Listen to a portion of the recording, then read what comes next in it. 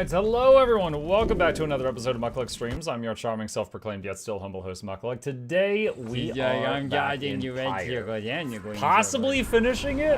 I don't know. Supposedly, we are near the average playtime for this game, so I don't know if we're near the end. There's a possibility, but we are going to see what happens. Gilman wants to talk. Did we have this conversation last time? Sir Gilman is in a contemplative mood. He has been rather quiet, at least more than usual, ever since his confrontation with Sir Deluge. He notices you there and slides forth in a solemn manner. This night, he knows what he shall do now when all of this is over. Master Reader. We Worm Knights, we are all born and raised to prove ourselves superior to all the other billions of our kind. To lead our lives, however short, with glory. From the moment we shove past our wormling brethren and their egg sacs, to the very end, we are conditioned to excel, to prevail at all cost. This relentless pursuit of glory, fame, self-worth, it leads most of this knight's kind only to an early doom. Or in the case of Sir Deluge, it leads to a life of falsehood. A life of low deceit, abusing one's fellow worm knights, shirking one's responsibility, living in constant fear. This knight cannot abide his former commander, yet pities him. There must be more to honor than to lead a life engulfed in endless conflict. Then he looks at you intently. This knight shall ever seek that honor out, when all of this is ended, Master Reader. Thus he vows to you, and he is ever grateful that your guidance led him to this new awakening. But until such time, this knight is duty-bound unto the Nightwings. Thus, the fulfillment of our plan and our pursuit of freedom to be his final quest. For what awaits him afterward is no mere quest. The honor that this knight has sought, it cannot fully be achieved through knighthood, can it? It requires something more. I trust you understand. How bad did I get you with the copper earlier? Dude, I freaking jumped. Yeah, so I was doing the stream setup earlier, chat. The stream had started, the early music was playing, and I was messing with some stuff, you know, just setting up all the things, making sure everything was working. And then Nogdog did a copper scare. And people don't usually do a donation to make a scare when they can't even see the results. But yes, I freaking jumped. I freaking jumped. He slithers off, his head held high, though not merely in pride. Something has changed in him. +2 presence permanently. Wish him well. Alright. Let's see. See another page of lore. Oh no! I messed up. Crap. Wait. Oh, we have seen this before. That's just the directions. Okay. Alright. Continue journey. Alright, take off. I don't know where we're going. We're following the marker.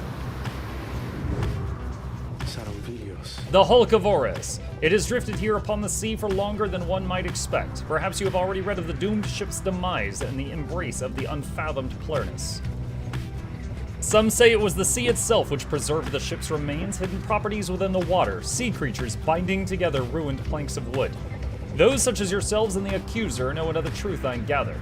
The stars would not align over the wreckage if it did not have greater significance than first appears. May you have good fortunes there during the coming rite. Okay. I need to land somewhere. Ragged Rock. You touch down at the Sea of Solace, where you first encountered Sir Gilman and the Pyre Hearts. You soon shall carry on by sea, though for now you have some time to spare.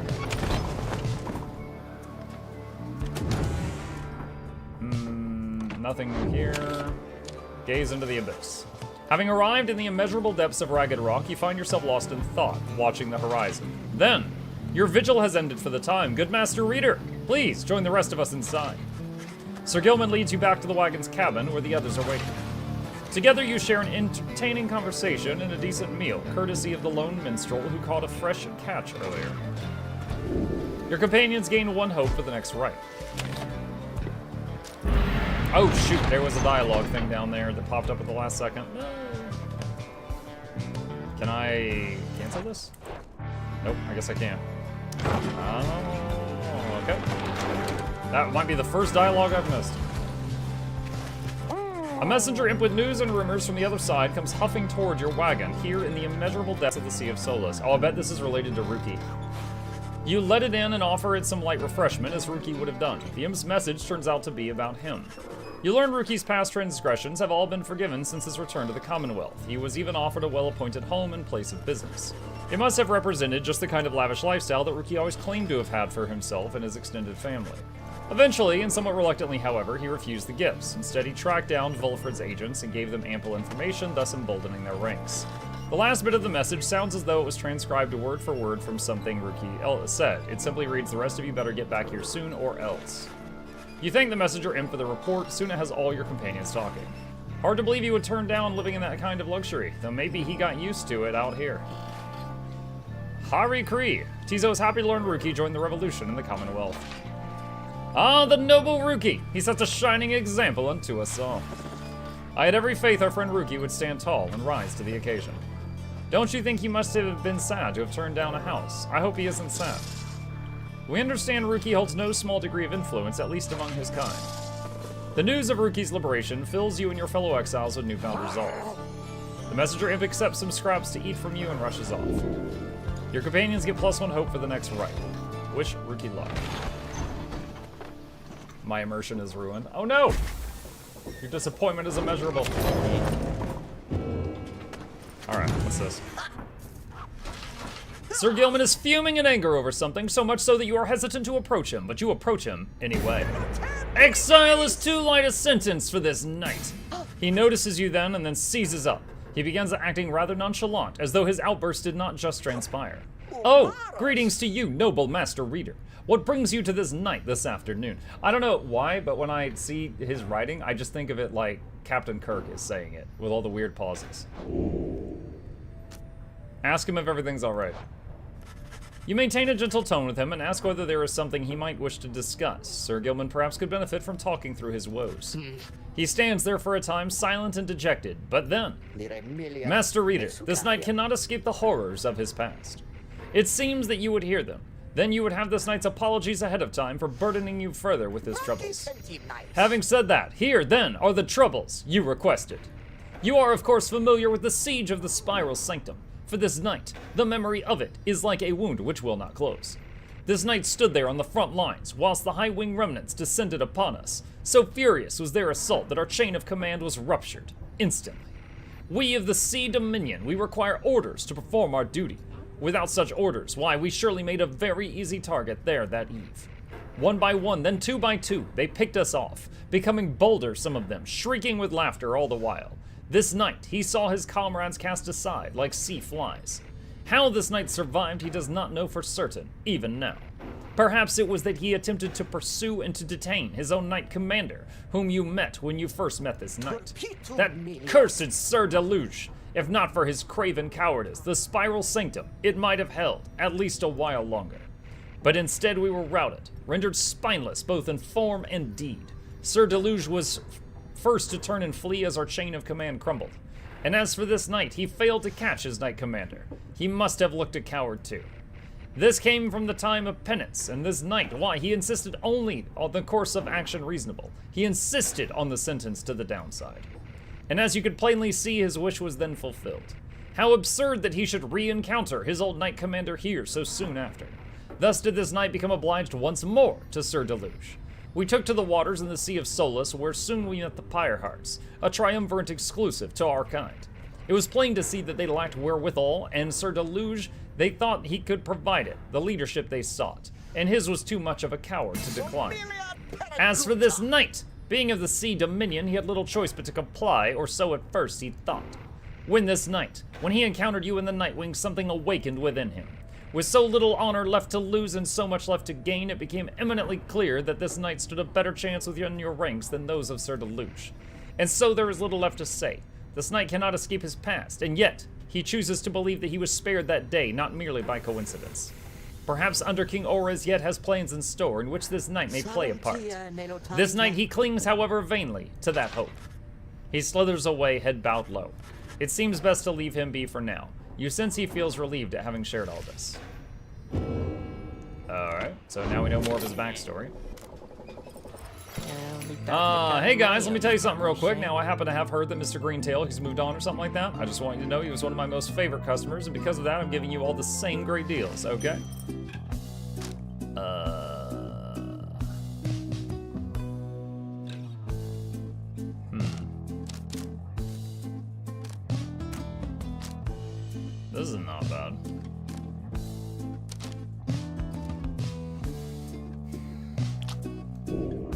Take that for maybe later. That's how you get a repeat customer there, Dad. You give him a deal. Commence the rite. Here among the murky waters of the Hulk of Ores, you await the signal of the stars. There is no sign yet of your expected adversaries, the accusers. Then the little imp Tizo flutters up to you. Tizo cautions you that he has some history with your next adversary, Lindell. Tizo seems to be indicating that Lindell has a personal vendetta against him. But before he can explain any further, the stars begin to call to you.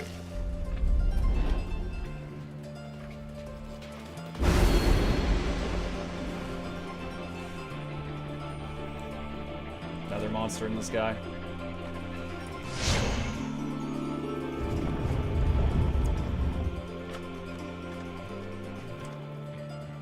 All right.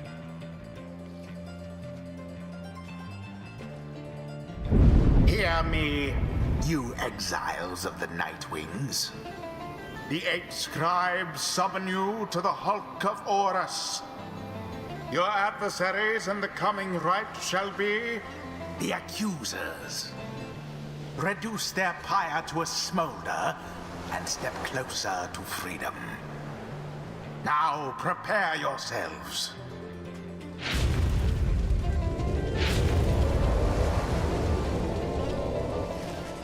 Your companions are assembled and ready for the rites to commence. However, there's still no sign of your adversaries, the accusers. I wonder if that one dude with the history with the Nightwings, the demon guy, is going to show up. The little imp Tizo screeches something, cautioning you all to stay alert. But then someone leaps forth from the shadows. He grabs at his mask. Ha-ha! Caught out, you miserable beast! I knew it! After all this time, I knew you were still among their ranks. Tizo is angry to have stumbled into an apparent trap laid for him by Lindell. Silence, fiend, you robbed me of my freedom, my dignity. Your evil shall be ended here and now, and you, Nightwing, shall not deny me thus again. Come then, my accusers, for we face again none other than the spawn of the accursed imp, Haub the Swallow. Let us show him now that he is a disgrace. Okay, hold on. Haub was first of the 8 scribes of the Book of Rites, known as the Gracious of the Accursed. So Haub was the imp in the first party? Tizo whistles something angry back at him. Whatever transpired between him and Lindell in the past, Lindell evidently has not let it go. Choose quickly your triumvirate.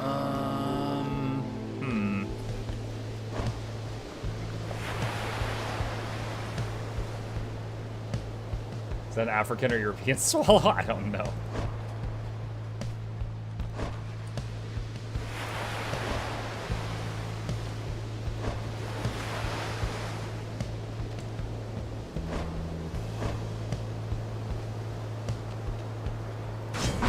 Volfred. Tennis.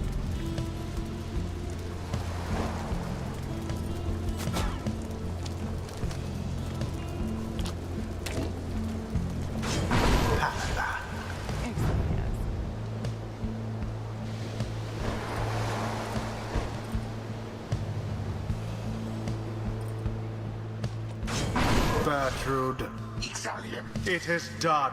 Our adversaries are contemptuous indeed. We shall teach them to respect their elders. Nightwings! The wicked fiend you serve is an affront. He denied my rightful freedom in my moment of triumph. I shall never forgive him or any of you. Okay. Now begin. Banished in an instant.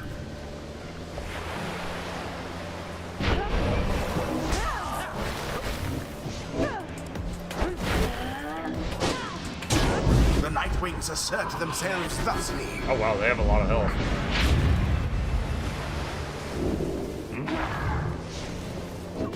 Now take it.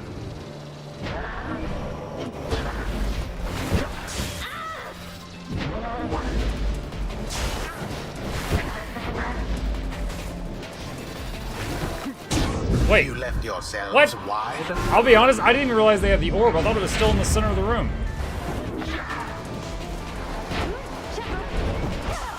A deftly thwarted drive. Oh. Okay. The orb.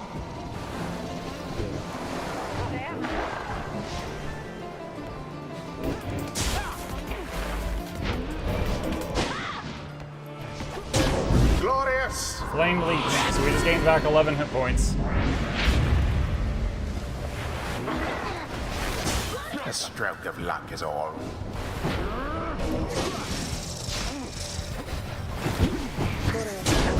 Wow! I actually didn't think she was going to make it. The night wing shall prevail at this rate. The orb is loose. Oh, what? Oh my god.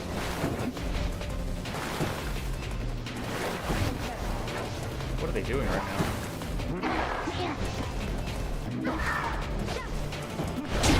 From burning. Oh my god.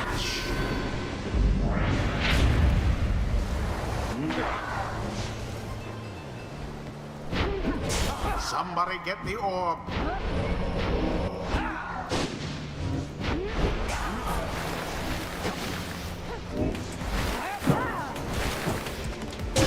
Fear not. Flame Leech, 11 health back. No, not again. I cannot lose to you again. This cannot be happening to me.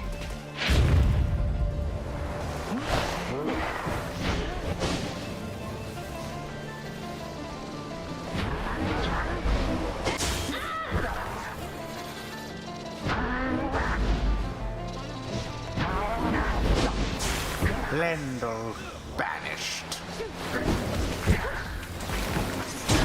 Blessed be. 15. Once more like that, and we are finished here.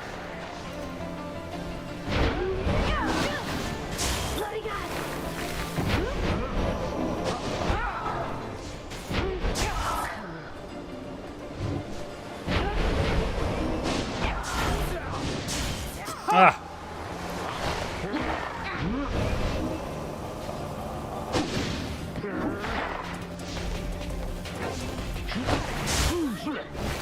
Woo, devil.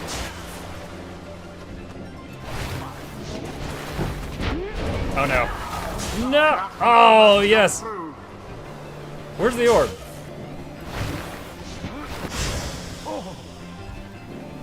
Okay, that was weird. And it is done. Woo!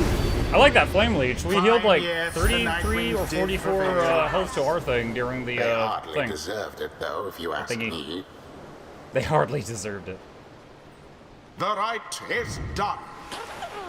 Scree! Tizo is very pleased that you prevailed, but wishes to make a quick exit at this time. Blast! Where did it go? Where did it go? That infernal imp! It's a monster in disguise, a fiend! Come forth to torment me until the day I die! Lendl storms off in a fit of anger. Tizo reappears once the coast is clear and expresses his gratitude again. What Lendl said before, if Tizo truly is a descendant of Haub the Swallow, then he has quite the legacy to live up to. Always is there greater knowledge to be gained. Oh wow, she's a hair from leveling up. What is it you recall there, The rites demand we act as of one mind, in perfect unison and harmony, and free of any doubt. I have grown more accustomed to being part of the Nightwings of today.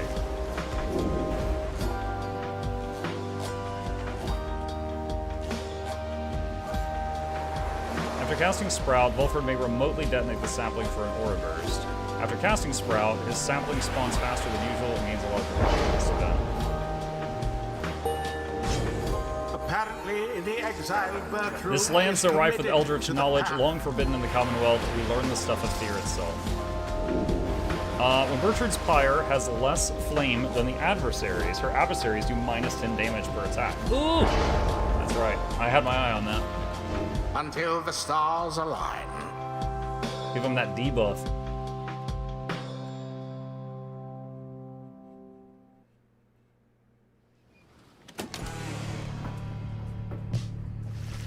After your secured victory over the accusers with ease, there is little time for you to rest as yet. The night beckons, and the next rite reveals itself to be a vital one. It is already time, reader. Come see for yourself. The coldness of the season is now present to us another chance. He heads out straight away, and you follow in turn. Indeed, among the remaining stars, you see one with which you are familiar now burns ever brightly. The path to freedom is laid before you. Pursue it. Is it just the main thing? Oh wow, awesome. So we only had to do, was that one right? Okay, yeah, let's do it. Story is moving faster.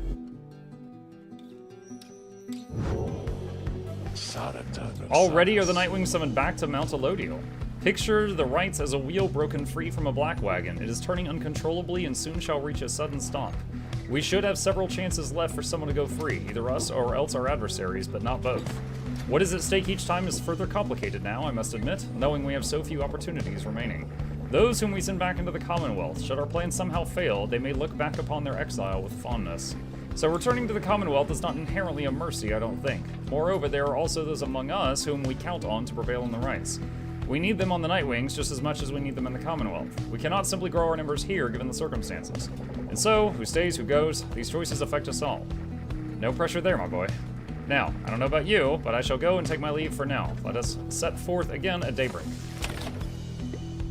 Someone wants to talk. Tizo seems somewhat less cheerful since his run-in with Lendell and the accusers. He approaches you, looking for waiting for you to hear him out. Tizo seems unhappy about something Lendell said to him. Tizo understands full well why Lendell is angry with him. While Tizo does not like Lendell as a person, he recognizes nonetheless that he denied his freedom. It was a liberation rite. He did what he felt necessary. He wanted to help his friend go free. Nonetheless, he still feels a certain guilt and regrets that the rites forces exiles into such situations. He stays silent for a while. Whether the 8 scribes ever intended for imps such as he to participate in the rites firsthand is difficult to know for certain. Then, he is grateful to you for listening. He knows the scribes created the rites with good intentions. Skria. He promises to keep doing his best to live up to the legacy of the scribes. He bounds up into the rafters with some of the other drive imps. Regardless of whether he truly is a descendant of Haub the Swallow, surely the scribes would have been proud of him. Okay. Continue frame. Take off. We blasting, chat. We're tearing through this story.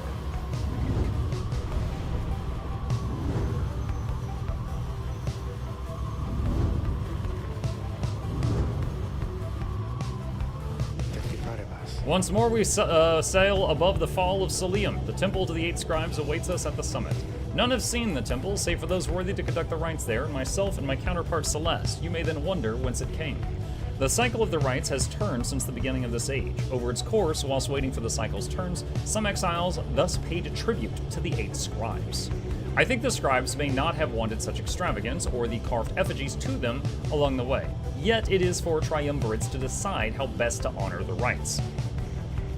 They chose to honor them as you see here. How you remember this, of course, whether you even wish to do so, that is yours to decide. The scribes would not want otherwise. Where can I land? Okay, here. You make a landing upon Mount Elodial, where Volfred pulls you aside while the others complete the post-flight inspection. He puffs at his pipe before speaking up. Reader, as you know, I now wear the raiments once again. This means I myself may soon be worthy to regain my freedom in the eyes of the 8 scribes. Know, however, that it is not my wish to go yet. It is true I could be of some benefit to our plan back in the Commonwealth, but I feel my place is here for the time being. Perhaps once the Nightwings are on a surer footing in their path, my time shall come. Those are my feelings on the matter, and I wanted you to know. I shall, of course, defer to you. Our path is not to contradict the reader's will. Anyway, I trust that all of us, yourself included, shall find our freedom. If not soon, then by when all of this is over.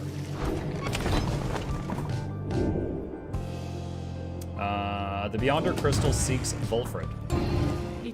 My lovely reader comes to me again. To what do I owe the pleasure? Request a scribe trial. Who exactly do you have in mind? You asked Sandra to administer one of her special rites for Volfred. The fancy talking sap, you mean? I shall be interested to see if he's learned something since last we sparred like this. Let us bring him forth. Soon Volfred appears in heat of the summons. So it is my turn then, is it? Then let us see what we can do, my boy. Into the crystal. Saps such as Volfred Sandalwood have powerful defensive abilities in the rites, but cannot cast their auras or jump like other races.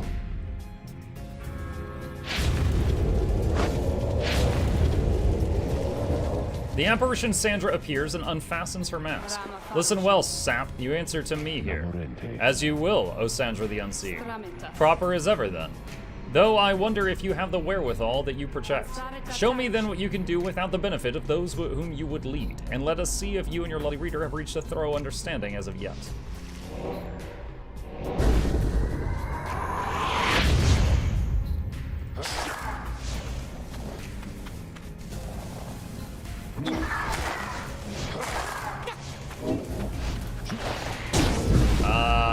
Yeah, okay. This is difficult. I can't pass my aura, and I can't shoot.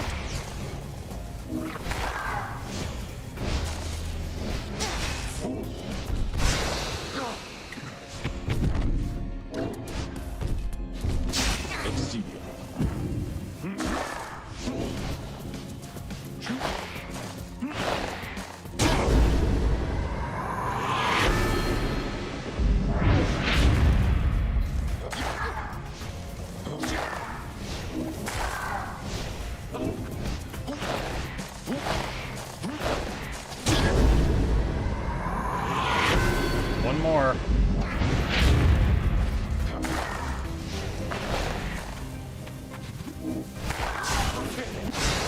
Ah! Dang it.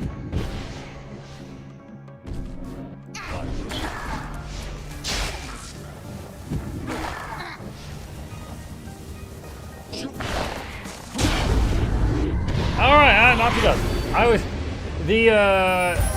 The human and the demon on the enemy team never shot their auras. If they had, I don't know how I would have handled that. But I think they had a handicap. I'm grateful for the privilege of your time, good Sandra. Flattery shall never get you anywhere with me, Sap. Nonetheless, your performance was sufficient and you passed my test.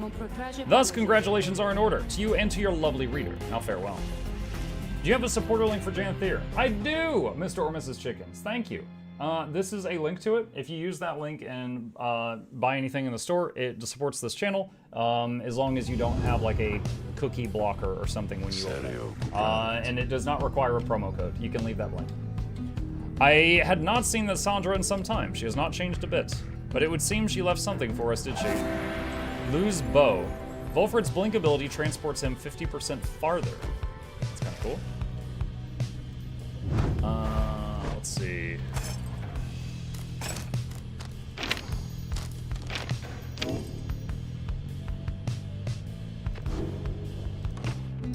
Okay. Seek the Nomad Scribe's favor. Having completed the post-flight inspection, you and Sir Gilman visit the monument of Golagolathanian here in Emperor's Fall. It seems that the knight's test of honor is just beginning to begin. He is to understand the stars themselves are vanishing. Impossible, he says, for how can there be such a thing as honor in this world if the stars themselves are wont to leave this world behind? Soon he has finished paying his respects. You return to the wagon in silence, feeling as though Golagolthanian has shown you favor. You shall soon ascend the mountain, although there is time now to pursue your vocations. Gilman gained +2 hope for the next rite. Thanks. You're very welcome, chickens. Thank you.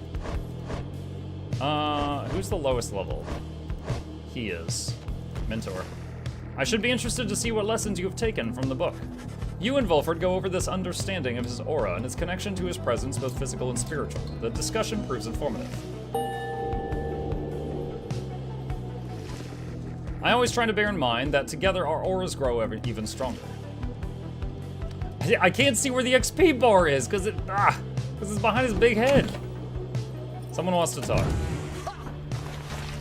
Sir Gilman is training intently when you approach. Master Reader! This knight was so engulfed in his memories of the Sea Dominion he failed to detect your stealthy advance on his position. Splendidly done. This knight would have been vanquished by you easily. This knight is fortunate to have you as an ally, rather than a mortal foe. His kind routinely clamors from the depths of the Sea Dominion to see greater glory and perhaps a slightly longer life expectancy within your Commonwealth. Such an honor it would be to be assigned the rank of knight and be conscripted into the front lines of the Commonwealth against their vicious winged enemies. In the Sea Dominion, it was our ultimate goal to fight our way to the surface, past our brethren, past the razor leafs, the strangle kelp and snagglefins that prey upon our kind. Sir Gilman continues listing undersea dangers and terrors for some time. Past the blood sniffers, electric scallops, the rogue worms of the frigid current, the paralyzing nets of the far fishers, and even past the scalding waters of the glowing trench. Finally, he trails off. Yet even despite the myriad challenges of living in the Sea Dominion, it is each would-be Worm Knight's destined duty to abandon that place at his or her soonest convenience. How humorous it was to learn that life within your Commonwealth had quite a bit in common with our existence under sea.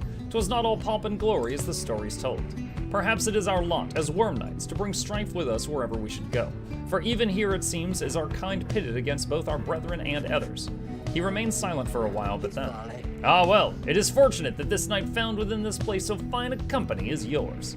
It is most different change of pace to strive toward a common purpose, rather than strive constantly to outperform each other toward one's own self-gain.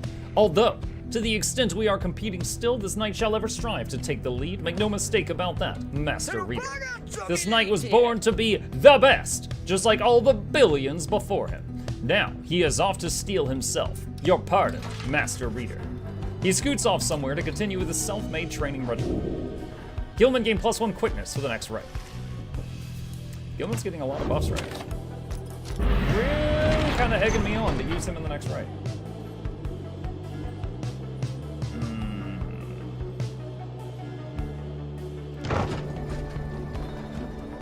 Not sure. So in the next raid, we have to volunteer someone to go back to the Commonwealth if we win.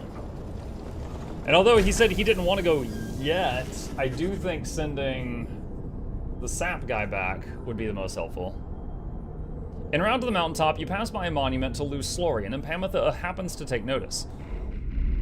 I have to hand it to you, Pamitha. You have a real gift for getting yourself into one bad situation after another. Now here you are praying to the dead to bring the stars back. Is that it? Maybe you'll get out of here this time. Things might be even worse back home. Soon she has finished paying her respects. As you prepare to continue your ascent, you sense Luz Slorian has shown her favor. +2 presents for the next ride.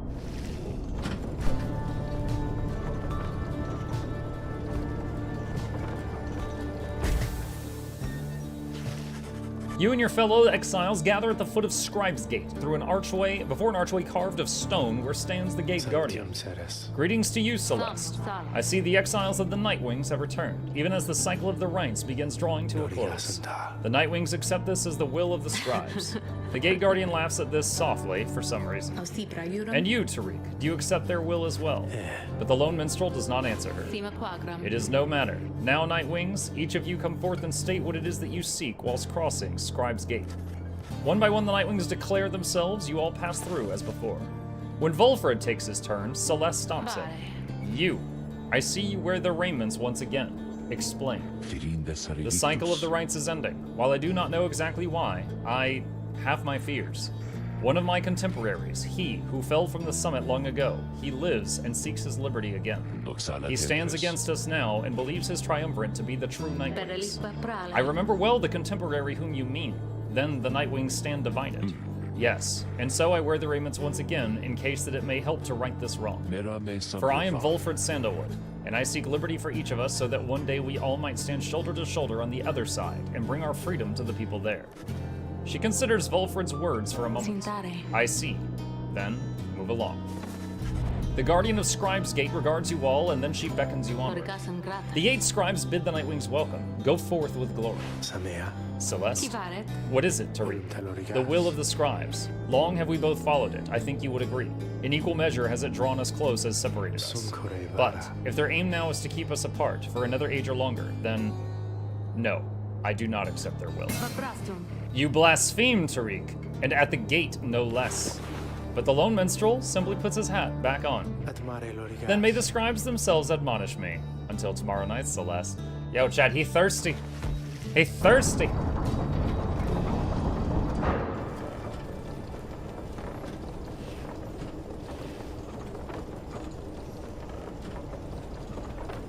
He's like, if God says I can't see my girlfriend, I decline. Having reached the peak of Mount Elodiel again, you see the vastness of the downside all around you. It leaves you deep in thought regarding which of your companions ought to go free this night, as Ruki did the last time. Someone wants to talk? Sandalwood. Volfred looks up as you approach and smiles. I never thought I would say such things, my boy, but it is good to wear the raiments of the rites once more. The march of time does have a way of healing certain hurts. Besides, the Nightwings of today, we are a very different beast than the Triumvirate, which took me in almost a decade ago. Ours is a Triumvirate of exactly 3. Well, 4, with Tizo, who proved to be an exception, though historically the Nightwings never took on more exiles than needed. I mentioned my predecessor, Brighton, and my former companions, Erisa and Orlek. Orlek is the one who's bad now. Perhaps naively, I had hoped my time with them would not be relevant directly to what we now attempt. But, seeing as our stories are now intertwined, do let me know if there is more you wish to learn of them. Brighton. You inquire about Brighton, whom you understand was liberated prior to when Volfred first joined the Nightwings. I never met Brighton in person, but I know him rather well by now. Though, for that matter, my boy, So do you. He studies your reaction for a moment. Then, Brighton was born wealthy, but not special otherwise. You would have no reason to have heard of him. He was exiled for negligent misconduct. I do not know exactly why, and I do not care for spreading rumors. I first heard of him through Erisa and Orlek, who found in me a suitable replacement following his liberation. They spoke little of him. Orlek gave the impression they did not see eye to eye, but he assured me I soon would hear from him myself. Indeed, as I became accustomed to the book, which you now know by now, I soon began to hear the voice. Volford looks at you as if to see if you yet take his meaning. Brighton is the narrator? You see, my boy, after Brighton's liberation, he assumed a new identity within the Commonwealth and a new responsibility to the Triumvirate which liberated him. That voice you hear from time to time, whensoever the stars align, it's his. He is no longer Brighton. He is now none other than Archjustice Androbeles the Ninth himself. Liberated exiles retain certain burdens to their old triumvirates. They have much to thank them for, not just their freedom, but their exalted status in the Commonwealth. The theocratic rulers of the Commonwealth, they do not wear masks and raiments simply for the sake of ceremony. They are not who they appear to be. Their public pasts are nothing but a fabrication. Like Brighton, they once were exiles too. Brighton, that voice, he has no love for either one of us by now. He knows full well what we attempt to do, yet he is bound by the traditions of the rites. He shall always stand on ceremony and complain, but I think he knows deep down that he is powerless. How ironic that one of such high status in the Commonwealth should be so frightened of some long-forgotten exiles such as we. Anyway, that's Brighton for you. He must have seen in you the potential to be one of his staunch supporters for a time. If that's a path you wanted to pursue, I should apologize. Now then, whom else should we talk about? Erisa. The one who pushed Orlek off the cliff. You ask about Erisa, who you understand betrayed Orlek at the moment of his liberation, but then perished in the Shimmer Pool. I'm afraid you know the brunt of it, my boy, but I suppose you ought to know something of Erisa's past, lest you be quick to judge her solely by her actions. Mind you, I would never make excuses for the terrible choice she ultimately made, but her life, I understand, was very difficult. Erisa had been exiled for the foulest of acts. You could see it plainly branded on her face. Such was the heinousness of what she did in the eyes of the Commonwealth. She was an apprentice blacksmith in her youth, taking up the post left by her brother. He had fallen in battle on the Blood Border, despite wielding her father's own lance and armor. Her father never quite recovered after this, and had grown cruel and detached. It was Erisa who took the brunt of his fury. He expected the impossible of her. One day it was all too much for her, so when the next he lashed out at her, well, she struck back. And again, and again, and again. When they came for her, her father was gone, and she was not herself. She was promptly cast into the downside for the crime, where her hatred for the Commonwealth only grew. Erisa always was intense in her demeanor, haunted by her father's memory. More than that, her chief motive for wanting to come back, wanting back her freedom was, in hindsight, not a healthy one. She longed to join our nation's enemies, to build for the High Wing remnants a great siege engine that could shatter the defenses of the Commonwealth and forever end our feud.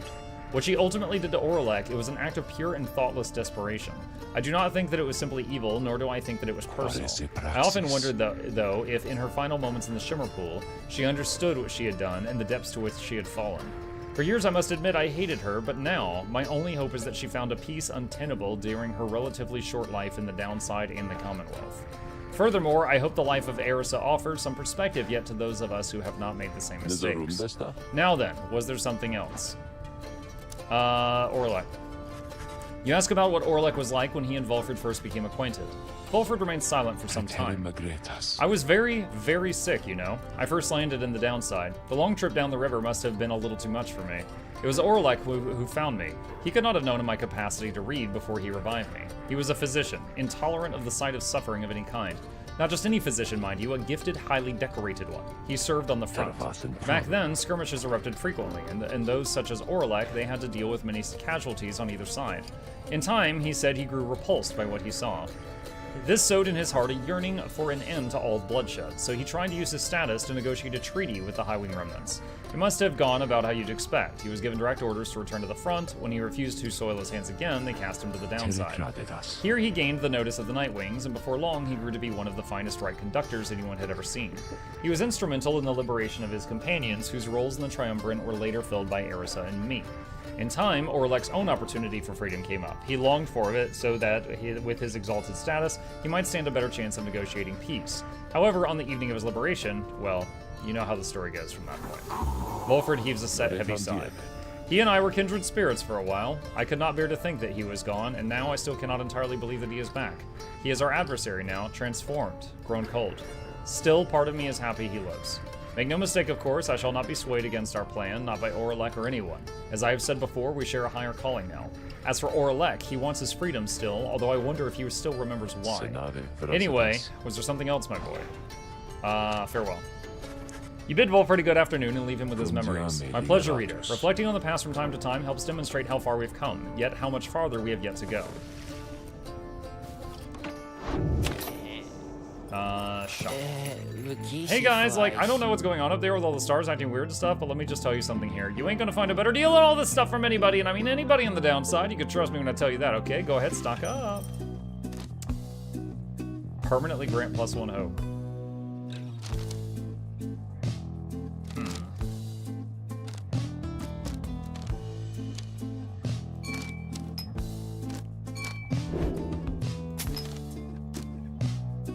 That's Rookie, and he's gone.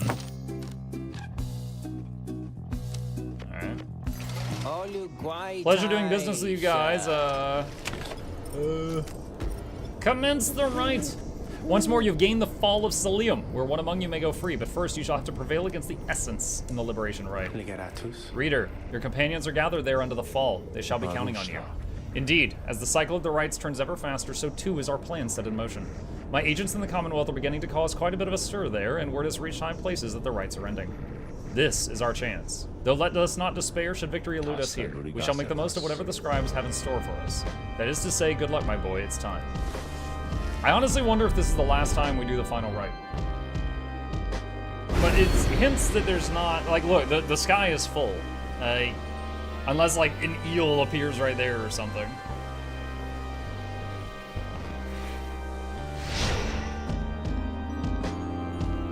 The sky is full of the bad juju.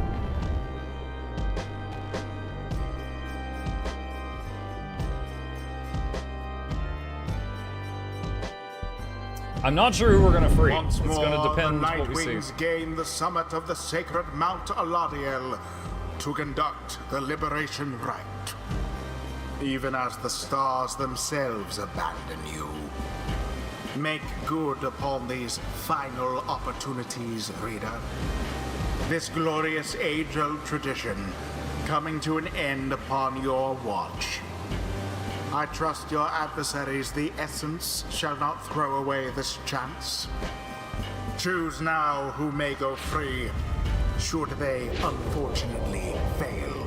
Unfortunately fail. The pyres burn and each of the triumvirants is present and prepared. I concur. The pyres burn and each of the triumvirants is present and prepared. Then, anointed one of the Essence, come forth now and declare yourself. But pay any respects you have unto your adversaries, the Nightwings. Tamitha swoops down from somewhere and unfastens her mask. I am known as Tamitha Thane. I mean to return to my ancestral home and promptly resume my responsibilities as flight tactician of the Highwing Remnants. Our long stalemate against the Commonwealth shall soon be ended should I and several of my sisters manage to rejoin the clan. Then our vengeance shall be swift and thorough. Your quarrel with the country that cast you into exile is beneath the notice of the scribes, Tamitha Thane. Here you should be judged under the stars. My quarrel with the Commonwealth is all that gave me and my sister strength enough to reach this point. The scribes ought well take heed of how my people suffer. We are not weaklings anymore like your Trieste Tithys. We shall not fall in line with flightless fools in their naked attempts to sublime our heritage and our culture. Speak not again thus of the saint, or you shall be expelled, Tamitha Thane. Tamitha scoffs and turns her attention back toward your side. And Nightwings, as for you, the fury we shall imminently show is nothing in comparison to the hatred growing for your Commonwealth and the mountains on the other side. She signals to her sisters to ready themselves.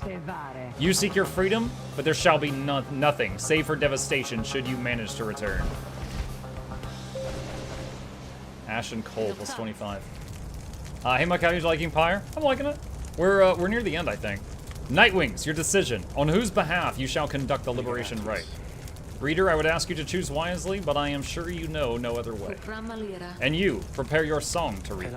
Of course, Celeste. Whom do you intend to liberate?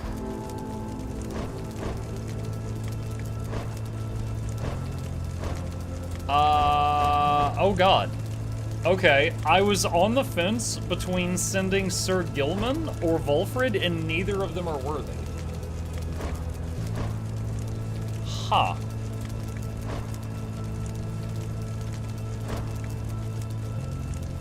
Bertrude doesn't even want to go to the Commonwealth.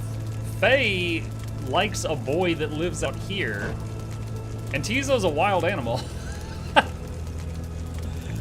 I don't think really any of these three want to go back to the Commonwealth.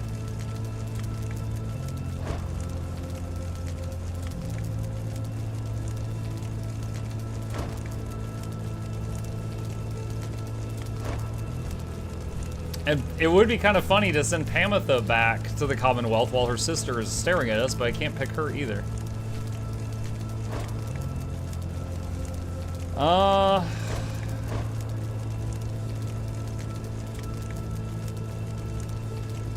Tizo's very loyal. If he can help our friends on the other side, I bet he would.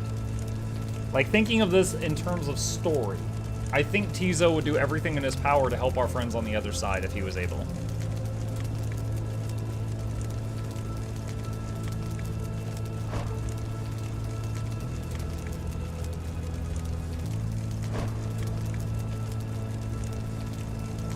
I feel weird about this, but the options I want aren't allowed. Tizo. Tizo seems stunned by your decision, though it is very grateful to you for it all the same. Who shall lend him support? Bertrude has that incredibly awesome passive, where if the enemy has more health than we do, they do 10 less damage per attack.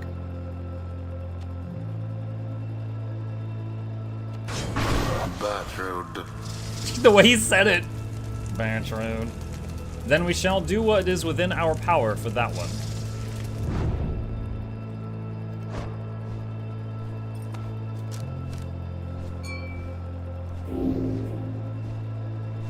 Oh, I thought it added it to the item. I guess it adds it to the character.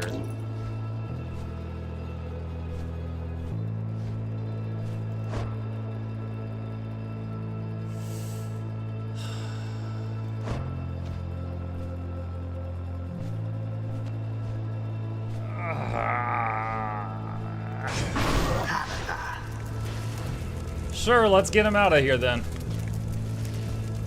It is done. One final obstacle to overcome ere I can soar again above your Commonwealth. Does getting sent back unclip your wings? Because I thought your wings were already messed up. Such destruction I shall rain upon it soon, but first let us dance this final time.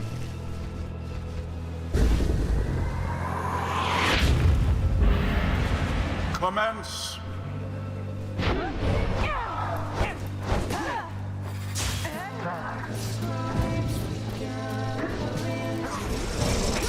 Oh no!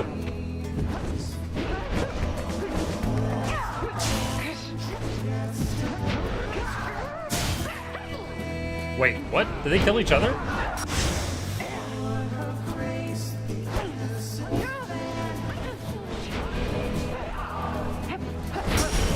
Dang.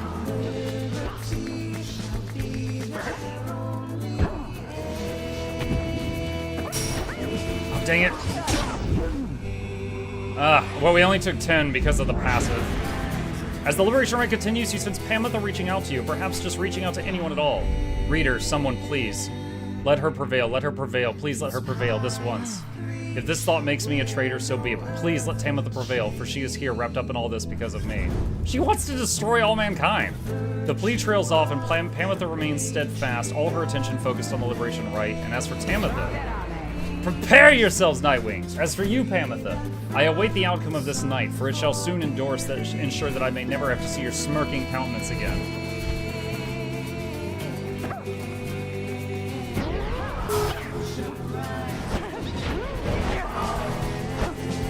No! Oh, God.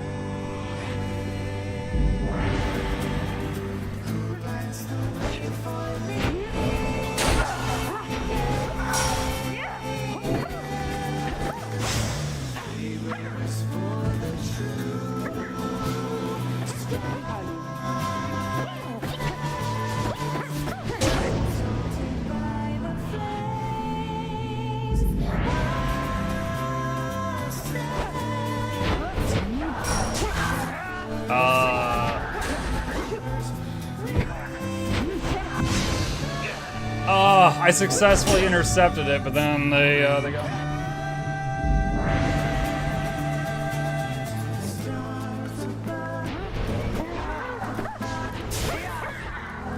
Double knockout.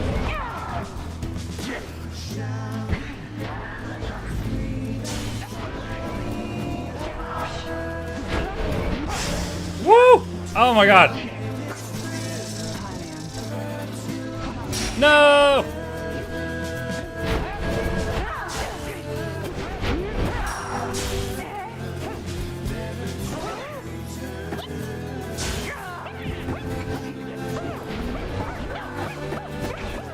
No! Yes! Yo, the hops! Oh my god.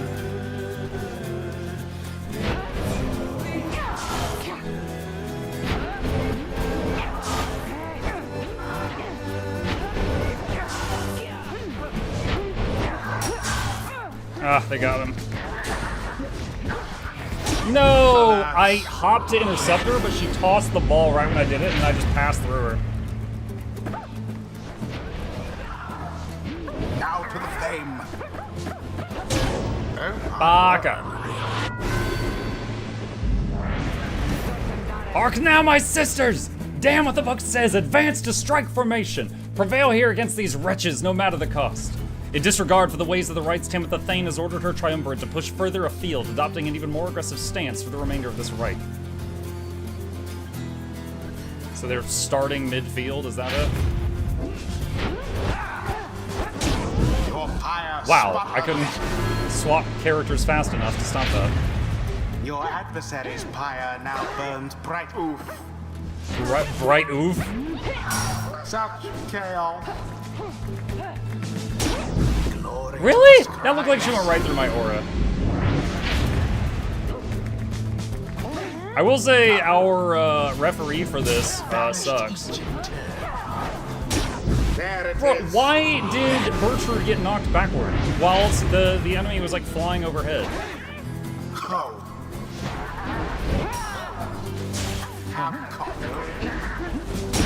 The orb quenches the flame. Bro, what? Mug getting his butt kicked? Because they're cheating. They're starting midfield. The orb. By the scribes. Game point. Your victory is at hand. And there it is. Oh my god. That was so stupid. The essence proved their worth. They just literally cheat, and the ref's like, alright, yeah, that's fine. But alas. Thus ends the liberation rite. And thus, the scribes have chosen. The exile appointed by the essence shall be free.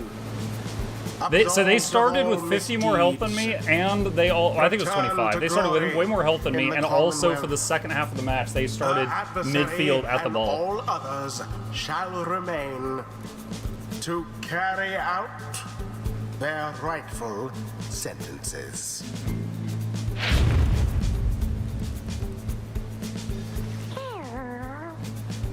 Tizo is grateful the Nightwing struggled on his behalf despite the outcome.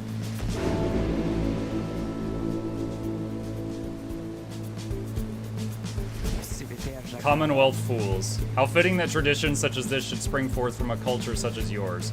They ought to have put me to the sword, but no. They in their arrogance and in their smug superiority deigned reason that those such as I to be exiled instead. Here then we would live in penitence and learn the error of our ways. She laughs for once, though not with joy. Such utter nonsense. And now they shall receive me open-armed, a champion forged by their precious system. Yet I shall use every waking breath to bring them all to ruin. She turns to her fellow sisters of the Essence and regards them with respect. Sisters, we may not be bound by blood, but ours is stronger than even that. May we soar together in the sky someday, and I swear to you the High-Wing remnants will survive. Farewell, sisters. A moment later, she is gone, engulfed within the waters of the Shimmer Pool, yet you hear her voice reverberate one last time. Farewell, sisters.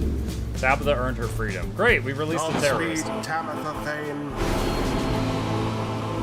The 8 scribes are watching from afar. By their grace, may the cycle of the rites keep turning for as long as possible. I absolutely hate that outcome. Because, like, within the story, it made no sense that was allowed. Like, I would understand if it was like a challenge mode, right? Because before the rite, I had the option to turn on like 9 different challenge modes, and I did not turn any of them on. However, within the story, it says she disregards the rules of the rites, and she did this. And then it's like, there was no punishment for disregarding the rules, so why didn't we just do it too? But we didn't get that option. So just like, I lost because of like, that. And that's really frustrating. A hidden power, terrible unbridled fury seems to have awakened within Tizo. All in all, he seems very enthusiastic about it.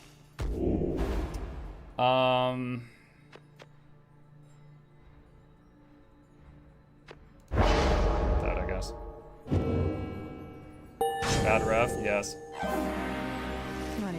Good a time as any to say thanks for having me along on this strange little journey of yours, reader darling.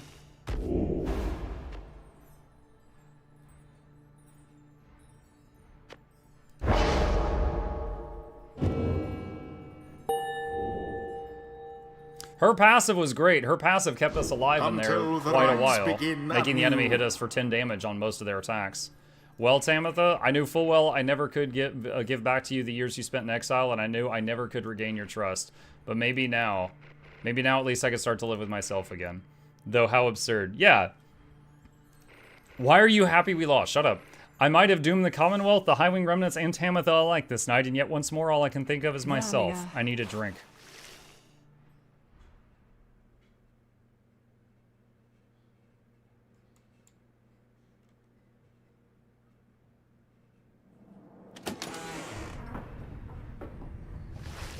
After the Liberation Rite, you find Tamitha drinking alone. Everyone else seems to be off or doing something equivalent.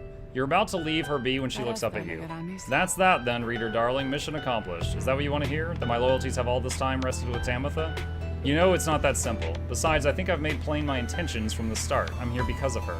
She looks up at you then. But I'm still here because of you.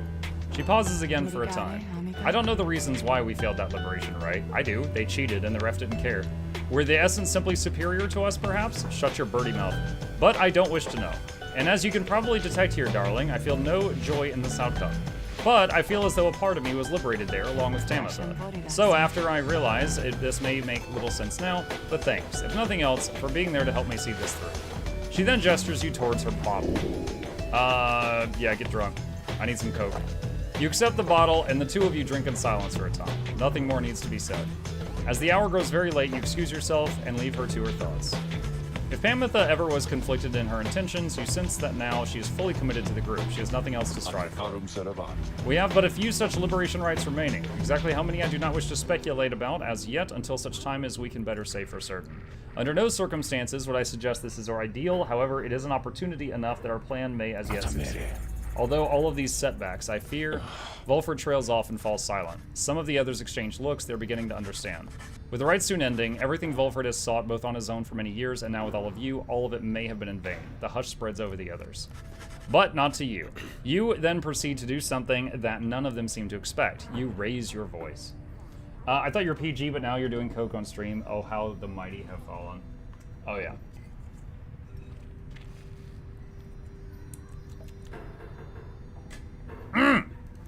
Each of your fellow exiles turns to you, their expressions asking you a question with no easy answer. What are we going to do? As you meet Sir Gilman's gaze, the words to the occasion begin to crystallize in your mind. You are searching to find the right words, as all of your fellow exiles are looking to you now.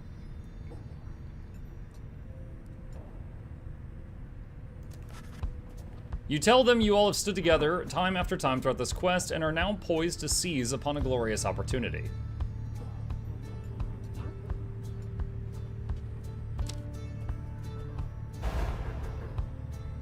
Oh.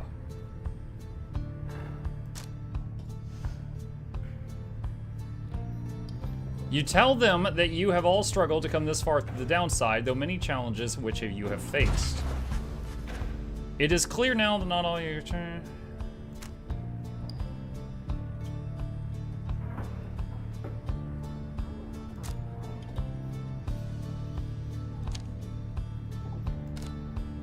Your path to freedom still is laid bare before you all. True freedom is not waiting for you in the Commonwealth.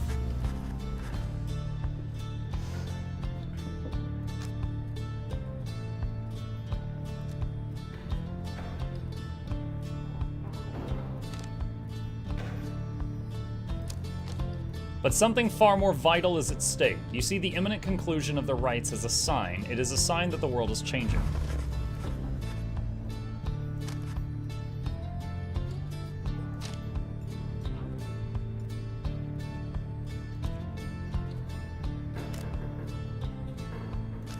Now is the time to stand and fight the forces that oppose you, for your people and for those who live oppressed.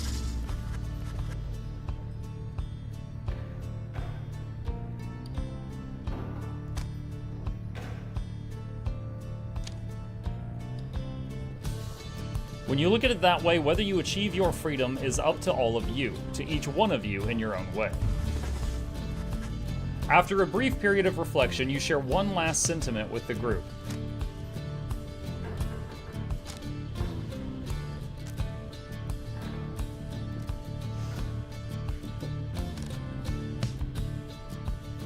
We have to keep going until we are free. Then you join the others in silence. Thus do you remain together with your thoughts. No one speaks for a time, but then... Ah, the struggle you describe, O Master Reader! It has been glorious indeed! Wherever you shall lead, this knight shall follow, without stopping once even to think. You truly believe that your Commonwealth can change its ways then, Reader darling. I suppose that I may yet come to believe it too. Thou wouldst dare to change this ancient world, Reading One, and yet thy words are tinged with certain truths. Tizo vows to stand with you no matter where your quest shall lead. May long the star remain a light for you, reader, sir. All the while, Volford remains watching you intently. Then his expression softens and he smiles. You are right, of course, my boy. We are the Nightwings. It is precisely as you said. We have to keep going until we're free. Lead us then, reader, to the end of our quest and the dawn of the new age for all our kin. Everyone, for the Nightwings. Everyone responds in kind. They stand with you no matter what. They await the outcome of your vision of the stars, which burn with renewed fury, because now the last rites move on. All Nightwings get +1 hope permanently. The stars above now burn with what appears a desperate fury, many more of them than usual. The path is yours to choose amidst the myriad of stars. Look upon them all. I wish it didn't do this camera thing, like I could just move around and look. But instead we are subject to this. That might be my fault, my bad. Rose, what's up, dude? I had someone mention you in a YouTube comment today. There was, what was it? It was a video about Noxxi. And someone said, to quote Rose, she didn't have to do that, but she did. The stars of the 8 scribes, they shine together now as one. The lone minstrel draws breath as though surprised by what he sees. He backs away and averts his eyes. This is another sign the rites are soon to cease. Few chances yet remain to confront the adversaries you have met during your journey. Yeah, I saw that. Nice.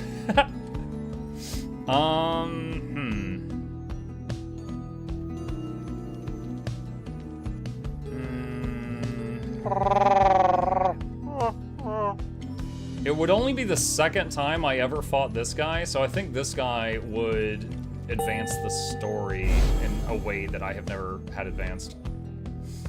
It's the no filter guy. That's right.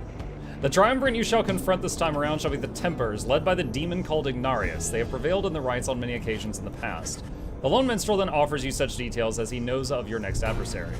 Ignarius, longtime resident of the Downside, as evidenced by his appearance. The strongest of the Tempers, he has waited years to earn his freedom. Born to a middling Commonwealth family, he got into trouble early and often, but found his calling in the Commonwealth's not entirely legal red light district. There he took many jobs, most involving sheer size. Most notably, he was a bouncer at the Starry 8, where he came to symbolize its reputation. One day, a particularly belligerent guest got under his skin and he gave them a tremendous thrashing. The club clientele all gave a cheer. However, this guest turned out to be a wealthy chamberlain who then exploited his connections to have Ignarius arrested and exiled. This is 14 years ago. In the Downside, Ignarius dropped his given name, as is sometimes the custom, and survived alone through tenacity and strength. In time, he drew the notice of the Tempers, who revealed to him the rights, recruited him into their ranks, and let him work his way up. Now at last it is his turn. Other than the Nightwings, the Tempers have liberated more exiles than any other triumvirate. They have high hopes for Ignarius in turn. Now, good evening, reader. You wish a good night to the Lone Minstrel. Your travels shall continue at first light. One sec. Tapping out for a moment. Wizard Dennis for Whopper. Sure. There you go. Nah. Sandalwood wants to talk. Hello, my boy. Tizo and I, we were just reminiscing on old times. Tizo's happy to have Volfred back among the Nightwings once again. Thank you, Tizo. I'm happy to be back among the Nightwings as well. Though you understand why we were forced to be apart for so long, don't you? He indicates he understands full well.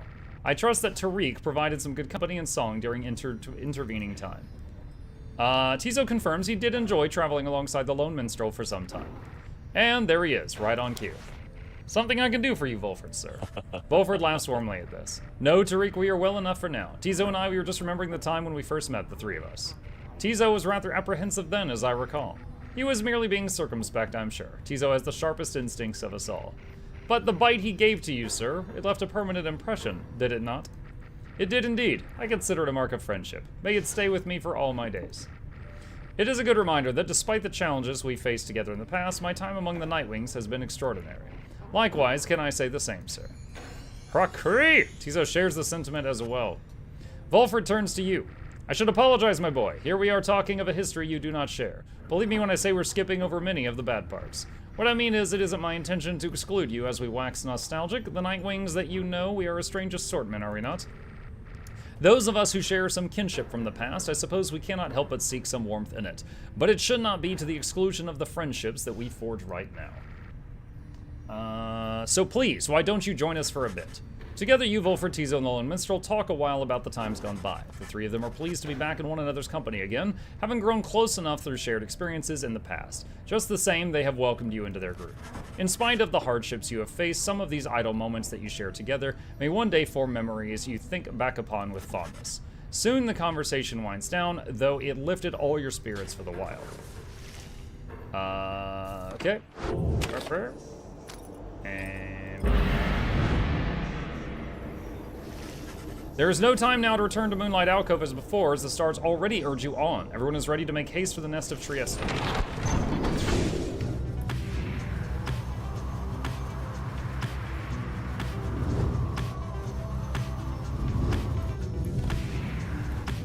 What is this? Point of interest. As the wagon soars across the skies of the waking wood, you notice Volfred appears lost in thought. You cannot sense straight away what he is thinking. Do not mind me, reader, it is simply that being here in this vicinity brings back a lot of memories and gives me much to ponder.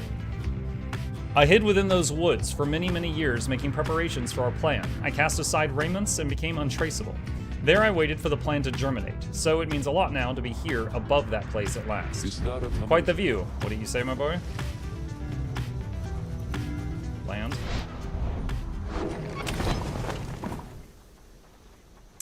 Search for valuables. You and Faye spend much of the day searching through the molten crags of Blackshore until at last... Oh! Have I found something? I found something. You found shave wood. Could fetch a decent price. Return to the wagon. Take it.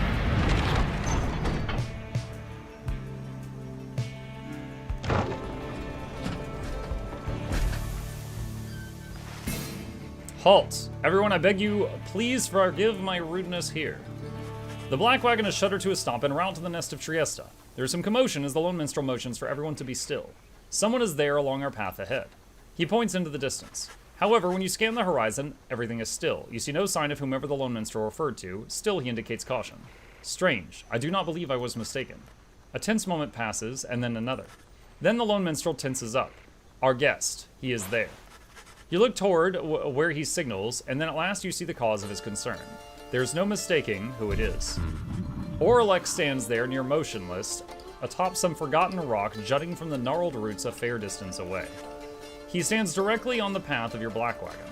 Yet he shows no sign of acknowledging the wagon's presence. He appears only to be waiting for something, likely for you all. The Lone Minstrel gets your attention quietly. Reader, what do your senses tell you at this time? Orlex may have come with ill intent. Press forward. There is no need to give in to Orlex's threats. He can declare his intentions or get out of the way. He cannot stand against you all. Very well, let us press forward then. You give the signal for the drive imps to start the wagon and move full speed ahead. But just as you reach the point where Orlek once stood, it seems our guest has already departed. Let us remain watchful as we proceed on course. Indeed, Orlek is nowhere to be found now. The unnerving encounter causes everyone to fall silent for the remainder of the trip.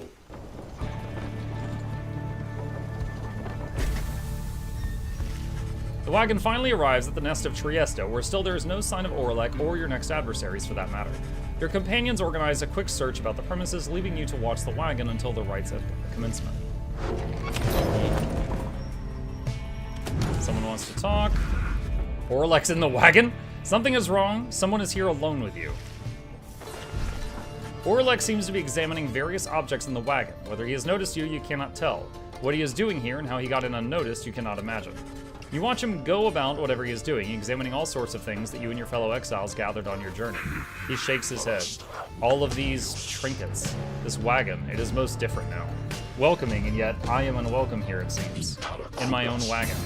He directs his gaze at you, acknowledging your presence for the first time. You, a mere shadow. Tell me something. Who are you to them? Their friend. You tell Orlek that you have traveled all across the downside of this group and count them among your trusted friends. It is a different group now than in his day. A friend, is it? Beware then, for the Nightwings do not always treat their friends with all due charity. Relay to them a message from me, Shadow. Tell them I shall have my night. He strides right past you toward the door, and then he turns to you again once more.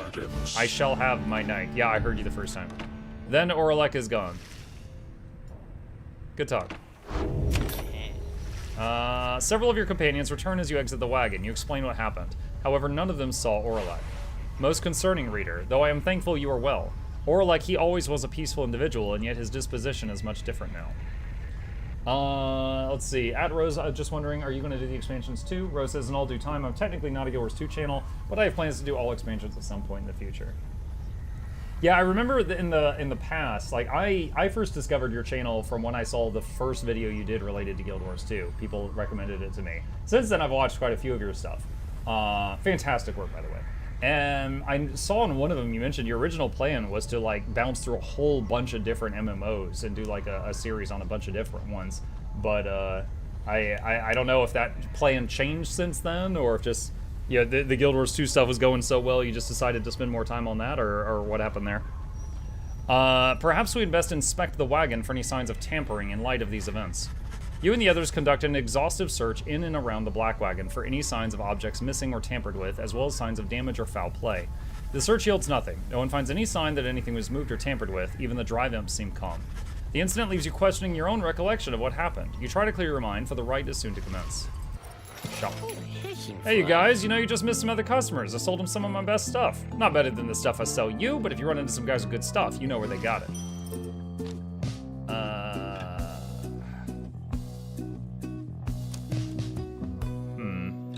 Where's the... Let's see, we're gonna sell that. I think that's fine. Must be your lucky day here, don't I know it, Dan? Alright, commence the rites. Once more, you return to the nest of Trieste, and your companions stand ready beneath the still night sky, awaiting the commencement of the rites. You overhear some of their words to one another as you await the signal in the stars. Tizu remembers having faced the Tempers many times before. Surely there is honor to be gained in this.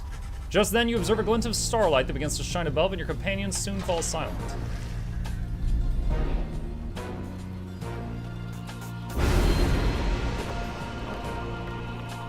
Oh, there is a new one right there.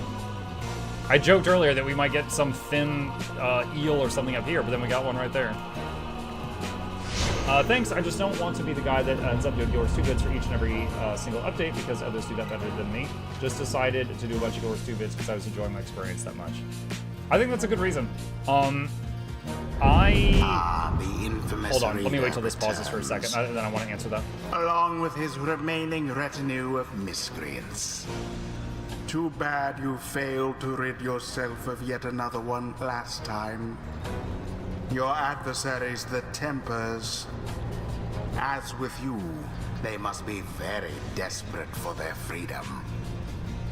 They shall not make it any easier from here.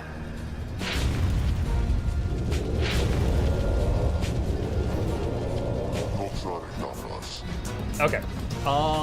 Yeah, I totally get that. Just having out so the music stops for a sec. I totally get that. Like, for example, I never meant to make a Pure Guild Wars 2 channel. If you didn't already know, I actually started out, like, trying to be a variety streamer. Like, the first game I ever streamed was Divinity Original Sin 2.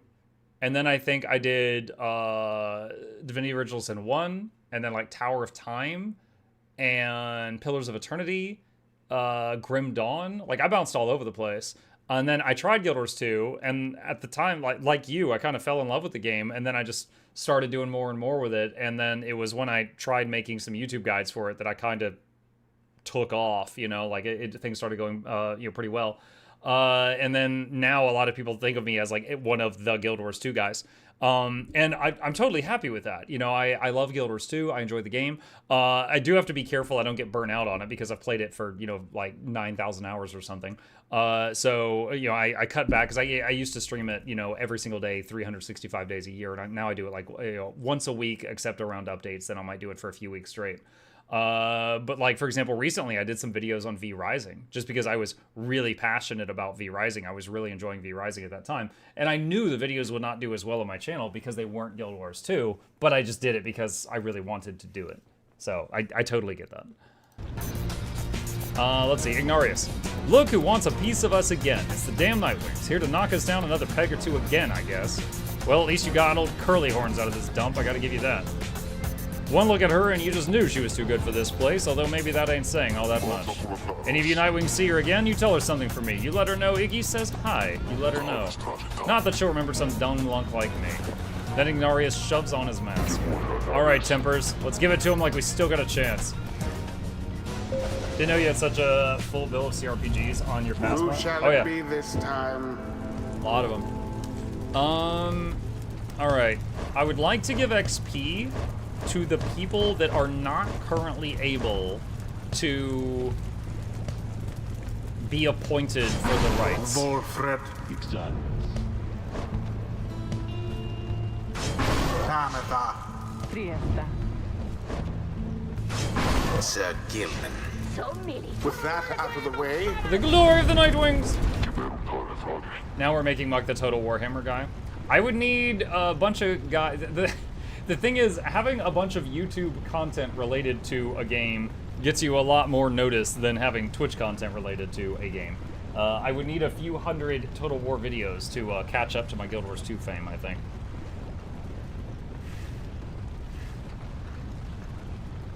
But it also, I mean, there's many ways to, you know, make it in content creation. The angle that worked for me was basically trying to be educational with a little bit of funny, but there's many ways to do it. You know, you could just be like, you could just have a really strong personality, or have like good stories to tell, or be funny, or be good. You know, 28 like Shroud. months Shroud watching is just Mook's scary content. good. You know, Life there's is a lot of good. ways to do it. Mukluk love, mukluk chip pat, mukluk chip patk. Thank you, Michaelis. Appreciate that. Good luck when you try out Castalton in that game. Which faction was Castalton? Hold on. Total War Warhammer 3. Castalton? Who is that? Oh, that guy. Yeah, no, I did play him recently. Not on stream. I was trying to do the quest to free Boris, and you had to play Castalton or the Ice Queen in order to get him out of Hades. And yeah, I dabbled with him for a bit. All right, you damn Nightwings, let's see what you got. I thought I was looking in a mirror when I saw his pick. Lol.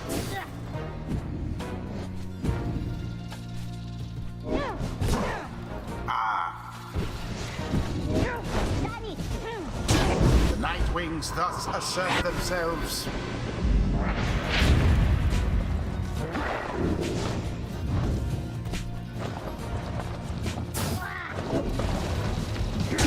Righteous fire. The Nightwings now are closer to achieving victory. Now. Yes. Wow, they are not liking what we're doing to them right now.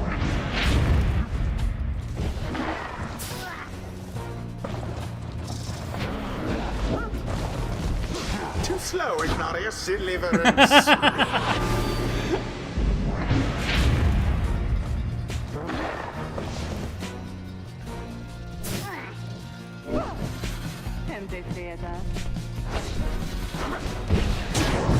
There we go. Douse after saluting. What is this gameplay? Fantasy football. You Nightwings! You've been practicing, ain't you? What about you, Iggy? You're just a washed up old goat. You're through. How long are you gonna keep this getting weaker and weaker, worse and worse, huh? Come on then, Nightwings, finish it already, will you? Sooner we wrap this up, sooner we all can catch some shut-eye putting an end to this damn day. Dude, he's like completely given up.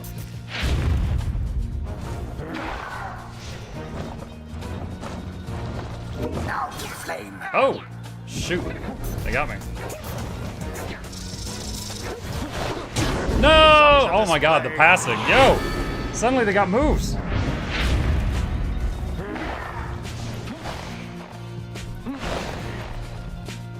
No, come on. Freaking. What are you doing? Change the character. Oh my god. I had to try so many times there in order to...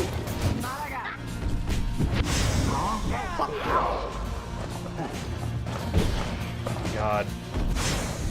Bro.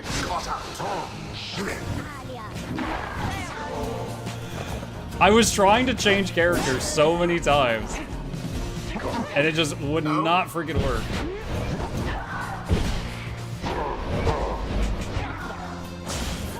Wow, his aura was like delayed.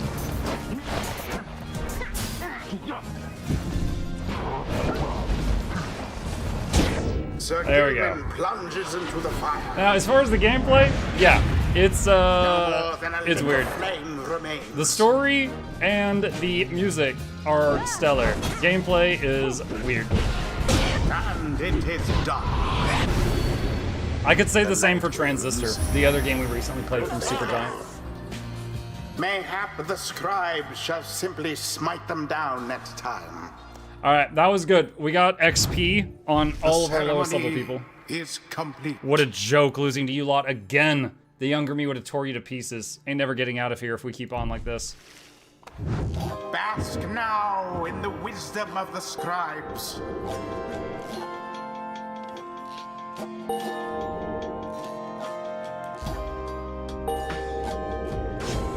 I knew someday that even Wolfred there would see the light. Long did I bide my time in an anticipation that one day the Nightwings would reform under a common cause. To be a part of it myself nourishes the spirit. While Wolfred and his allies are banished, adversaries are slowed and cannot use abilities. Now go and wallow in the downside for a while. Let's see. Ms. Bella Games says, good evening, everyone. Hello, Bella. Sorry for my slow response. I discovered Mukluk thanks to the video reaction to the Janthier Wild's housing livestream. I'm glad I did because I had no idea New Homestead would be so extensive. Oh, well, welcome to the community. Hello. Yeah, if you ever have any like Guild Wars 2 questions or anything, you're always welcome to drop them, even if I'm playing other games. I've been doing a lot of variety lately. I will be probably after Janthier, starting on Janthier launch day, I'll probably be doing just only Guild Wars 2 for at least like a week. Back at the Black Wagon, you find the Lone Minstrel examining your fellow exiles after they prevail against the Tempers almost effortlessly. It is plain to you that none of them look well. The Lone Minstrel notices you there and turns to you. Reader, the fast returning of the cycle of the rites has put a strain on everyone. We have multiple cases of banishment sickness this time. It is fortunate that your other companions are available to conduct the coming rite because I fear that this group here requires rest. You bid Volford a swift recovery and he nods weakly in response. You exchange a look with Sir Gilman, who seems exhausted after the last rite. As for Pamitha, it is clear to you she wishes to be left alone right now. You leave the Lone Minstrel to look after them and turn your attention to the stars that remain shining in the dark outside. The stars yet shine for you, revealing various paths forward. Oh my god. Seek your destination.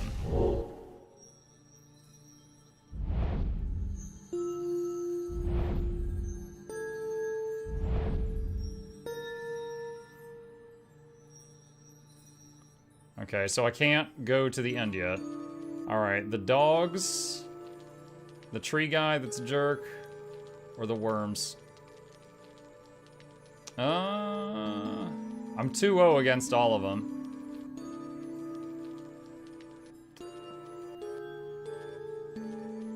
Hold on. Who would be right now? Bark or Ashfoss? Okay, so... If I beat Barker, then this guy would be the final. And that would be, like, I think an easy win. So we will try to fight Barker so that we can hopefully fight the worms in the finale. Unless Barker beats us, then Barker would be in the finale. We'll see. But we're going to try to do this to control who the finale opponent is. Barker Ashpaws and his dissidents are frankly a disgrace to the traditions of the rites. They care not for the path, but only for the glory. He then shares with you what he has heard about your next opponent.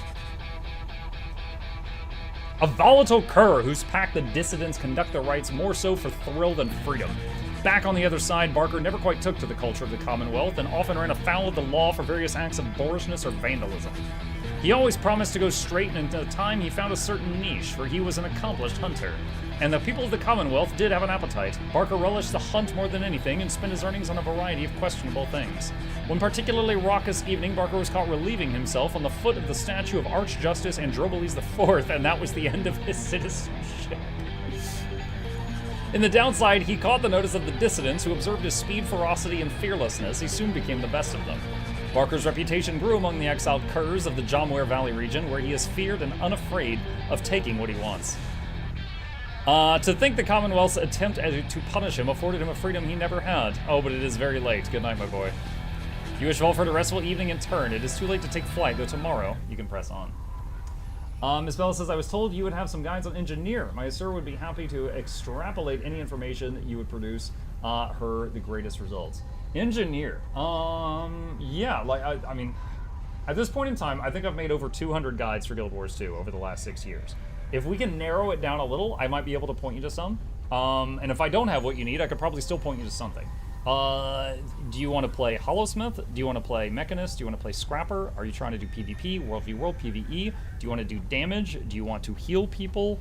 Like, give me something to narrow it a little bit, and I can see what I got. You wish Volford a restful evening in turn. It's too late to take flight. Yeah, we just read that. All right. Someone wants to talk.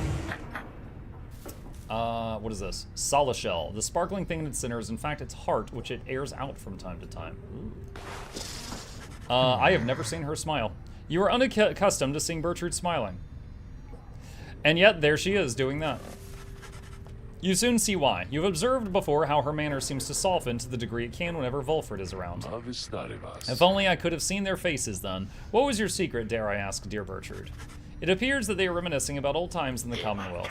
Flame-resistant inks, Sandalwood. 'Twas the inks themselves which kept those volumes from being burned to ash. Flame-resistant inks, of course. The good officers who came to visit, they were so intent on burning all the evidence, they did not stop to think the evidence was fireproof.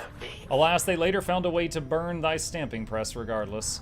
Thy written words, they moved us many times, and many others whom they knew there in the southern bogs. No matter, dear Bertrude, what's done is done. At least we made it difficult for them, is that not so? While introducing some of our fellow citizens to new ideas. Perhaps. My words would not have reached near half as many were it not for you, not to mention how I managed to elude them for another decade or so. I'm ever thankful for your sacrifice. Thy thanks shall not be necessary, Sandalwood. Well, you shall have to take them from me anyhow. Thank you, Bertrude, for helping to fulfill a modest author's dream. What good's a stamping press without good inks? No good at all. They exchange a laugh at this. But then, even still, and through this new ordeal, thou hast no love for us, is that not so? Bertrude. Nay, we understand full well. Thou needst not further explain thyself. There are different kinds of love, Bertrude. On that account, thou hast nothing to teach us, Sandalwood. They each remain silent for a time. Our hearts, they cannot be controlled, Bertrude. Blasted things they are. They act well on their own. He puts away his pipe. I am blessed to have you in my life. Back in the Commonwealth and here as well, I mean that. Although I know that is not enough. At first, Bertrude does not seem to acknowledge this in any way, but then... Nay, Sandalwood, it is enough. It is enough. She departs without awaiting a response, brushing past you as she goes. Volford soon turns away as well, politely bidding you a good evening. The two old friends have evidently managed to way past certain tensions in their long-standing relationship.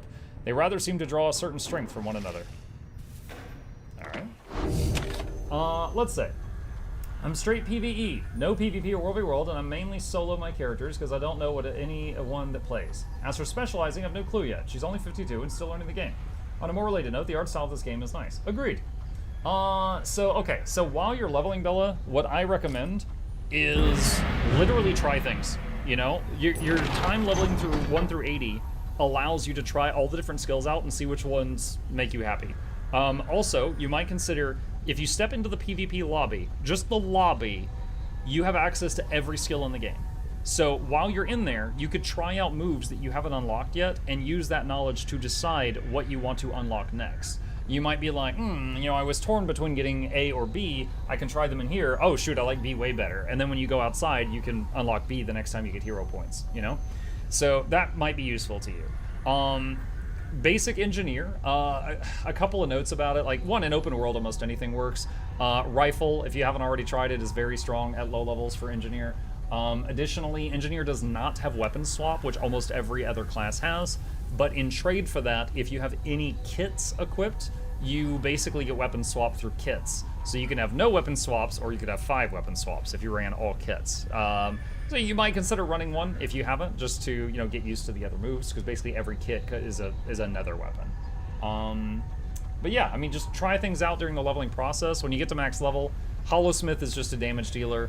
Mechanist can be support or damage, and you get a giant pet robot. So if you like pet classes, yay. If you don't, then no. And Scrapper is a damage dealer or a support. So you just kind of decide how you want to play at that point. Lift up.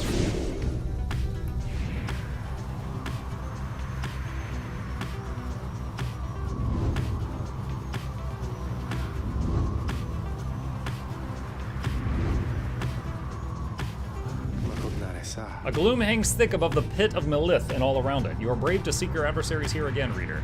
Many on the downside believe it to be nothing more than a foul din. They take the tales of Yislok Astralborn to be mythology embellished through retelling over time. You have met others, such as Witch Ud Milde, who believe otherwise, although, whichever their beliefs, I know of none that would go near the place unless the stars demand it. Thus shall your coming right against the dissidents take place in complete secrecy, as always the rights have.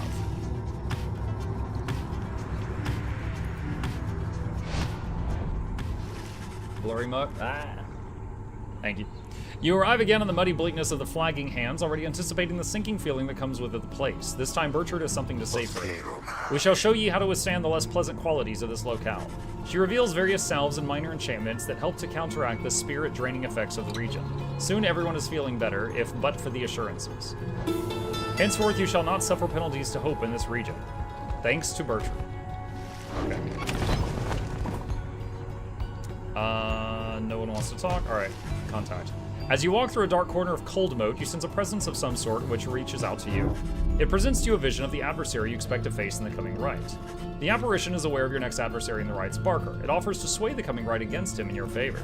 Except you and your adversary shall suffer misfortune that inhibits his performance. Nothing permanent it claims. Decline, and the apparition shall extend its offer to Barker instead.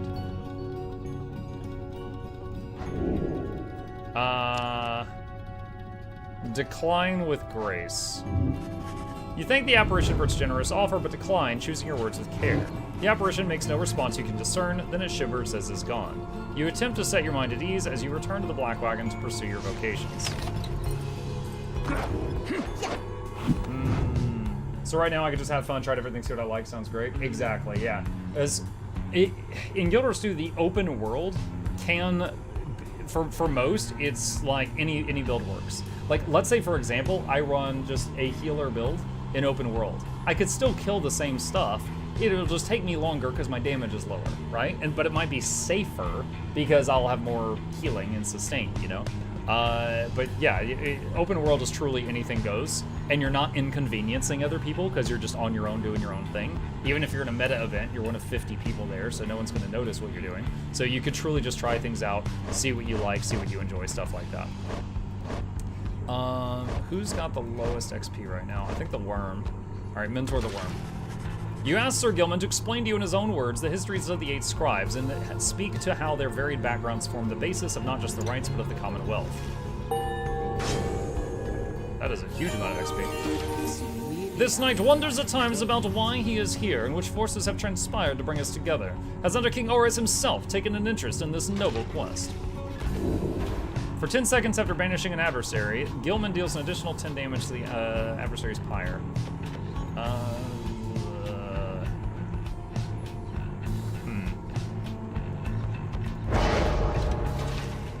This knight loves the Underking Aura as the best of all, of course. Okay. Continue. You are nothing, reader. Yo, rude. Nothing but a mindless Freaking Weird Owl here. Your every action is a stain upon the legacy of the 8 scribes. The rites have been a long-held secret to keep out those such as you. Too late, I'm here now. You wake up from what little sleep you managed this past night. Once more, the voice tormented you within your dreams. You attempt to rid your memory of it. If the voice truly is that of Archjustice Androboles the Ninth himself, as Wilfred indicated, then none of you are likely to receive too warm a welcome should you regain your freedom. What even is the story of this game? It's Hunger Games. It's basically these lowlands called the Downside. People that commit crimes or are accused of crimes are just thrown down here.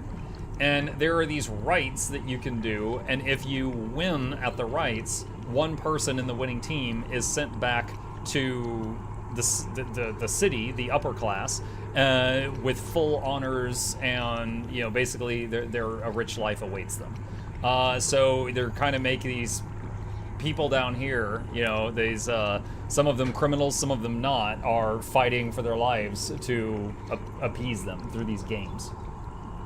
A messenger imp tracks you down in the gloomy hollows of Flagging Hands to bring you news and rumors from the other side.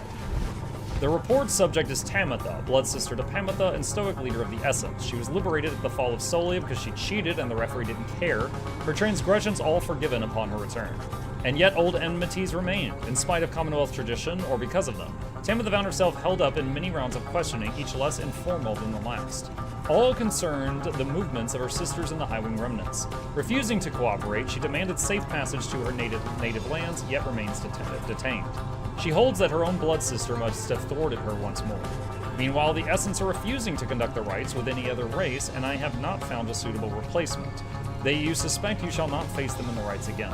Oh, the rest of her team didn't get a replacement for her, because they only take Harpies. As you finish reciting Imp's message, you take notice of Pamitha's reaction.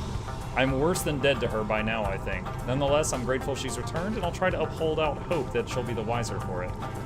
You thank the messenger imp for delivering its news, and let it make good use of some of the Black Wagon's facilities before watching it flutter off towards the horizon. What happens to the loser? So the losing team, and all the members of the winning team except the one person who gets taken to the other side, just stay here. Mukluk dance in mukluk bobble, mukluk dance in mukluk bobble, mukluku. So like, for example, we have won the games 3 times and sent 3 people back. But that also means we no longer have those 3 people to play on our team, weakening our team. So the more people you send back for the story, the less people you have for your own team to win the following games. We also got to the final games and lost once, which is, that bird lady beat us. And she's a freaking terrorist.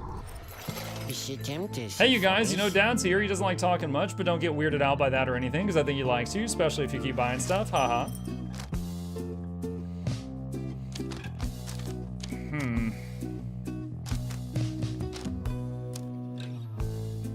Meh. Yeah. Okay, well, see you guys. Commence. When does it end after X rounds have passed? That's what I'm not sure of. So at first we did like 6 or 8 rounds before we got to the Super Bowl. Then after that we did like 3. Then we did 1, and now we're doing 1 again. So it's like the rights are speeding up and like losing control, and and the rights are controlled by the stars, and the stars are like the lights in the sky are just going out. So they think that the rights will soon just stop working. As the sky above the pit of Malith darkens, your companions watch in silence and await the commencing of the rites. Faye speaks up after a time. Here they are, the 8 scribes among the stars. Now everything is ready and the stars begin to shine once more, precisely as foretold. So, Plague Alpha, they've also hinted that you can't get everyone out. You will, you can get quite a few of them out, but you have to make choices.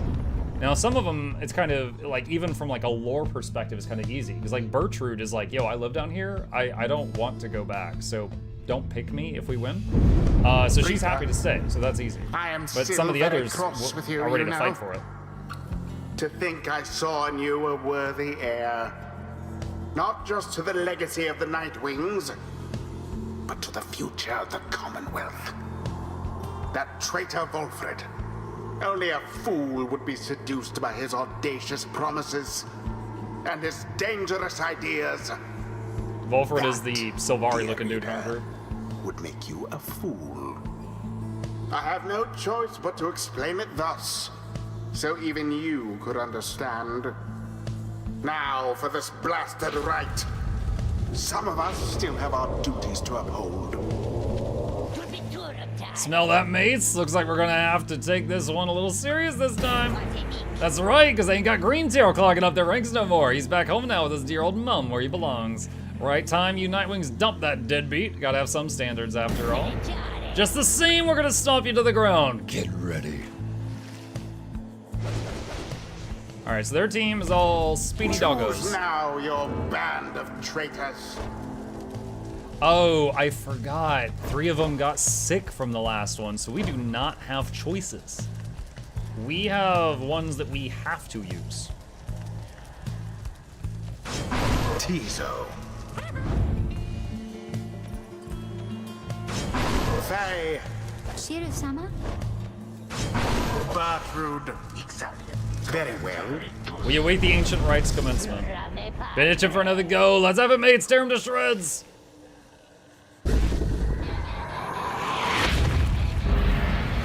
Begin.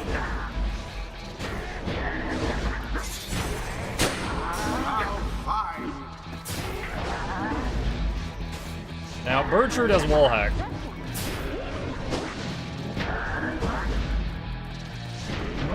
Wait, what? Go. Oh, that hit one of them? Oh my god.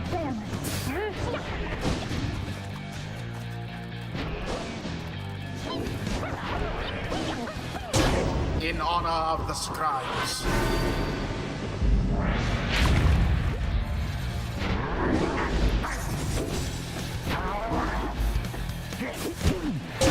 That ought to Really? wake you up.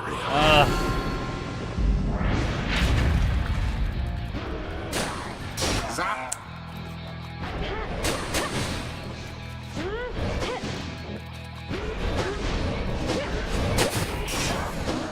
Oh god. Banished one and all. That Bertrude's faster than she looks. Is this a 1v1 board game? No, it's like a sport thing, but each team's controlling one at a time. I think you can play this versus other people, but I'm not currently. I'm just doing the story. It's weird, yeah. Well, would you look at that? He's all riled up tonight, eh, boys? We're really not gonna let him take this one from us, or what? The disgraceful Barker Ashpaws is a constant blight upon the sanctity of these proceedings.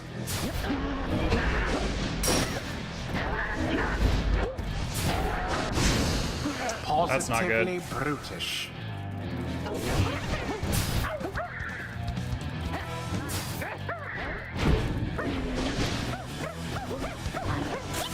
Oh no!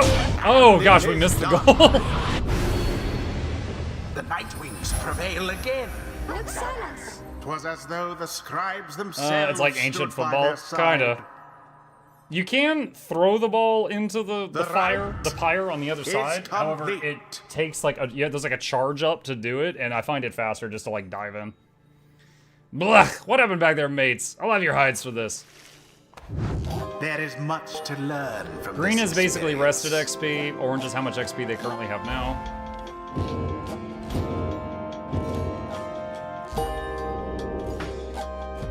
Everyone gets rested XP. The people that actually participated get normal XP. Now take your sordid business someplace else.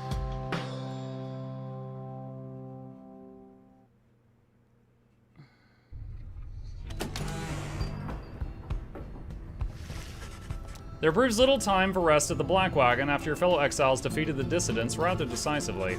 Those afflicted by banishment sickness seem to be doing better at last and express gratitude to Tizo, Faye, and Bertrude for their efforts.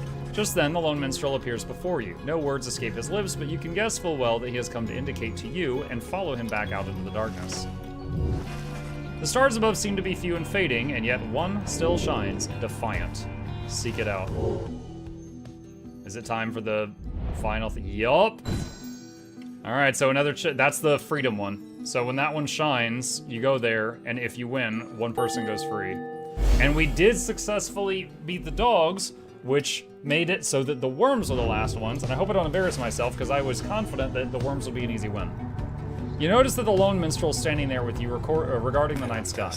The Gate Guardian and I, we have paid witness to the liberation rites upon the fall of Solium for a long time. We have seen so much, and so I am a bit taken back, as all, to see something which I have never seen. You look upon the stars together for a while, and then I wish for you good fortune, and the wisdom of the scribes on your ascent. The lone minstrel leaves you there alone under the night. It has grown very late, and you need rest. The Black Wagon shall have to take flight again come morning. There was something shining. What was this? Flagging fungus occasionally produces foul-tasting mushrooms that are strangely satisfying to pluck from it. Oh yeah. Continue. Take off.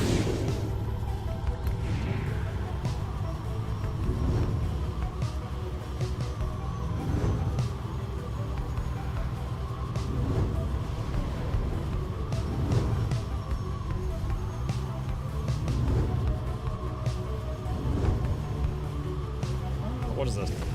Volford approaches as you fly above his hidden lair at the Moonlight Alcove. You cannot help but wonder if you shall ever return there. Our dear alcove. I've asked my agents to break down the place. It soon shall be gone if it isn't already. We shall not be returning. We've not the time to do so anyway, and with Oralek back among the living now and no longer fond of me, I dare not think what he would do with it. Unfortunately, hiding places are of little value once they're found. Once all of this is over, those of us who do not manage to return, we shall have to find another place to live, to try to live at least. Let's see. Let's land at Temple High Road. Who are the 8 scribes? So, okay, here's my understanding. The 8 scribes were the ones, maybe they were the first ones to like earn their freedom, or maybe they invented the games, but the 8 scribes was one member of each race. There was a human, a demon, a tree guy, an imp, the snake lady, a harpy, etc. There was one of each race, and there's statues to them inside the game that we're about to go into. You arrive once more among the quiet solitude of Mount Elodial. It appears that Sir Deluge and the Pyre have already arrived along the other route. No one to talk to. Alright, seek the scribe's favor. With some time to spare for having landed, you join Pamitha on a brief expedition to the monument of Jomware Minimane. Why bother Pamitha with any of this? They're using you, same as you're using them, you know. But you're not using them, you're not using them, you're not using them. You're there because you want to be, you're there because you want to be. Okay, so real quick, just since we got some newcomers, the reader, which is who we play, has the ability to sort of read people's minds, but only surface thoughts. And right now, this is what is on her mind, and so it's like blasting out to you. You return to the wagon once she has finished paying her respects. You have occasion once more to pursue your vocations. Pamitha gets +2 presents for the next rite. Alright, so we get to pick someone to tutor and give them XP. This guy has the lowest XP. I'm gonna mentor him. You and Volford review what observations you have made thus far about the various triumvirates you have confronted on your journey. He has keen insights about some of them. Either we stand between each other's paths to freedom, or we help each other out on our way. I try to always bear this truth in mind. Continue journey. 2 scribes gate. Yeah, I saw you guys talking about the Discord in the YouTube chat. Yeah, the Discord, even if you don't use Discord much, we do have a questions channel there. And if you ever have any questions about Guild Wars 2 or otherwise, you can literally, that's what the channel's designed for. So hopefully even really introverted people don't feel shy about throwing whatever there. And then myself or anyone else who gets time will answer it as soon as possible. Like 24/7.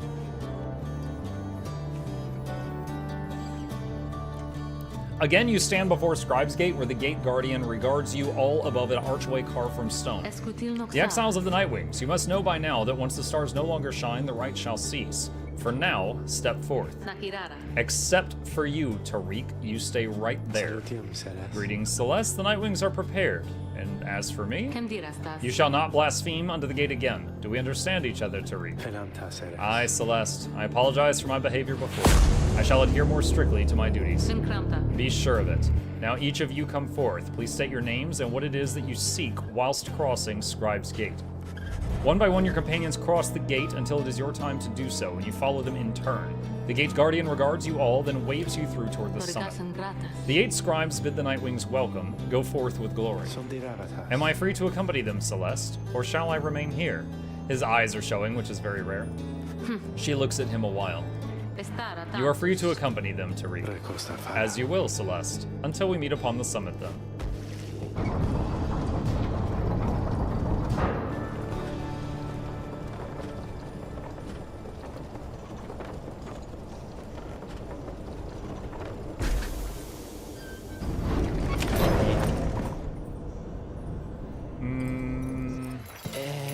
Oh, it's you guys coming in, I guess. You got here right on time. I was just thinking maybe I would close a little early, you know. Business has been real good and everything has just been a little slow in spots. A little slow is all. I was thinking maybe I should do a sale. What would you say to that? Falcon Ron wishes to know your thoughts about a potential sale. Go for it. You suggest, Falcon Ron, a sale might be a good idea to liven things up a bit. I guess that's a way to look at things. So, what am I gonna think about? It's sorted a while, but no promises, okay? You buying something here or what?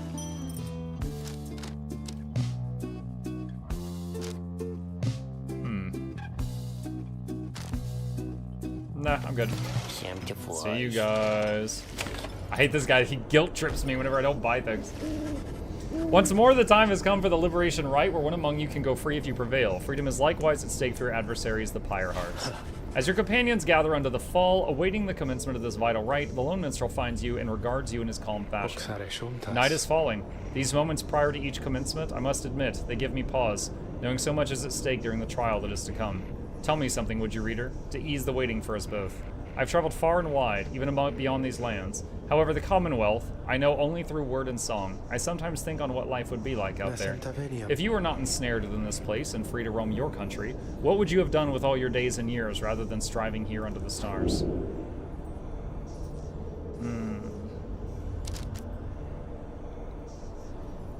Maybe I would have tended the land. The lands there in the Commonwealth flourish with proper care. Unlike the wild and oft-times infertile ground here in the downside, lands there on the other side can be nurtured and made to flourish. It is fulfilling to experience. I see. That seems a pleasurable change of pace to having to traverse the harsh environs of the downside. I can see why that would be desirable. Would that you someday find such a place where the land may be your ally rather than your adversary. Just then the Lone Minstrel looks forth and you see it is time. The stars above, though faint, begin to burn. All right, whoever asked about the scribes, Plagalpha, hang on, it's going to show them in a moment.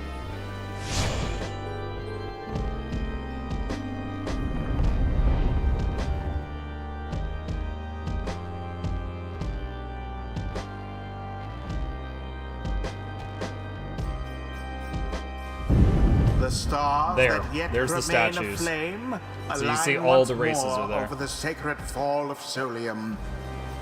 'Twas here that the 8 scribes ordained the glorious tradition in which you now participate.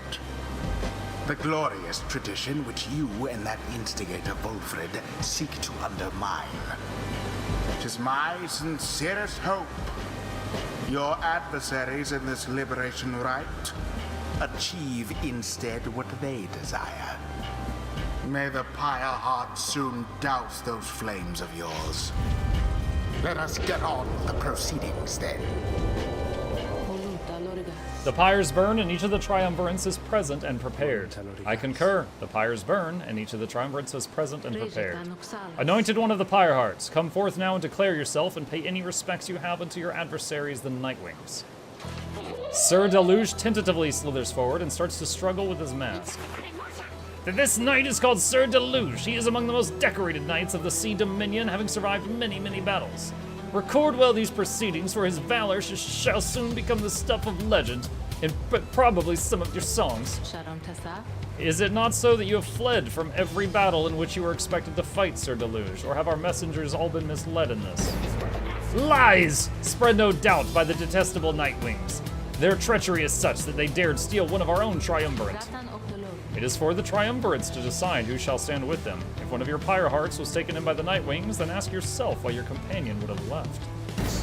This knight knows why full well, because not all who hail from the Sea Dominion seem to know the meaning of honor. Now, Nightwings, for the grave injury which you have caused the Pyre hearts, we hereby challenge you. Know that this knight would strongly prefer a traditional duel to the death. Such a shame bloodshed is against the rules. He somehow puts his mask back on. Pyre hearts, protect your liege at all costs. His liberty depends upon it. And if this knight is not getting out of here, neither are you. Alright, it's all worms. Nightwings, on whose behalf shall you conduct the liberation rite? Choose quickly. May you heed your heart in making your choice, reader. I trust you are prepared to play the hymns with me, Tariq. Always, Celeste. Whom do you endeavor to Who would be return? free? Can I pick Volfred? I can. I'm gonna pick Volfred. Here's my reasoning. Here's lore-wise. The lore, chat. So this guy, secret agent man, he's been trying to engineer this whole undermining of the Commonwealth this whole time. Wild Imp, he's fine wherever he lives. She's actually chasing a boyfriend who lives outside. I don't think she'll want to go inside. She's flat out said, don't send me in there. I don't think these two care about the Commonwealth. I mean, maybe him a little bit, because for him it would be like regaining lost honor. She just wants to hang out with her sister. So, I think to move the story forward in the way I'm most interested in seeing, I'm gonna pick Volfred.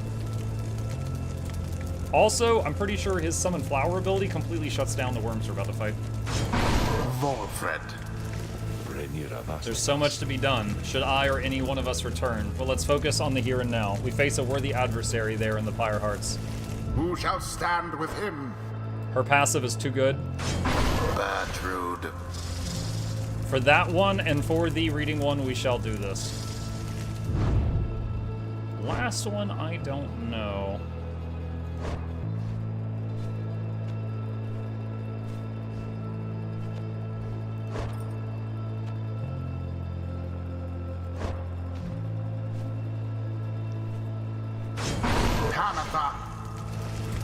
All right, I'll see what I can do for him, reader darling.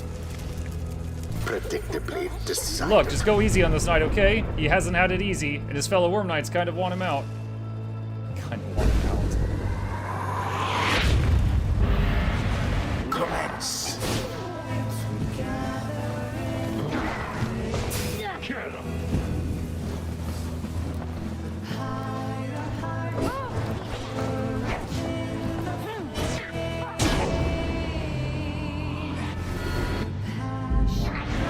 Wait, the song just mentioned the Pyre Hearts by name.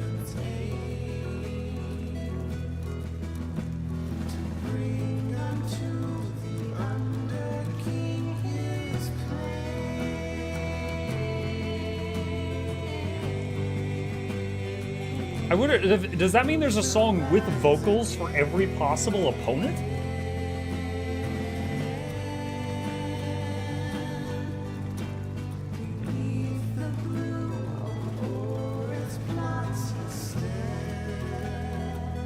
A moment, Sir Deluge! Ah! What is it, you? This knight is trying to concentrate here. This knight is a burning question which you must ask of you, sir. What do you gain if you prevail here? You who fled the siege of the Spiral Sanctum, what would you do if you returned to that land? Sir Deluge squirms in an uncomfortable-looking way but does not respond. You would be returned unto an even higher station on the front, you know, good Sir Deluge, where you would brave many more battles for the glory of the Commonwealth. Is that your wish? Shut up, Gilman! What would you know of it? This night, he shall survive, whatever it shall take, whether in the Sea Dominion or the Commonwealth or in this blasted place. Now he is getting out of here. You could have survived too, but no. Now we are enemies, and once this knight is free, he shall make everybody in the Commonwealth aware of your great treachery.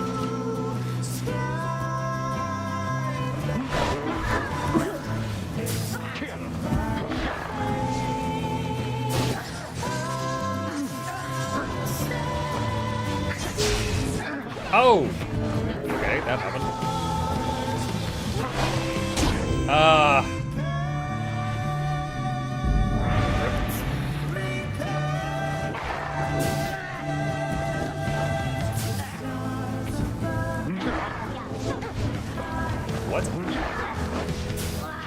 What?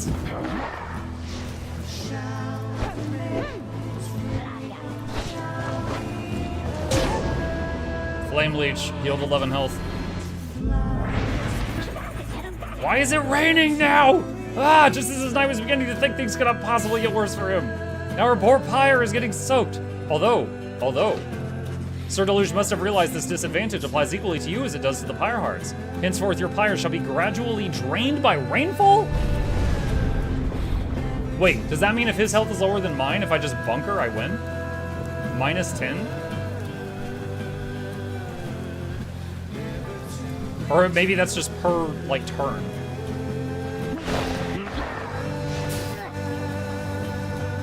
So look at this. They literally, the worms cannot do anything about that. If I put a flower on the things, the aura, it's so stupid, honestly. It really is. Just once more.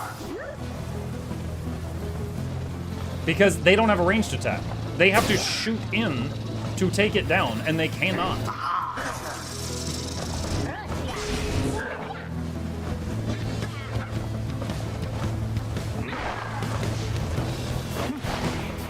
Oh, wow. Once you're down to just the tree guy, it's really hard to stop them because they're too quick.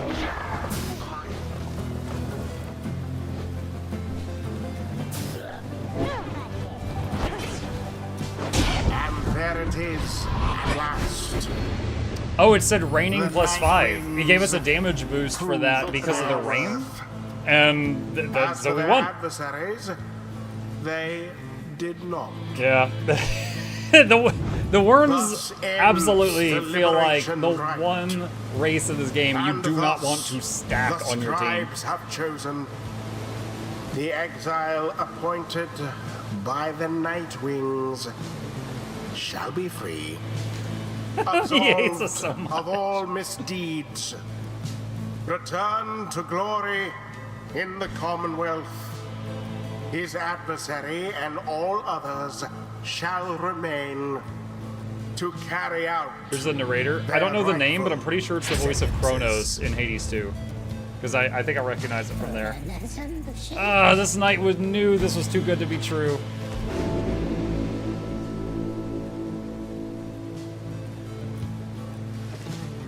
I am indebted to you all. Words fail me, but I shall try and force a few as now I haven't long. The plan of which we're all a part. It cannot by its nature be dependent upon any given individual, and that includes myself. We each face doubt from time to time. And why I became quite certain I would never see the Commonwealth again, the stars fading and all.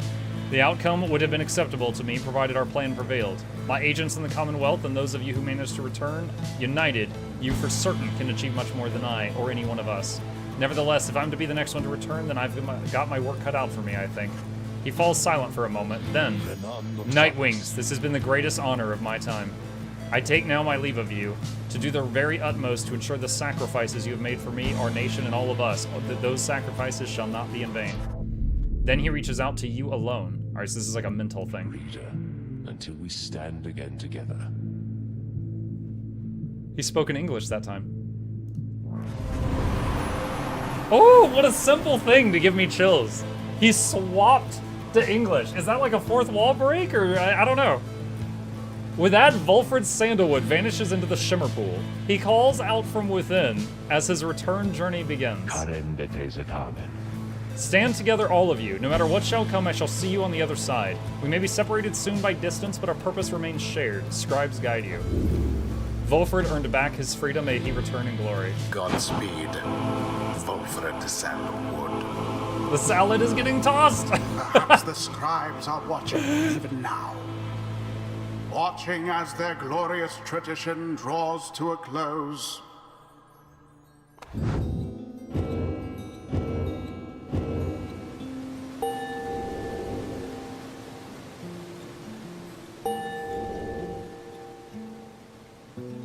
Okay.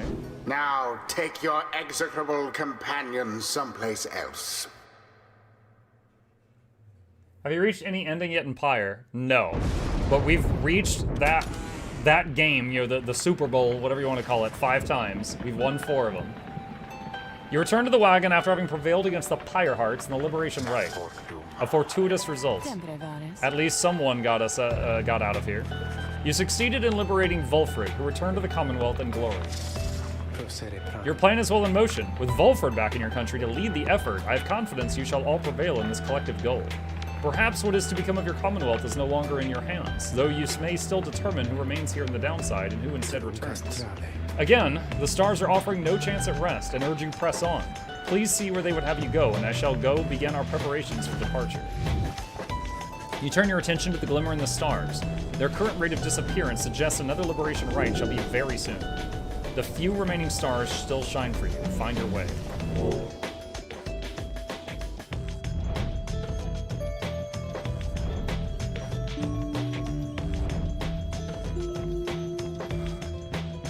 Three options. Okay, so hang on. What have we got? Accusers.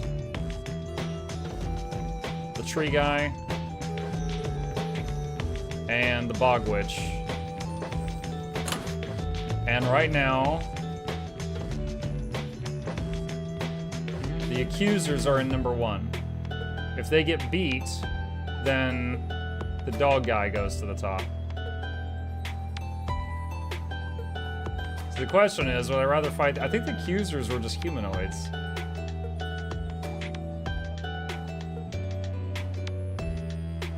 I guess I'd rather fight him than them? I guess. So I guess I'll go try to knock them down a run. Why is our narrator so antagonistic? Because the narrator's also a character in the story. He's like the Pope. And he's like talking to you, and also he's hoping you fail because if you win, the criminals get out, or people he considers criminals get out. Now the stars bid you return to the nest of Trieste, where you shall stand against the accusers once again. Your adversary Lendl the Liar likely knows the cycle of rites is drawing to a close. His last remaining chance to earn the favor of the scribes and regain his freedom likely hinges on the outcome of this next rite. The cycle of the rites is soon to end. The exiles of the downside striving to be free, your adversaries, your companions, even yourself are running out of time. What's up, Tizo? Since Volfred disappeared into the Shimmer Pool after the Liberation Rite, Tizo has been in a sullen mood. You can imagine why. Apart from the Lone Minstrel, he has known Volfred longer than anyone among you. Just then, the Lone Minstrel joins the both of you. It had to be this way, Tizo. I trust you understand. Tizo indicates he understands, though it does not make him less sad right now. I understand in turn. A little imp runs over to him then. They hold each other tight for a moment. Volfred is now in a position to fulfill his plan firsthand. It is an opportunity which he did not expect to have, yet I am certain he shall take. Though I do understand the sense of sorrow at the thought of never seeing him again. Tizo coos plaintively at this. Take heart, Tizo. We may all see each other yet. And if the stars decide we cannot do so in this life, then we shall do it in the next. Is that not so? Tizo manages a smile. That is better. Then he turns to you. Thank you kindly, reader. It is not my role or in my nature to play favorites in all this, and yet I must say, it gladdens me that Sandalwood is soon to make his mark again upon your land. Tizo likewise wishes Volfred well and return, and long thereafter. That sounds more like the Tizo than we know. Now let us see if we might find something to eat at this late hour, Tizo heartily concurs with the Lone Minstrel's suggested course of action. Begging your leave, reader. Sometimes a late night walk out in the cold is good for Tizo's spirits. Until the morning, we are grateful to you for all you have done for Volfred. They head out into the dark. Muck's gonna bring down the Pope. Volfred, the one-time leader of the Nightwings, you wonder just what sort of impact, such as he may have back in the Commonwealth. You know full well his loss among the Nightwings is going to be felt, even as the plan of which you are a part of comes that much closer to fruition. So right now it says probability of success of his plan is now 75%.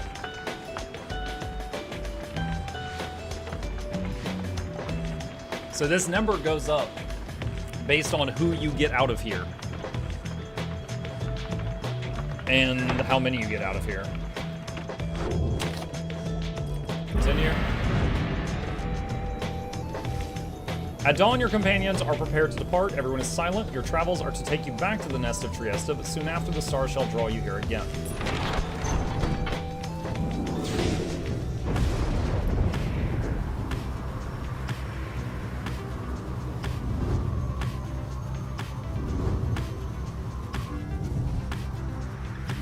Sir Gilman thinks you can find something of value if you land here.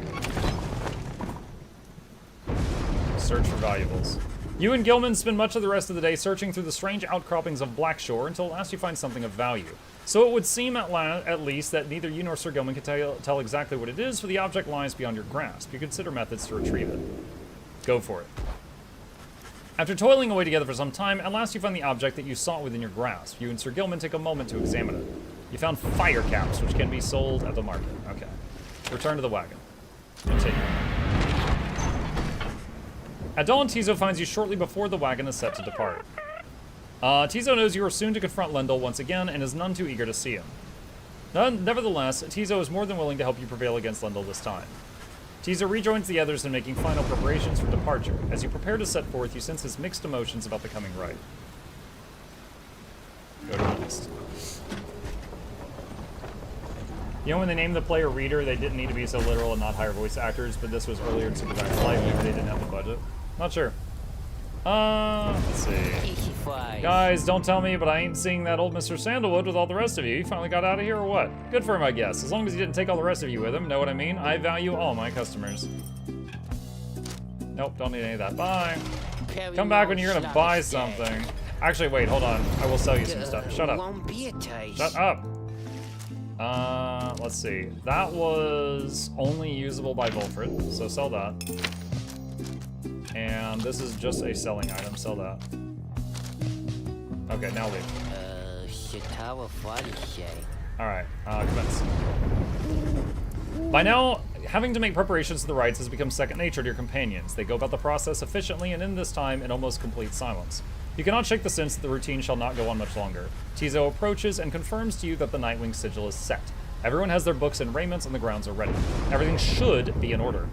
Screek, creak, creak, creak, creak. Tizo enjoys having these chances to watch the stars with you and the others.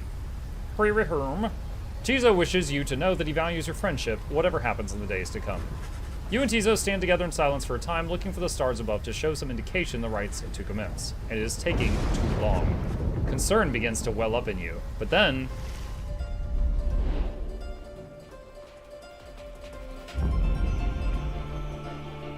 Alright, proceed to the right. Chat, I was considering, this is about the time I was going to swap over to our second game of the evening, but it kind of feels like it's coming to a close, doesn't it? So, I'm going to add more time to Pyre tonight, because I want to see if we're near the end. It seems the stars once more have mustered wherewithal to usher in the rites. Because after this, we go right back to the Super Bowl again. By the day. An age is ending.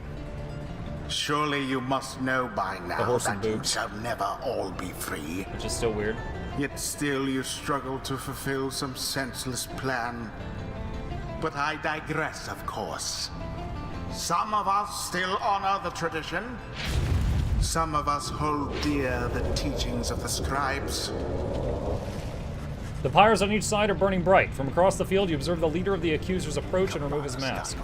Nightwings, you've been a thorn in my side since the first.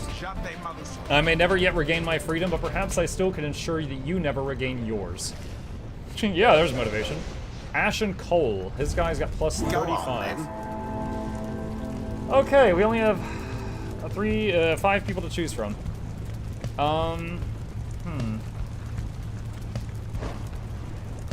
He's got 1 human and 2 demons. Demons have huge auras but are very slow.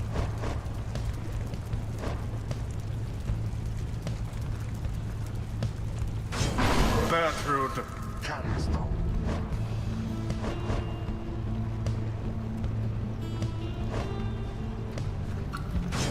Tamatha.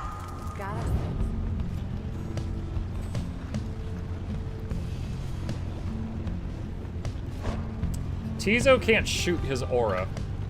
And so if his aura is smaller than a demon's, he would literally always lose to the demon. So hard. Faye. It is done. If this is really the last time we will face the accusers, then may the 8 scribes watch over them and us here and now and wherever our paths shall lead. Prepare yourselves, accusers. Whatever should transpire, let us bloody now the noses of those cursed Nightwings.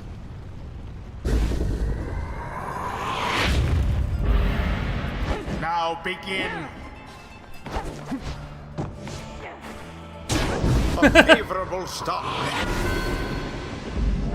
Baka. Blast! Come, accusers! We cannot let them set us back again!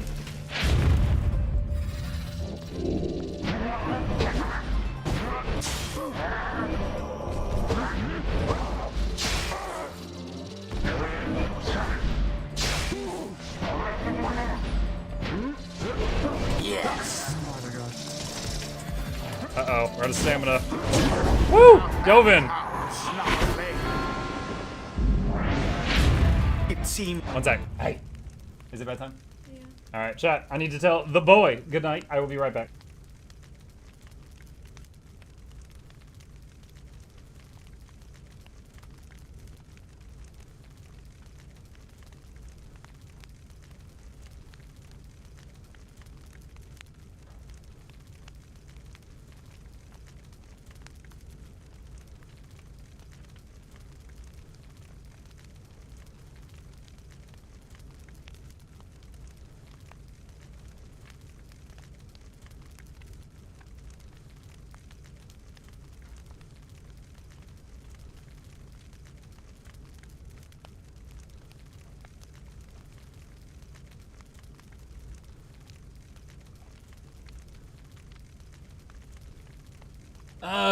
Okay, we back.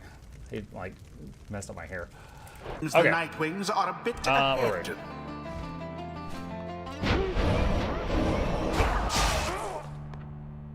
There! No! Zoomies! Brilliantly done. I don't recall if I've ever hit the jump button with her before, so I was surprised at how long it took to, like, charge up. There. Oh no, they boot me! Oh no, they killed me!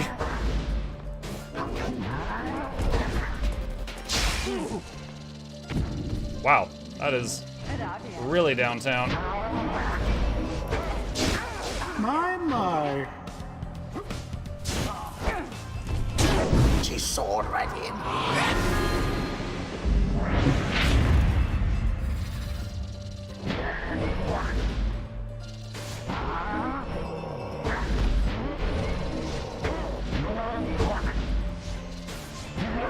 How did that not hit? Banished.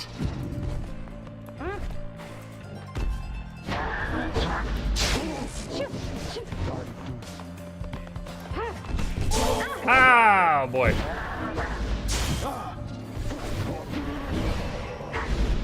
What are they doing? Now, take it.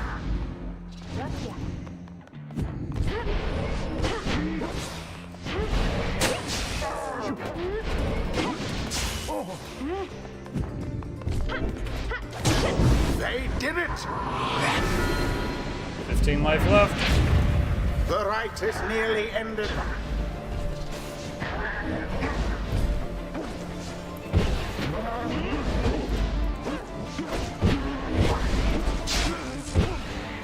The orb. And it is done. Woo! The Nightwings Got prevail it. yet again. Noxxi! They hardly deserved it, though, if you ask me. Hey, look, Thus I went back end and I've this watched your night's playthrough of Octopath proceedings. Traveler 2. It's really good. I'm considering getting it. In that playthrough, do you remember if you did all the classes or just the one? Wait, just the one? What do you mean, all the classes? Is it like, you choose which of the 8 people you start as, and then you will meet the other 7. Like, that's kind of required. And so I ended up with all of them in my team, and I followed all of their stories. Now, there are, like, secret classes you can unlock, and I did not unlock all of those that have their own little mini-tales. I didn't get all of those. Ye accusers, ye conducted here with such fury and desperation that we must commend ye for it, despite the outcome which hath favored us. I guess that's that. The accusers, they won't have much of any chance of getting out of here anymore, will they? The scribes, I knew that they would favor us, I think, although I hope that they show mercy to the accusers, too. Nightwings, this is finished between us. I have a simple hope which yet remains, and it is this. I hope that we shall never meet again. The rites That went do well, I tend think. to teach something of trust.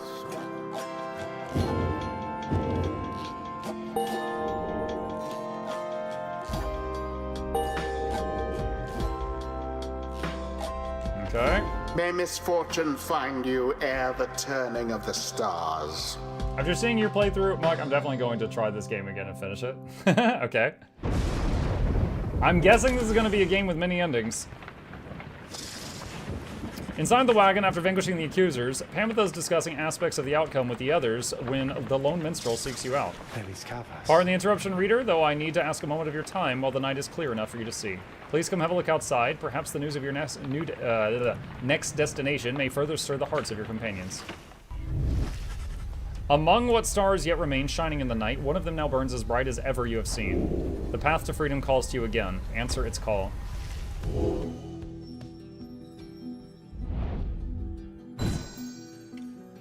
Yep, the single one.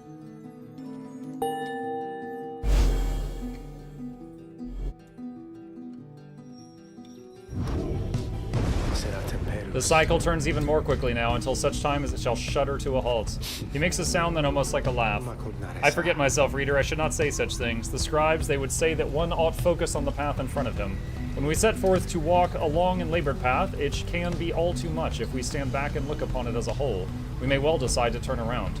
But if we begin to walk, whilst casting down our gaze and whilst resisting well the urge to look too far ahead, we may yet make steady, careful progress. Soon enough, we may arrive where we endeavored.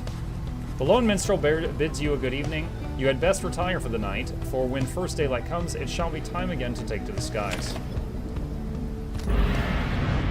The narrator's so cranky. Well, yeah, he hates us.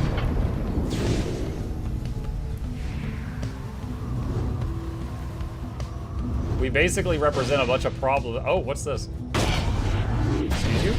Your wagon reels from the impact of some sort of massive object slamming into it mid-flight. False, Nightwings. Orlek calls down to all of you from atop his wagon. Again, you seek to climb that cursed mountain beneath us. Again, you seek to take my rightful place. I should send you crashing down to it, that you might fall as I have. He stares down at all of you, but I shall not. I mean, you kind of just tried. Rather, we shall meet upon the summit, ere the last cycle of rites is ended. Until then. Dude, he's like freaking Gary Oak after you beat the Elite Four. He's just waiting at the top. You make landing on the cursed Mount Elodiel, Sacred Mount Elodiel after your encounter with Orlek. Orlek spoke the truth. He has a right to gain the summit. When the time comes, Celeste shall deem him worthy and shall let him pass. While he has transgressed against the rites, he has also already been anointed and prevailed. Nothing is written in the book on this, and liberty ought already be his. For the time, it seems that he has not yet traveled to the summit. Perhaps he is still making preparations with his fellow exiles. When exactly Orlek intends to make good on his promise, he did not make clear. For now, you are to confront Dalbert and the fate upon the summit. But first, you may prepare. Seek the worm scribe's favor. Later that afternoon, you accompany Sir Gilman through the narrow passageways of the Temple Cistern to the monument of Under King Oris. Honor is a Okay, he's thinking. Honor is a complicated thing, O scribes. That much at least this knight has learned from you. This knight shall honor his commitment to the Nightwings above all. He slithers towards the culmination of the rites with one wide eye wide open. You return to the wagon after he has finished paying his respects. The summit awaits, but first there is time to continue practicing vocations. Sir Gilman gets +3 glory for the next rite.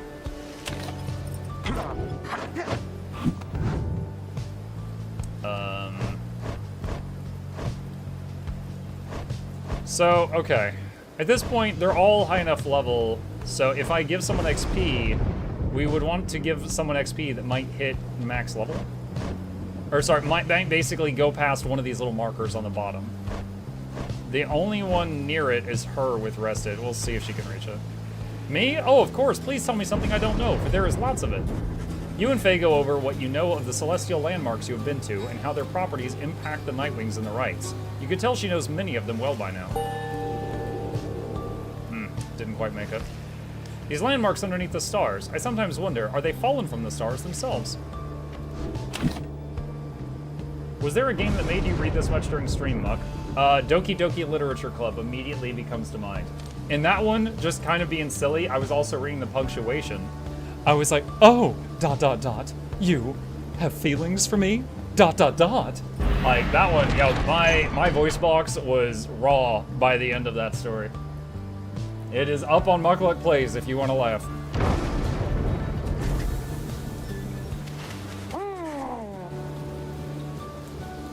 Also, to be crystal clear, that game is a psychological horror that is disguised as a dating sim.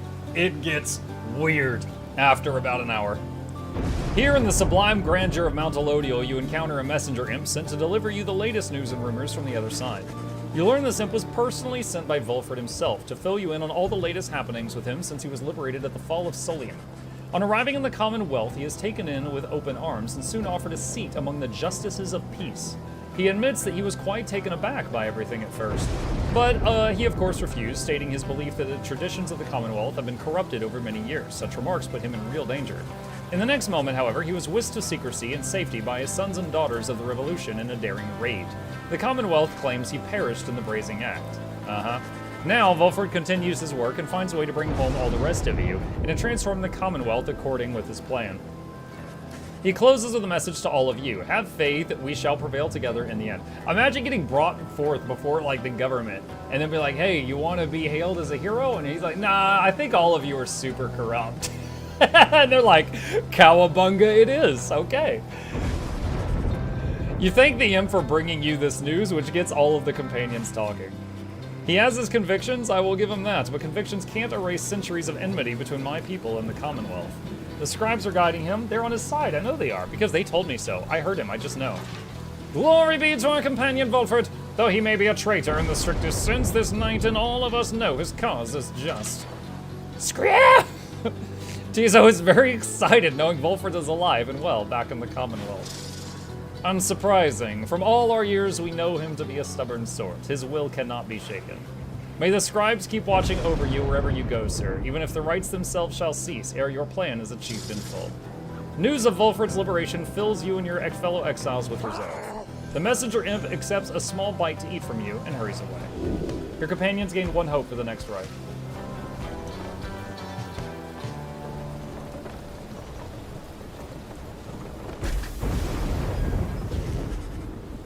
I love super family-friendly games like DDLC, definitely one for kids to play alone.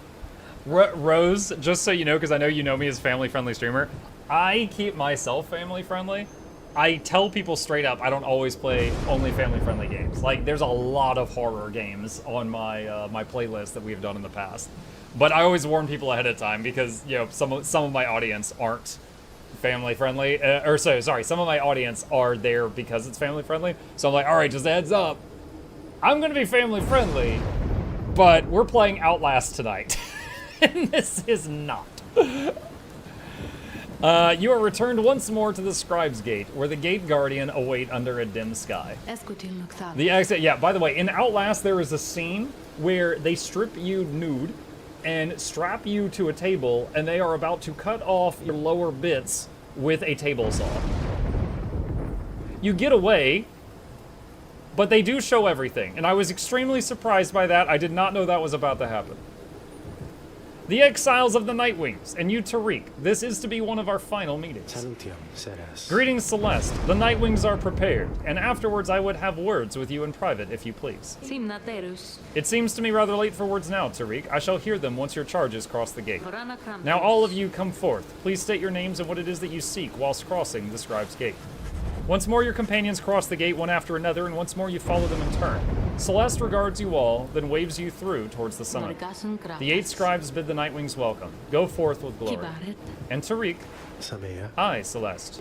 You may rejoin the others in a while. For now I would hear those words of yours. Certainly, Celeste.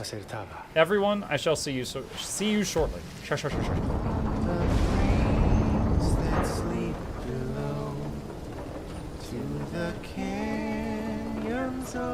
They're doing a duet.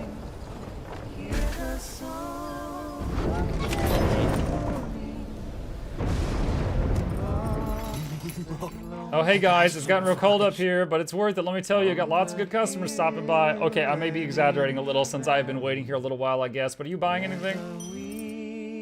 There is oh, there's 2 pages, that's why. I was like, there's very little here.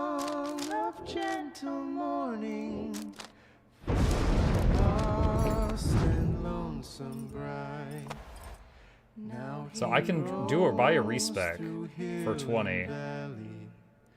And the canyons open wide, singing songs of gentle mourning for his lost and lonesome bride, for his this lost and lonesome bride.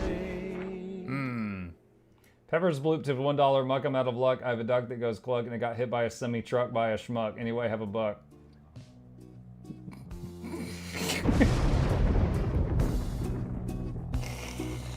Thanks, Boop. Sorry about your duck. Not a lot of customers today. Why did that get a laugh? That was so bad because she spent $1 to play that and make that stupid joke, which made it funnier. The time has come again to deliver one of your fellow exiles to a homecoming in the Commonwealth, lest your adversaries, the Fate, achieve the same instead. The lone minstrel has returned and approaches you as you await the signal from the stars. There is something I wish to ask of you, reader, something which ordinarily would not be my place to discuss in any detail. You have observed the stars. If you would not mind my asking you in such a direct manner, how many liberation rites are you supposing yet remain? Is this the very last? This is my final stand. You guess perhaps this to be the last liberation rite, given that the stars have continued fading at all, but the lone minstrel only shakes his head. Nay, reader, sir, more than one remains, provided that you also count this liberation rite commencing any moment. I was kind of hoping this is the last one. I wish to make certain you are aware, so you and the Nightwings may yet make the most of your remaining time together thus. As to what shall happen once the final liberation rite is ended, we shall soon both find out. But lo, it seems that we are called upon once more. Look forth. So this is not the last one. Okay.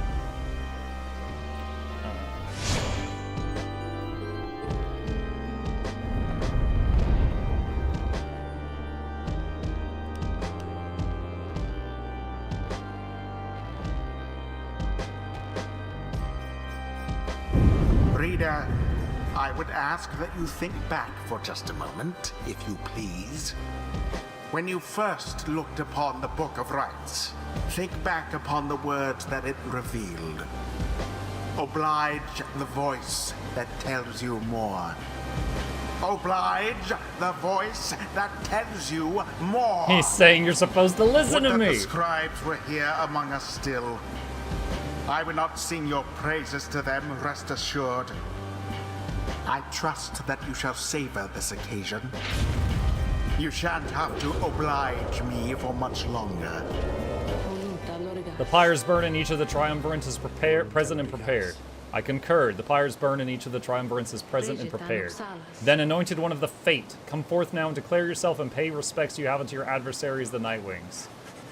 The bent-old curd Dalbert steps forward and struggles for a moment with his mask. Greetings, good heralds. I am called Dalbert Oldheart. It is the greatest honor of my years to stand upon this sacred site upon which the 8 scribes first anointed these glorious proceedings. Nightwings, we are honored to be in your presence once more. Father, they are our adversaries, not our hosts. We need not be so gentle with them. They shall do their utmost to keep you from your freedom. Faye's gonna come in. Dalbert, your son speaks out of turn. Control him. My sincerest apologies for his unnecessary outburst. Almer, please, we have worked toward this opportunity. We must make the most of it. He puts his mask back on. My son and I stand ready to begin. And their third no-name person, which is an imp. Nightwings, your choice. In whose name shall you conduct this liberation rite? I wish you the wisdom of the scribes in making your choice, reader. And I wish you to come prepare our song with me, Tariq. Whom shall you attempt to send home this time?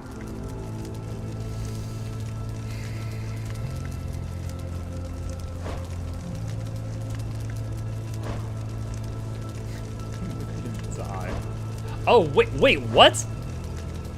Look. She's almost max level, says unworthy. Oh my god. This whole time, I thought worthiness was having half the XP bar filled. But look. Unworthy. She doesn't want to go. So it's Tizo or Faye. I mean, Faye wants to stay where her boyfriend is, who's across on the other side right now. Alright, Tizo. Tizo. We failed to get him free last time. Tizo is very moved by your decision. Who shall be at his side? Her, because of her passive. If the enemy has more health than us, they do 10 less damage per hit. We shall ensure safe passage from this place.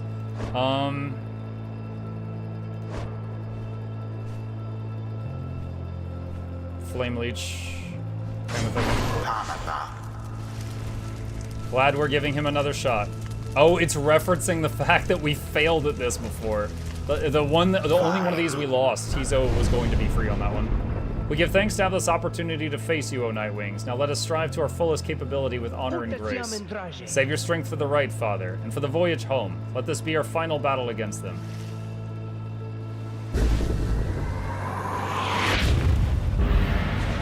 Commence.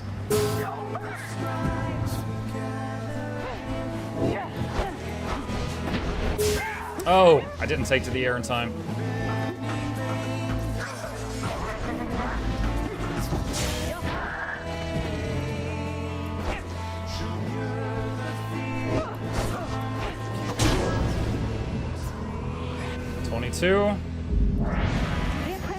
You can do this, Elmer. I believe in you, and so do the scribes. Faye, whose side are you on? Wait, what? What is this? What are you talking about? This is the Liberation Rite. What are you doing? Faye pulls at her mask. I think you are my friend, Elmer, and so I am hoping for the best for you and for your father. He believes in you, and so do I. But we have to do our very best as well. And I know we cannot all prevail, only the fate of the Nightwings, but not both. Not both. Elmer looks on in stunned silence. The outburst seems to have disarmed everyone. We all have to do our very best. And then the scribes, they are going to watch over us and make everything okay. You'll see, Elmer, you'll see. She puts her mask back on as the Liberation Rite continues. Whether her words flustered your adversaries or emboldened them, you cannot tell.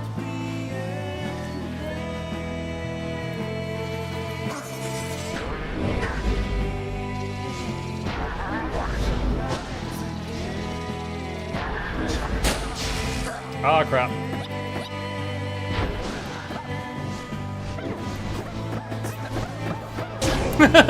Just zoom across the whole arena.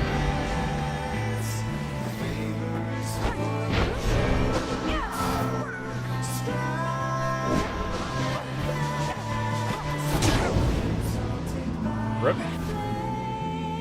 I actually wonder if it would increase the odds of the plan succeeding if you let certain enemies out. That would be a really cool mechanic, and I don't know for sure if that's not the case. Because like right now it says the success chance of the plan is 75%.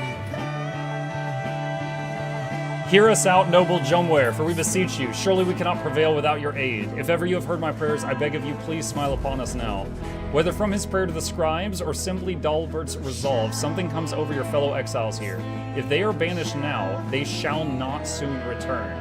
What? Dude, everyone cheats!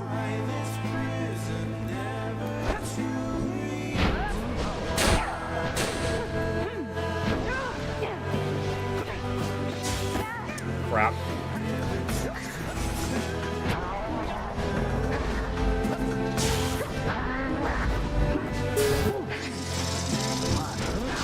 I thought I had the stamina to jump. I didn't.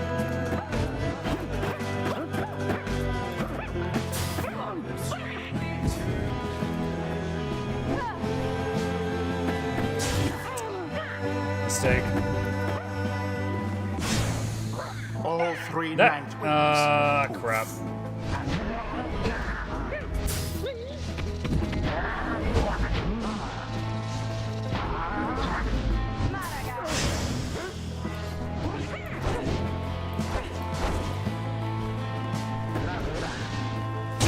The fire of resolve.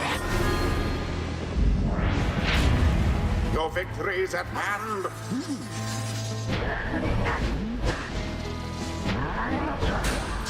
Glorious.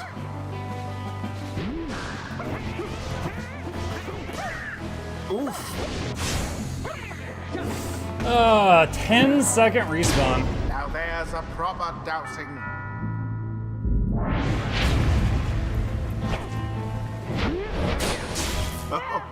Wow, that was a fast blast.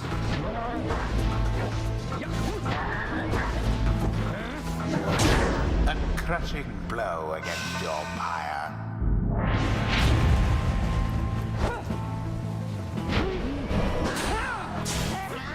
What?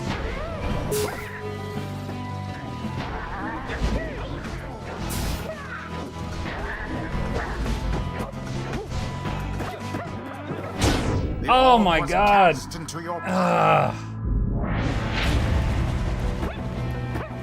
The orb is up. There, you freeze it there. Just blitz it.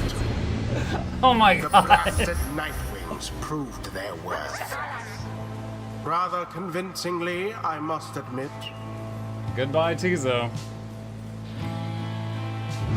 Thus ends the liberation rite. And thus the scribes have chosen. The exile appointed by the Nightwings shall be free. Absolved of all misdeeds, return to glory in the Commonwealth. His adversary All and misdeeds. all others Yes, because the imp remain had such a rap list, to right? carry out their rightful sentences. Imagine if they listed their crimes. They were like, Tizo will be absolved of his 9 counts of murder, 7 counts of manslaughter, and 42 unpaid parking tickets. And you're just like, what? Yo!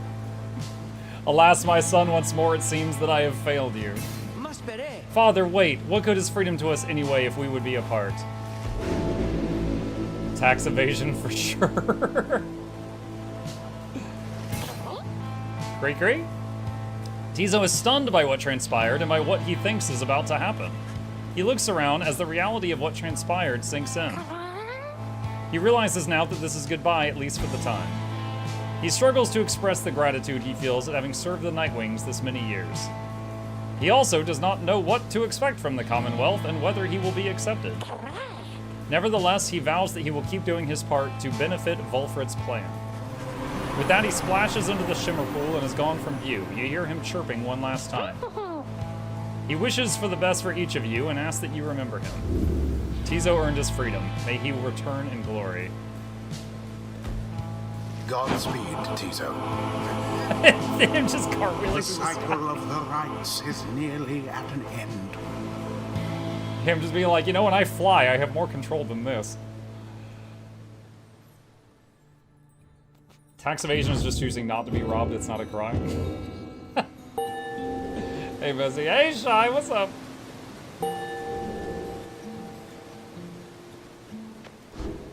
So now we're down to 4. Father, wait. Calm yourself, my son. The liberation rite has ended. But no, how can you be so calm, even now after what happened?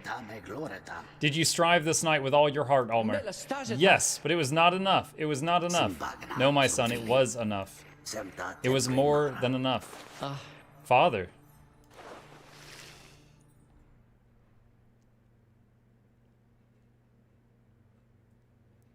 So minimum, there's 1 more of those. And often there's 1 match before that. So there might be 2 more matches. You prevailed in the liberation rite against the Fate. Already does the Black Wagon feel quieter than usual without Tizo, who returned to the Commonwealth. You overhear some of your companions reflecting on this. He hath passed from this place along with all his eccentricities. Oh, cheer up already, Bertrude. You wonder who, if anyone among you, shall be the next to go. Soon you shall be summoned back to Mount Elodiel for 1 final liberation rite, and thus 1 final chance to influence the outcome of your plan. 1 final, there we go.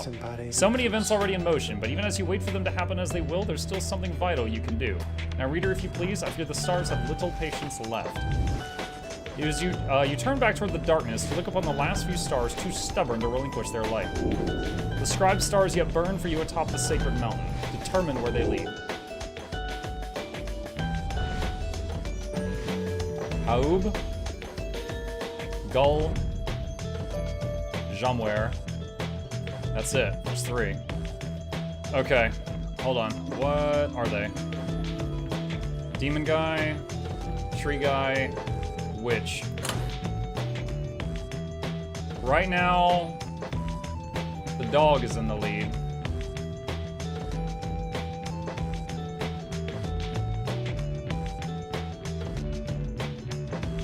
So right now it looks like we're gonna fight the dogs, which is not that bad, I don't think. So I don't know that it matters which one we fight. We just gotta fight one of them.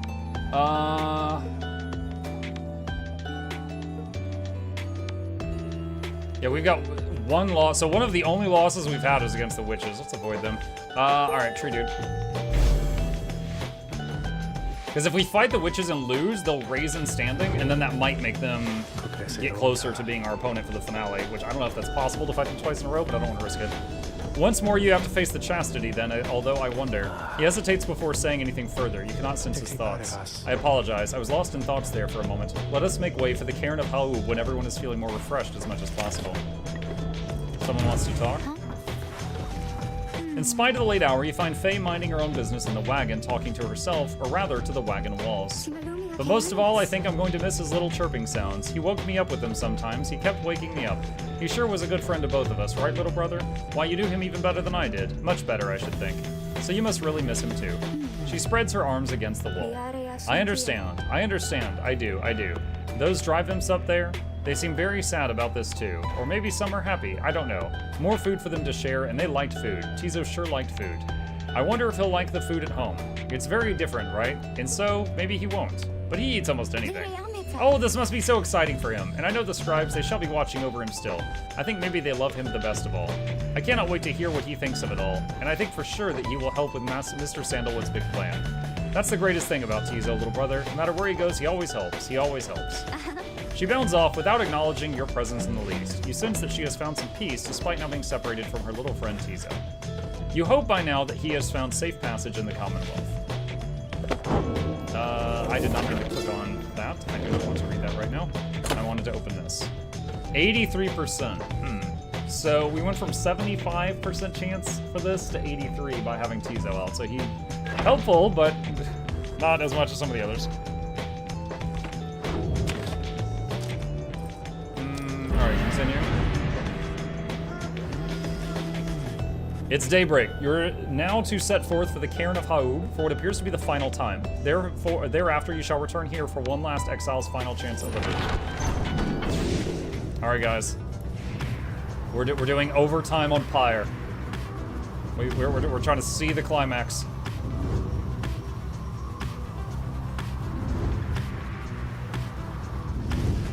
Your flight takes you near to where you breached past Stormwall into Deathless Tempest. With the climate and the downside intensifying, you wonder if the storm spilled forth from its confines and started to ravage other regions of the land.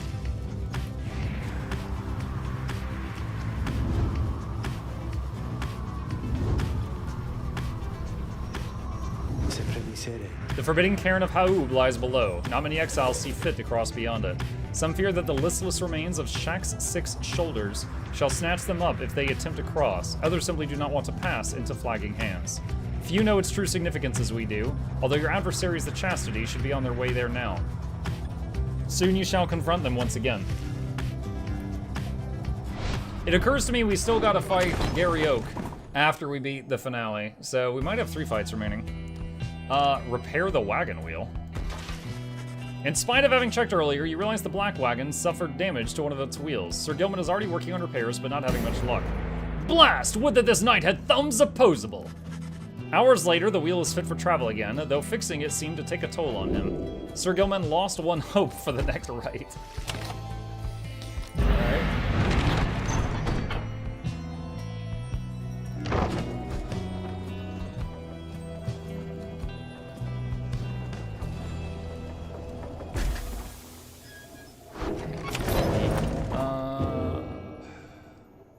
I don't want to talk to the shop. For the first time ever, I'm not even going to open the shop. I don't want to talk to him. After making all the necessary preparations amidst the desolate sprawl of the cairn, you and your companions await the commencement of the rites. It is quieter even than usual as the onset of such events. The lone minstrel appears bearing some sort of news. I have checked, and it appears as though the Chastity have not yet arrived, reader sir. There's no sight of Manly or anyone. Their sigil is not set either. If what he says is true, and your adversaries are not present, then you presume the rite cannot commence. However, the stars themselves soon indicate you are mistaken. Is, Orlek gonna show up, maybe?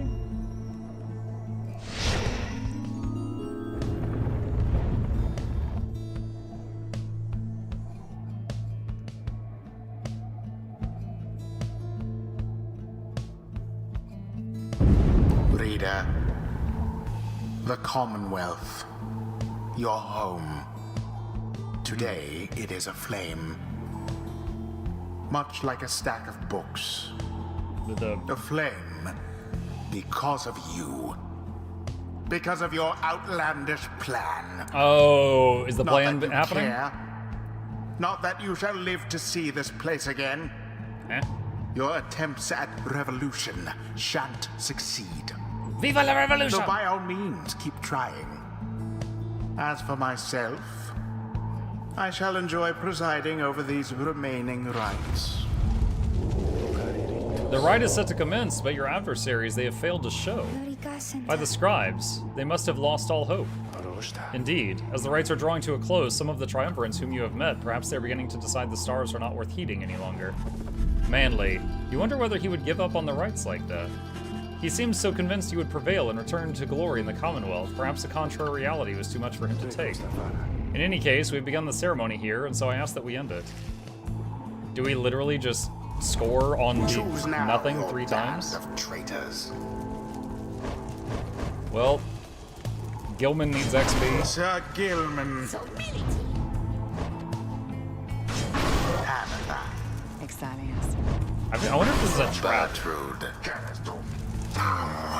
We take no pleasure snuffing out a flame disowned.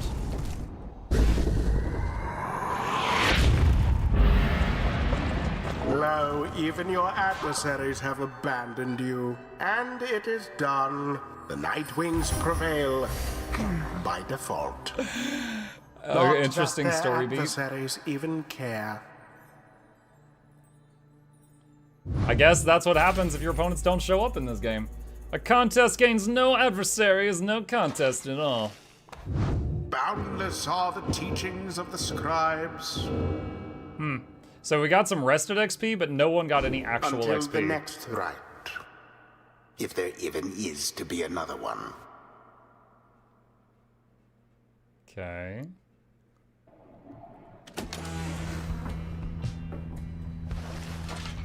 No one speaks further of the chastity back at the Black Wagon. Everyone is instead preoccupied with the rite that is to come. Last chance then, is it? If any of us is going to get out of here still, it's this time or never. The stars always shine with truth. The ending of the cycle of the rites is now upon us. He looks over to you. Please look forth, reader, sir, and see this for yourself. You may well surmise where we are going next. The others turn to you as well. You turn toward the wagon's door. You know what you shall see out there. Now, however, the time has come to face it. The dim and fading light of the final star still pierces through the darkness, demanding your attention, guiding you toward the end point of your path. You see the golden star of Selium. Look upon it for the last.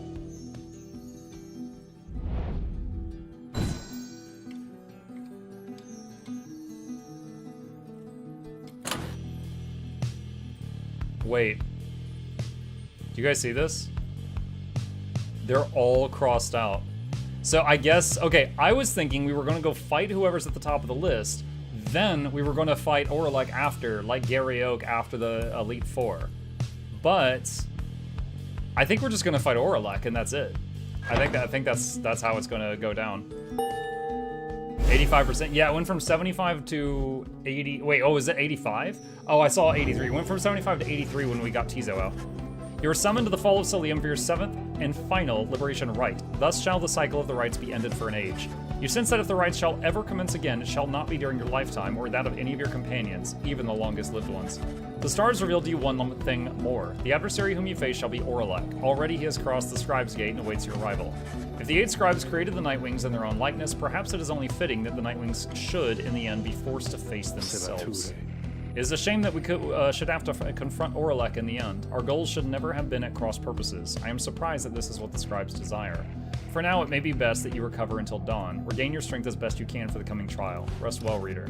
The group disperses as exhaustion sets in. At dawn, you fly to Mount Elodial to make a final effort to achieve your plan and get somebody home. But who?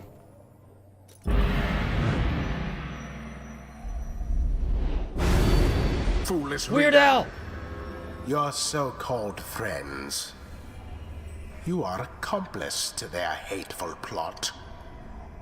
They are exploiting you. You shall never have your freedom.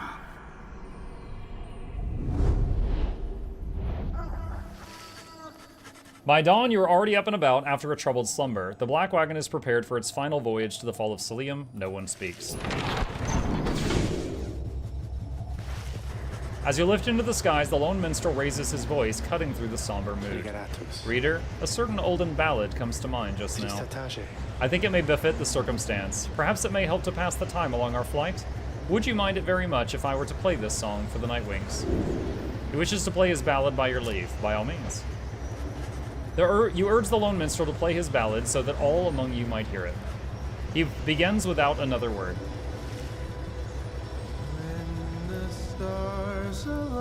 You can't sprint. You have to do this slow. The right shall come to bear. Illuminate the signs. The exiles shall be there. All are not the same, but three shall be as one.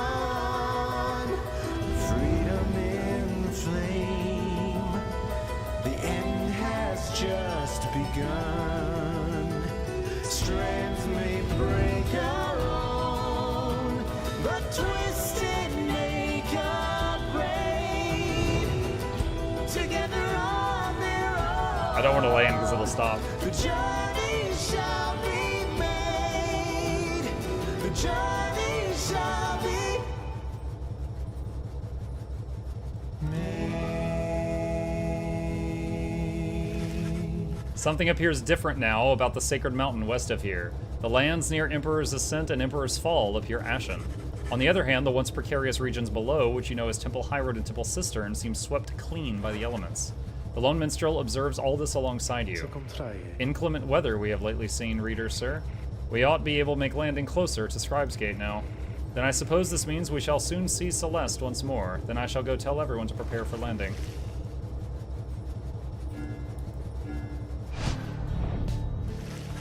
You touch down amid the quiet solitude of Mount Elodiel to make pilgrimage to the summit for one last time. There one last liberation rite shall soon commence. There one last exile shall regain his or her freedom. All others shall remain to carry out their sentences here in the downside for the remainder of their lives. And in the Commonwealth, the plan of which you are a part shall either come to fruition or be suppressed.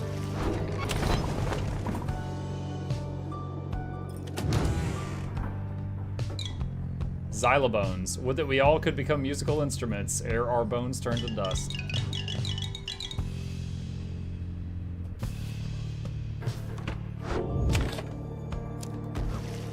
After having landed, you join Pamitha on an expedition to the monument of Molten Millith for what is likely to be the final time. Well, Pamitha, here you are again. Enjoy it while you can, I guess, because it sounds like this is your last chance and everyone's. What would you even do if Reader Darling decided to pick you? Have you even decided yet, or need more time there, You'll always be an outcast, Pamitha. There's nothing waiting for you where you're from, and your sister hates you. Yet you want to go back anyway. Maybe because they thought they'd seen the last of you. Just imagine the looks on their faces. Soon she is finished. You return to the wagon in silence, feeling as though Molten Millith has shown you favor. At dawn, you shall begin your last ascent. For now, your vocations may occupy what little time you have to spare. Pamitha gained +3 glory for the next rite.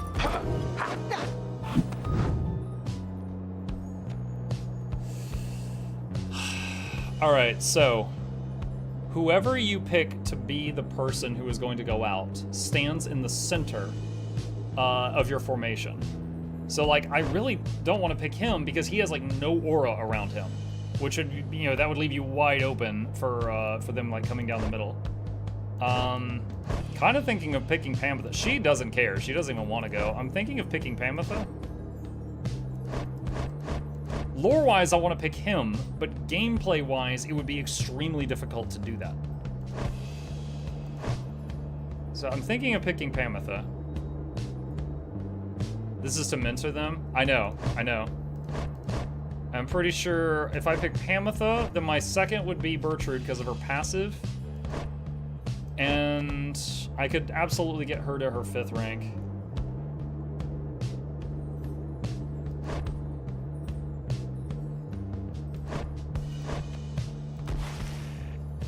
You would teach me more about the... Oh, if I can. It said if she wasn't worthy last time. I don't even know if it'll let me. You and Faye compare thoughts on how each of your fellow exiles can contribute to prevailing in the rights, and in which groups of 3 they can be achieved their very best. Blessed are the scribes, whose eternal wisdom shines upon us through the stars and illuminates the path to our salvation. Wait, what did I just say? Why, that was strange, but I feel so invigorated now.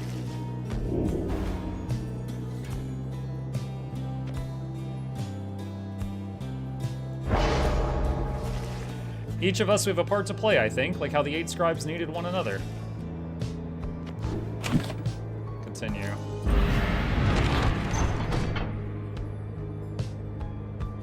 Scribes Gate. A messenger imp with news and rumors from the other side manages to track down your wagon in the great heights of Mount Elodial. The imp's latest information is about none other than Tizo, who you liberated at the fall of Celium. Everyone says he is the first creature of his kind to come to the Commonwealth. While this unique status brought Tizo no shortage of prestige, he nonetheless experienced difficulty acclimating to the new environment. It seems he grew quite despondent. Then, at last, he managed to track down Volfred's agents, with whom he is working to find a means to bring more exiles home. Thus has the revolution grown stronger. He also left for you a special verbal message via his most trusted messenger, who rears up and intones, "Scree-hee-hum!" Tizo wants you to know he's doing well, but misses you and hopes to see you again. You thank the messenger imp for the report and ask that it relay your kind regards. Your companions soon begin to talk in turn.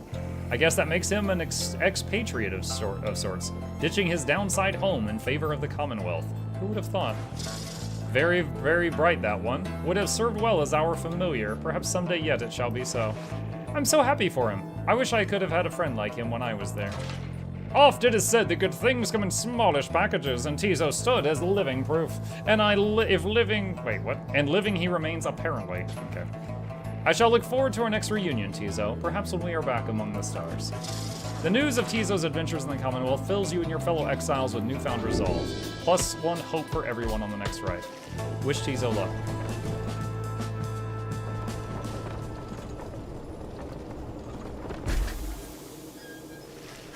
You stand before the Scribe's Gate with your companions. The Gate Guardian is there as ever, but you sense something different in her. Exiles of the Nightwings, we shall not meet again after the coming rite. Tariq and I, it shall be time we take our rest, I think.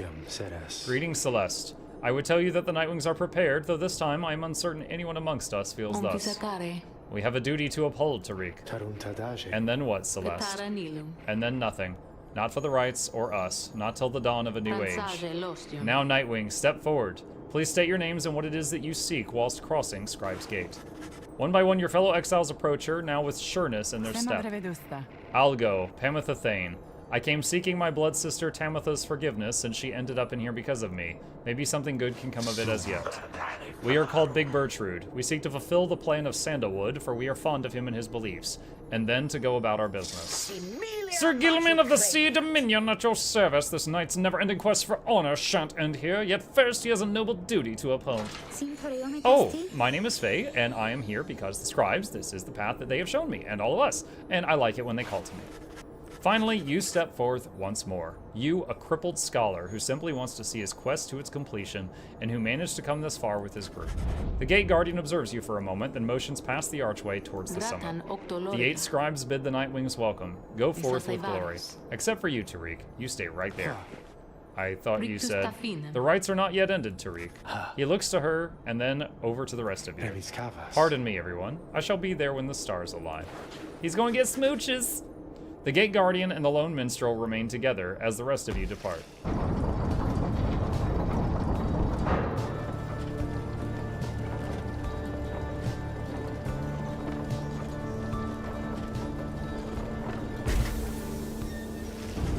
You've gained the summit of Mount Elodial for the 7th time, the final time in which any of you shall have a chance to leave the downside. The final shop. Hey guys. I guess you probably heard the big news, huh? Yeah, I'm going out of business here, I guess. Just hasn't been the same, you know, what with the stars fading out and stuff. Anyway, just wanted to say you guys are great, and I'm sure I'm gonna miss having you guys as customers and all that. But I got some good news, though. All my stuff is on sale now. I will throw a little extra in there just for you, okay? So, enjoy. Maybe I'll see you guys around, okay? Henceforth, all of Falcon Ron's goods are 5% off. I thought it was gonna be like half price. Freaking 5%. Oh my god.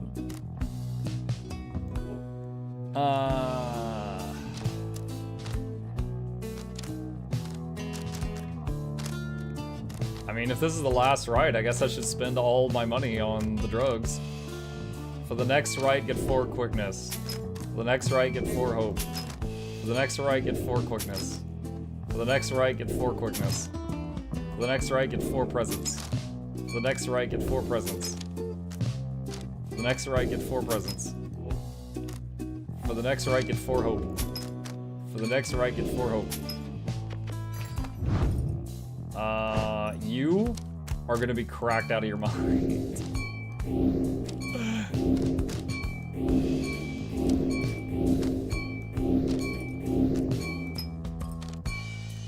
Oh! There we go. You guys really are my favorite customers, you know? Commence the final liberation. Are you winning? We're at the final fight. You've gained the summit of Mount Elodiel for the 7th time. Very few stars remain above to light your way as you await the commencement of the final liberation rite. The lone minstrel finds you clutching the Book of Rites, seeking there perhaps some bit of wisdom that has eluded you thus far. Reader, we may not have a chance to speak again after this. I may have to go. I wish to say that I am grateful for having made your acquaintance, and I shall remember you with fondness. I wish you well this night and always. Go forth with glory. Then, he looks up and extends his hand in friendship. You clasp it. You see Bertrude has joined you. All of your companions are there with her, in fact. Reading 1. Thou art both wiser and less irritating than most others of thy kind. We have learned something from thee, and we are grateful. Well, reader darling, what do you say we give these old scribes a real show to remember then, shall we? Oh, hi, mister. The others, they said they wanted me to join them and come talk to you, so here I am. The scribes are watching us. Mr. Reader, it has been this night's greatest honor to have served with you. Let this be our most glorious stand yet. You look upon your fellow exiles, your companions, with whom you've withstood at the downside, and with whom you shall now conduct this final rite. Begging your pardon, but my time has come. We shall see each other soon. He departs. After this night, the outcome of Wolfert's plan, the plan of which you all have been a part, shall be decided one way or another. For now, all you can do is strive to prevail against your fellow final adversary, so that one last companion may go free. You rise to join your fellow exiles as the last remaining stars ignite. The final liberation rite of this age shall now commence. We have to keep going until we're free.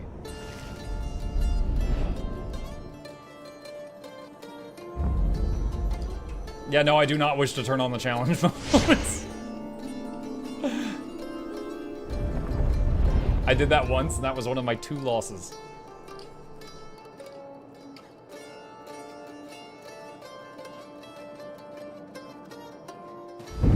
Look, for one last time, upon the fall of Solium, dear reader. Hear me for one last time.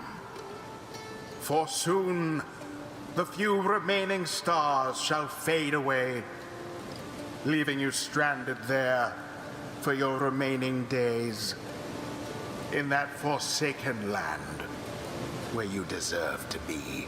Rude.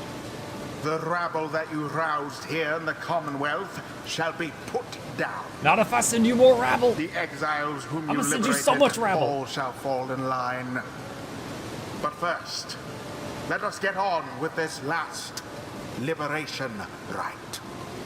You face none Curious if it's other going to say than everyone is yourselves. allowed to be Each so eligible now. unlike the glorious night wings of yore. 'Tis a shame that one of you shall soon be free, for you deserve each other. Hello, hello, Camel. The pyres burn and each of the triumvirants is present and prepared.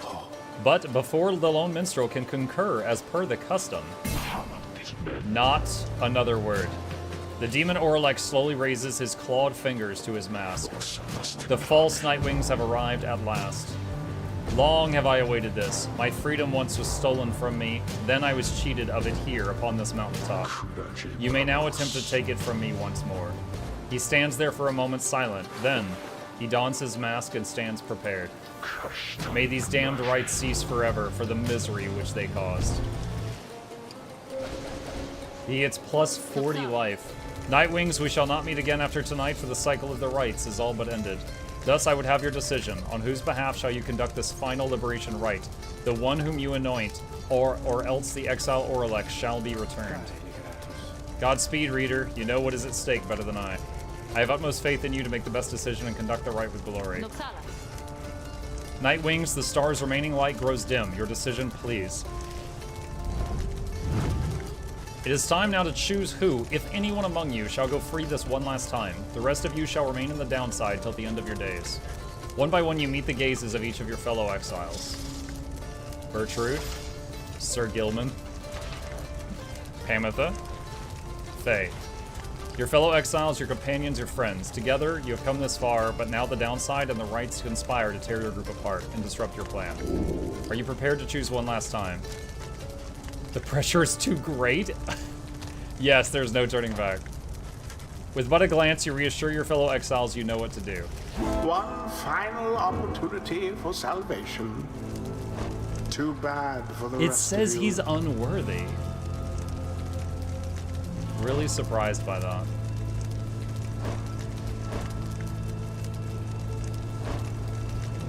I honestly think none of the four of them are really big on going back. She specifically said she doesn't want to go to the Commonwealth. She just wants to get out to go home just to piss off her sisters, which is such a sibling thing to do. He wants honor, but he doesn't really care how. She has made no indication at all or desire to go to the Commonwealth.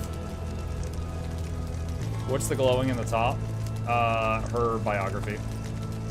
It's probably glowing because there was some new information there, but I don't really want to filter through that right now. I think she would be stunned if I picked her, so just kind of for the reaction. Pamitha. I tell you that you've made a terrible mistake there, reader darling, but I think you haven't made as many as I have, so I'll try not to mess this up for either one of us. Your choice is cast. As for your other companions, they sense a clarity of thought and purpose in each of them. They stand ready to support Pamitha as well as you. Who shall lend her support? Bertrude. This thy will is ours, reading one. Let the remaining stars shed their last light upon our ceremony here.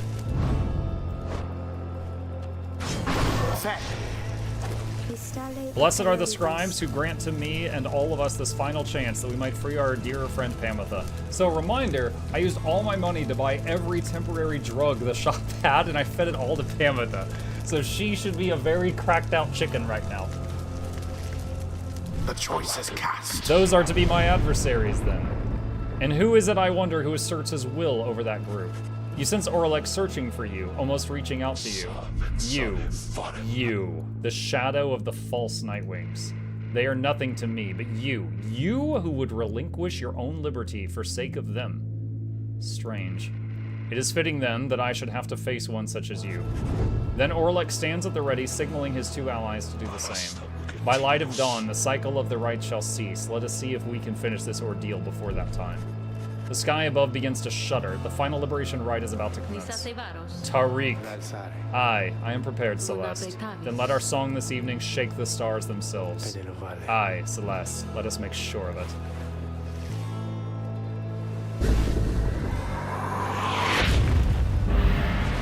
Begin. The final chance at liberation for the age.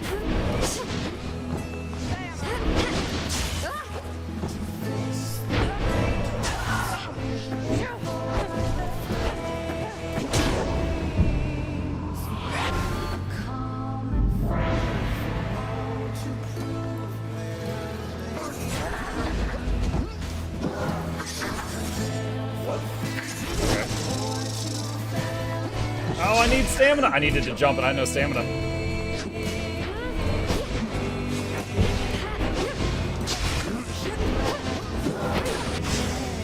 Oh, clever girl.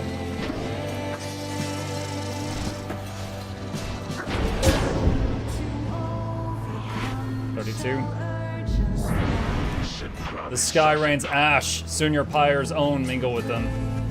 Just then the skies above begin to rain down fire, the final throes of the cycle of the rites and the ending of the age.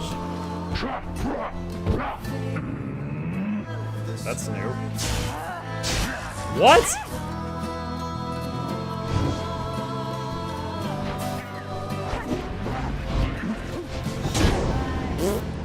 That's what you get.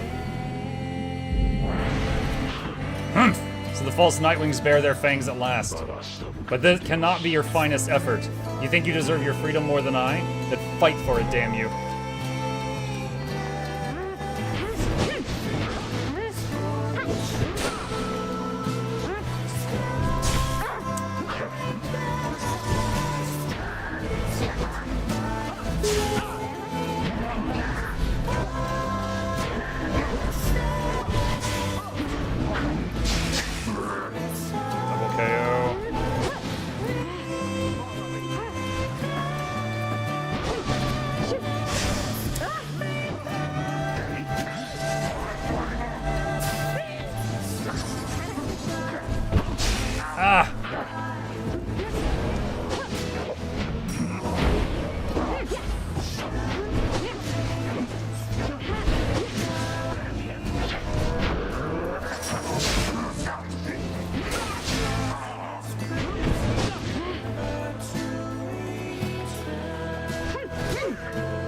Oh, they intercepted! I got the imp, they got me!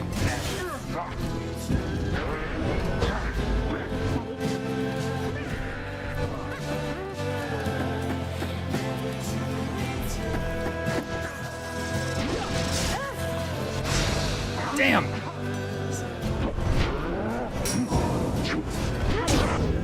That was close.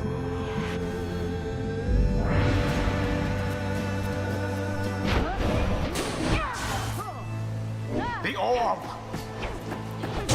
Her wings have served her true.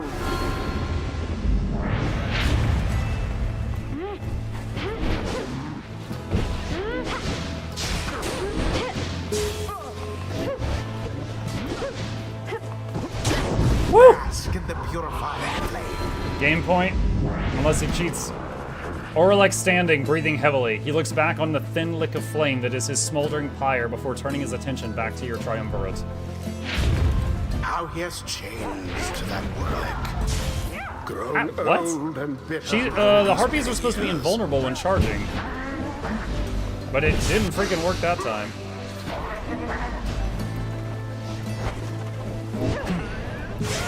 Oh. Wait, what? Beneath What? contempt. Dude, that was so disorienting.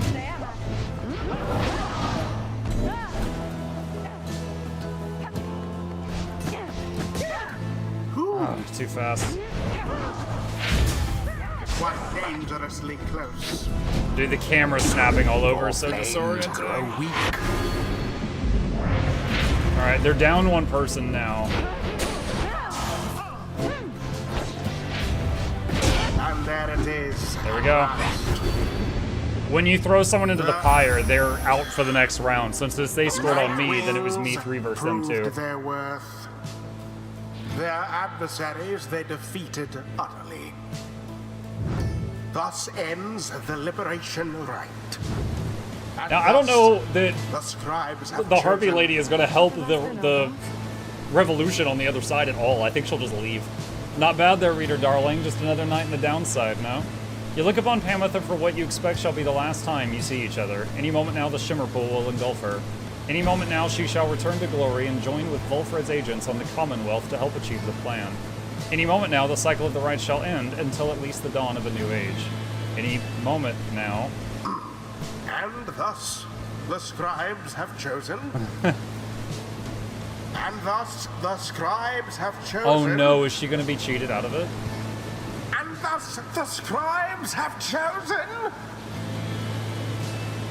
No. Oh no. Nightwings. Reader, what have you done? Oh no, does she get cheated out of it? Damn, did we really miss our chance? Each prior time upon the fall of Selium, the Shimmer Pool had opened, following the liberation rite, and taken in whichever exile prevailed. But now all is still, and the light of the stars above has all but died. You sense a growing fear that it is already too late, that the Shimmer Pool shall not reveal itself again. Oralek approaches, his head bowed. The 8 scribes save their greatest treachery for last. Then something else catches his notice. Wait. A sudden rush of starlight cascades through the stillness of the summit. The Shimmer Pool has appeared again, different somehow, but open. Pamitha looks upon it, but it does not engulf her, or at least not yet.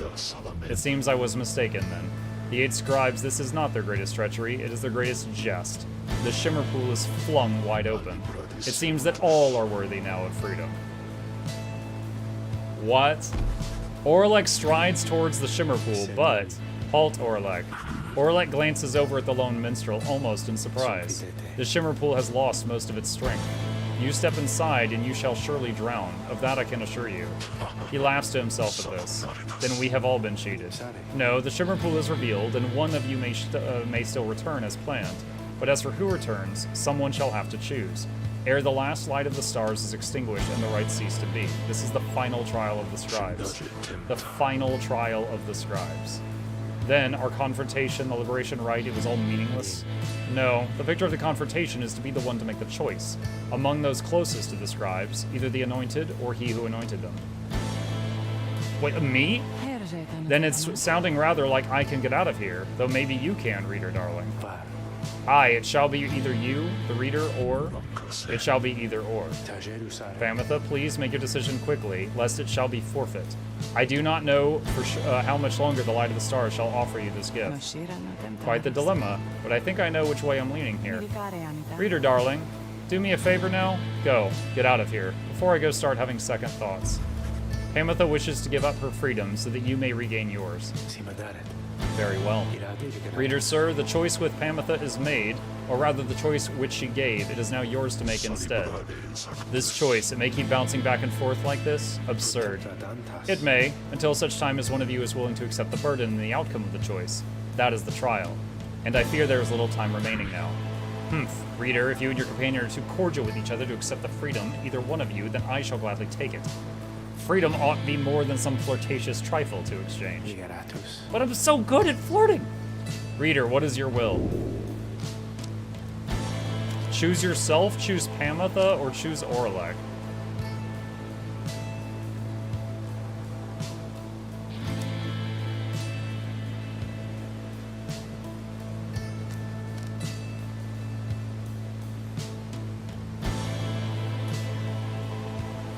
The reader, through the whole story, has been completely selfless.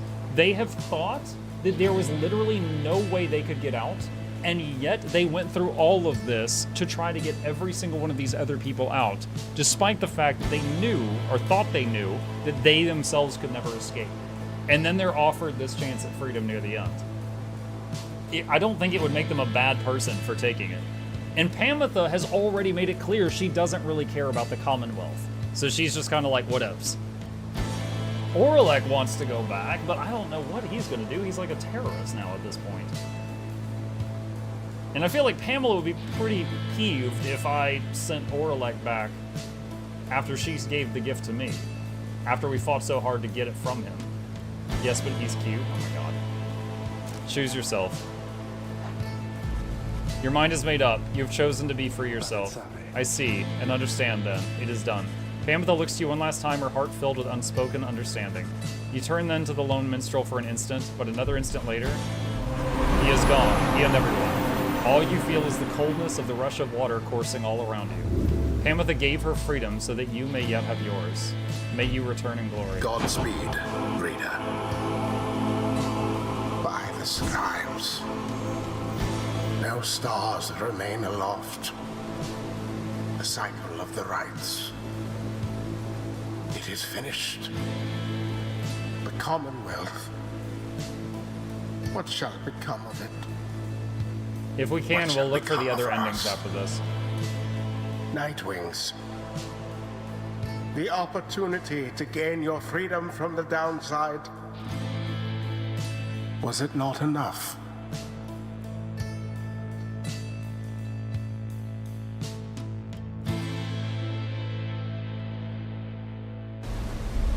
Definitely gotta see the ending. Well, also, why are we just a star? Have we not been a humanoid this whole time? That night, an exiled reader returned to the Commonwealth.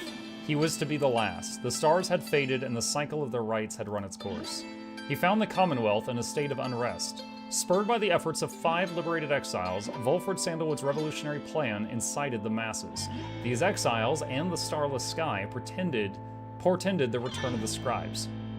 The rulers of the Commonwealth pushed back. Fighting broke out in the streets in spite of Sandalwood's intentions. It was then that the winged High-Wing remnants chose to strike. Allegations that the High-Wing remnants were in league with Sandalwood were never proven. However, there was no denying the result of the two-pronged attack. After enduring for almost a millennium, the Commonwealth had fallen. The new Saurian Union declared its sovereignty in the next year. Among the changes its elected leaders ushered in, they vowed never to cast people into exile, and they abolished the old Commonwealth decree forbidding literacy. Today, we still remember all of this. And we remember the exiles of the downside, whose deeds led to the dawning of our age, whether they returned or not. Can we go get them?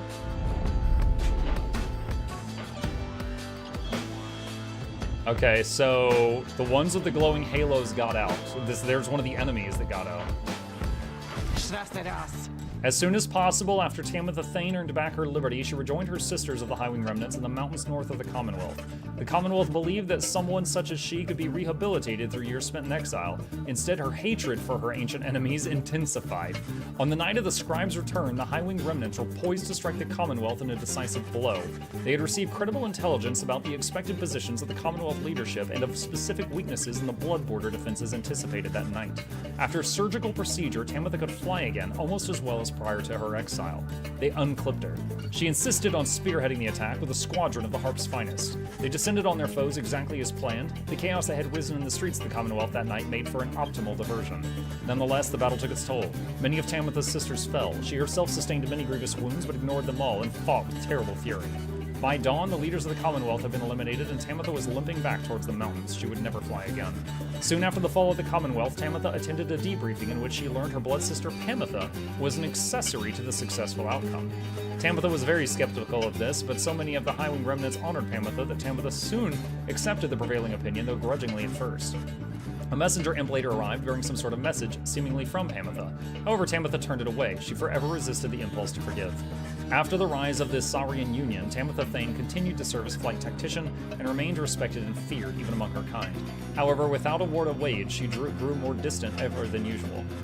Those closest to her surmised that her inability to reconcile with her blood sister was at the heart of this, though for her part, Tamitha never once admitted to any such weakness. Oh my god, there's so many to read. After his liberation, Hedwyn was instrumental in the events leading to the fall of the Commonwealth and was vital to the outcome of the plan. He was the one who led the raid on the stronghold where Archjustice Androboles IX was holed up when the fighting grew fierce. With him there, then and thereafter, was one of the winged harps of the Highwing Remnants, later identified as Fakani Shang. Oh, his girlfriend was a bird lady. Their bond was vital to the peace that followed. In all his days as leader of Saurian Union, Hedwyn oft confided in his friend Jodariel. Despite her intense manner, there was no one whom he trusted more in times when circumspection was required. Hedwyn would often think back about the vow he made at the beginning of his quest for freedom. Though he cherished all the friendships he made, he pledged to Jodariel, Ruki, and the Reader of the Nightwings that they might all be free again together. His promise had come to pass, though he always knew that this was not his own doing. He was always deeply grateful to the other three, his closest friends. While the others who stood with the Nightwings were not all able to remain in contact thus, Hedwyn thought of each of them often, and so in turn did they oft think of him. Oh, they vanish when you click on them. We got her out second. After her liberation, Jodariel soon became an icon of the movement that led to the collapse of the Commonwealth and the rise of the Saurian Union. Her military prowess and experience led to key victories and clashes against Commonwealth loyalists. Each time, she was able to subdue the opposition, avoiding lethal force. In the uncertain times that followed, Jodariel's seasoned expertise often came into play both in matters of security and state. For instance, she conscripted and trained a team of volunteers in public safety. The community did not know what to make of such a cordial bunch at first, but soon came to value their service. They have stood for the people ever since, and we celebrate their founding day each after. She remained close with Hedwyn all through his experience, and they supported each other through their struggles many, many times. She often had to stop herself from fearing for Faye, whom she tried to look after as much as possible in the downside. Soon, she would reassure herself that Faye was very capable of surviving on her own, and in fact, she was not mistaken. She continued training on her own, a regimen that grew stricter with each passing year. There were those who sought to train with her, and she sometimes obliged. There remained one other constant in her life. She would always remember her days among the Nightwings, and with fondness for the most part. After Ruki Greentail earned back his freedom, he returned to a lavish welcome ceremony in the Commonwealth, as was the tendency for liberated exiles. It was everything he could have hoped for, and soon he was well off, surrounded by luxury, and choosing between various exciting opportunities. However, he must have given in to his better judgment, as he did end up siding with Volfred Sandalwood's revolutionary forces, as he promised. On the night of Scribe's return, Greentail kept busy barking orders to Volfred's agents as the situation grew tenser. He took rather well to leadership. When dawn finally came and it became clear to the Commonwealth that everybody knew would be no more, he realized many new opportunities awaited. He began quite a lucrative career for himself, manufacturing and selling replica merchandise inspired by the downside. His main struggle was to meet demand. As an aspect of his conscience cautioned him against making light of such a thing, but the money was too good and soon his family was as well off as he always said. Greentail always did his best to keep in touch with all his many friends and knew that he owed his fortunes to them. He made a special point of staying close with the group of friends he came to know so well during his time with the Nightwings, wherever they were. They shared a special understanding that put even Greentail at a loss for words sometimes. The imp called Tizo was the first of his kind to achieve liberty through the rites. While he was not the only imp trained in the ways of the scribes, imps are native to the downside and thus cared not for traveling abroad. This made them useful for triumvirates. Yet Tizo had a different calling, and the Nightwings believed that too. He could play a key part in Volfred Sandalwood's plan. During the night of Scribe's return, he stood out to the populace as something of a miracle. They had only heard of Downside's imps before from legends of How the Swallow. Afterwards, he became something of an icon, representing both the fall of the Commonwealth and the beginning of a new era. Sandalwood sometimes called out for his assistance, and Tizo was always happy to oblige. The two would often reminisce about their times with the Lone Minstrel. He often chirped about the Reader of the Nightwings, with whom he built quite a rapport. The Reader understood him, perhaps better than anyone. And Tizo would often express wistful gratitude for all his time conducting the rites alongside the Nightwings, who made such sacrifices for him. Other than that, Tizo was diligent about his role as something of a living artifact and helped interpret for the messenger imps that relayed news to and from the downside. Despite having gained significant celebrity, he never let it go to his head. Although he did take full advantage of his access to the Saurian Union's fishing industry. So we can even see what happened to the people that didn't make it. After the cycle of the rites ceased turning, records of what happened to the Black Wagon and the Nightwings became inconclusive and contradictory. Some accounts suggest that the exiles of the Nightwings who remained in the downside continued to make use of the Black Wagon as their place of shelter and means of travel. However, there is no record of what happened to the wagon's contents, such as the Book of Rites or the Beyonder Crystal, said to be haunted by the apparition Sandra the Unseen. One possibility is that when the Lone Minstrel took his leave, he took the Beyonder Crystal with him, for thus he was obliged. By this line of reasoning, however, the Black Wagon itself should have been taken also. Others remain skeptical that the Beyonder Crystal ever existed, or rather that the visions that it granted were anything other than the result of an active imagination or fever dream. The bog dwellers of the southern bogs offer still another explanation, for they are familiar with binding enchantments. If there existed such an object, in which the Sisters of the Arch have been expelled for more than 800 years, then the enchantment could have expired along with the light of the stars. Would this have meant for Sandra and the Beyonders is difficult to say for certain, other than it may have meant that they were finally released. Nevertheless, the fates of Sandra and the Beyonder Crystal remain unknown. Yet those exiles of the Nightwings who claim to have seen this apparition all spoke of her with degrees of reverence, or perhaps a little fear. The Worm Knight Sir Gilman has elected to go into exile as penance for his failure to uphold his military obligations to the Commonwealth. To him, earning back his freedom was tantamount to erasing his shame of his past. His honor was at stake more so than anything. Yet, when it became clear to him he would not go free again through the rites, he readily accepted the outcome. For he knew, by then, that much more was on the line. He regretted not having a chance to contribute directly to the events that transpired in the Commonwealth, though he was pleased to hear the outcome. The conclusion of the rites and the fall of the Commonwealth made clear to him that his days as a knight had ended. He declared to all those in earshot that he would never fight again. Unless, of course, there arose some other extraordinary set of circumstance again requiring him to fight, but he certainly hoped not. He still trained regularly, though never found as skilled and motivating of a partner as his fleet-footed friend Rookie Greentail, whom he remembered fondly. From time to time, he would seek guidance from one of his former comrades, Big Bertrude, much his elder, and a wellspring of perspective on his life decisions. He wasted no time dwelling on his days under the leadership of Sir Deluge, his former commander. The other Worm Knights stayed well clear of him. Gilman never did return to his homestead of the Sea Dominion, and was content to lead a monastic life on a small residence in the hills. It was just up high enough to make him keep striving to conquer his fear of heights. Other than that, an intense daily training regimen and the occasional visit from an old companion was more than enough to keep him optimistic and engaged. He knew by then that honor was not something to be won, but a contract with oneself to be renewed each day. Well, since we just talked about him. All his life, Sir Deluge had fled from one danger only to find himself facing another. He had escaped the war-torn waters of the Sea Dominion, he had escaped the blood border of the Commonwealth, and now he had escaped the rites. After the rites had ended, many exiles wrapped up in the ancient test were crestfallen as their last chances to return to their homes vanished, along with the stars above. But Deluge did not mind, for this outcome meant that at last there was no burden of responsibility weighing down on him. Having heard that Sir Gilman also remained behind, Deluge made a point of avoiding him at all costs. Nevertheless, they ran into each other once, riding a cold current in the Sea of Solace. Their meeting was terse and cordial. Deluge ended up apologizing profusely for mistreating his fellow Worm Knight, and that was the end of it. While most of the fellow exiles of the Pyre hearts yet longed for the waters of the Sea Dominion, driven as ever by their impulses toward conflict, Deluge settled down. With him remained one of his companions, one Lady Seagrass, who had taken a liking to him for some reason.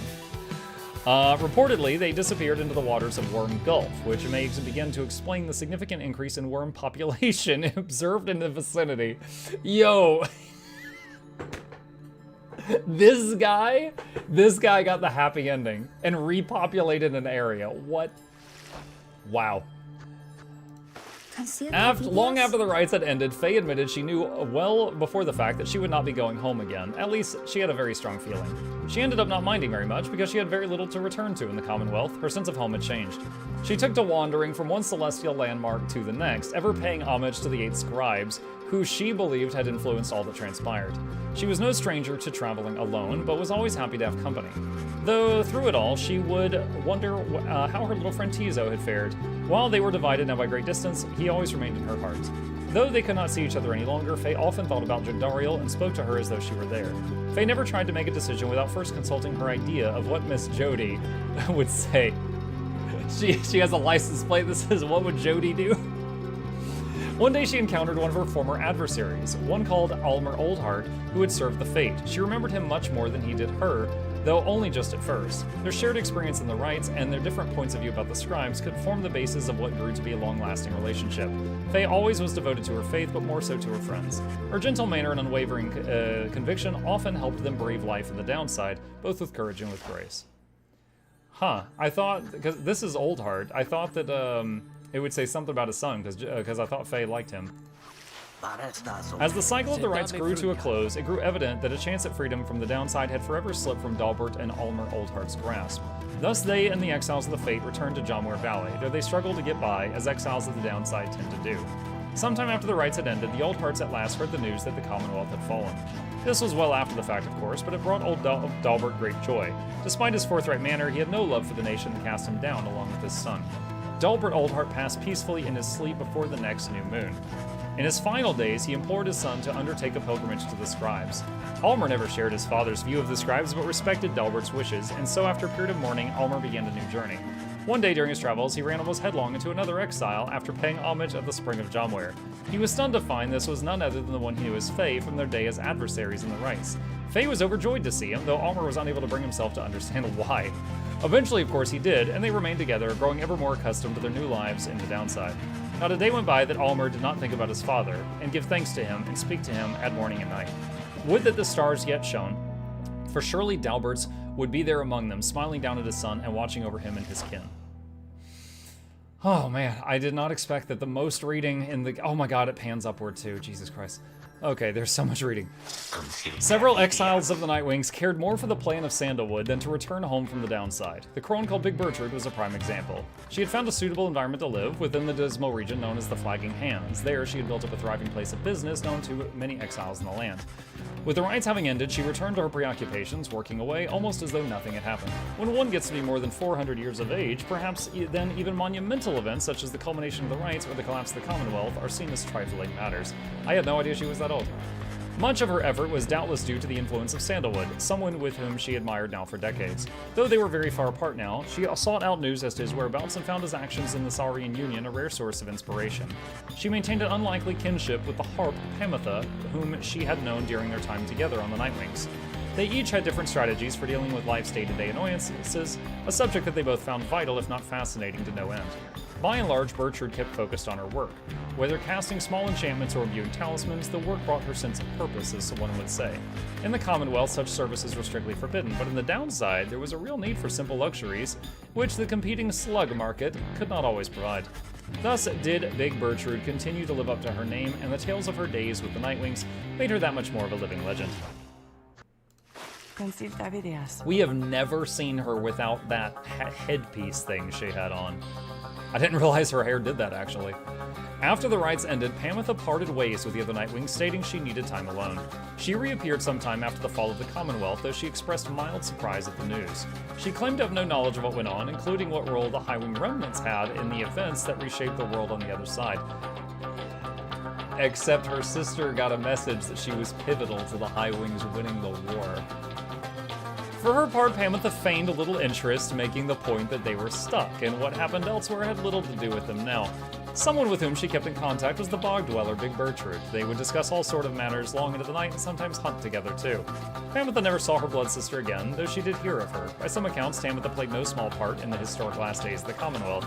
In turn, Pamitha must have heard something of her blood sister, however, she never responded to Pamitha's attempts to contact her. Pamitha did not expect forgiveness from her at any point, nonetheless she kept on trying to reach out. She said to ruffle up her feathers just a bit. Having long since felt as though she had no home to call her own, Pamitha continued traveling marveling about the downside. As the tempest swept across the land, changing its features, she found in it sublime beauty, and in the starless nights, she still could see just fine. She said such travels tended to remind her of when she was younger and could fly unfettered. Oh, so she never got that surgery that fixed her wings like the other one. After the final liberation rite, Lendl refused to believe the rites had truly ended. He would sit through the night after consecutive nights, staring into the blackness of the sky, awaiting any sign that he might again gain another chance at freedom.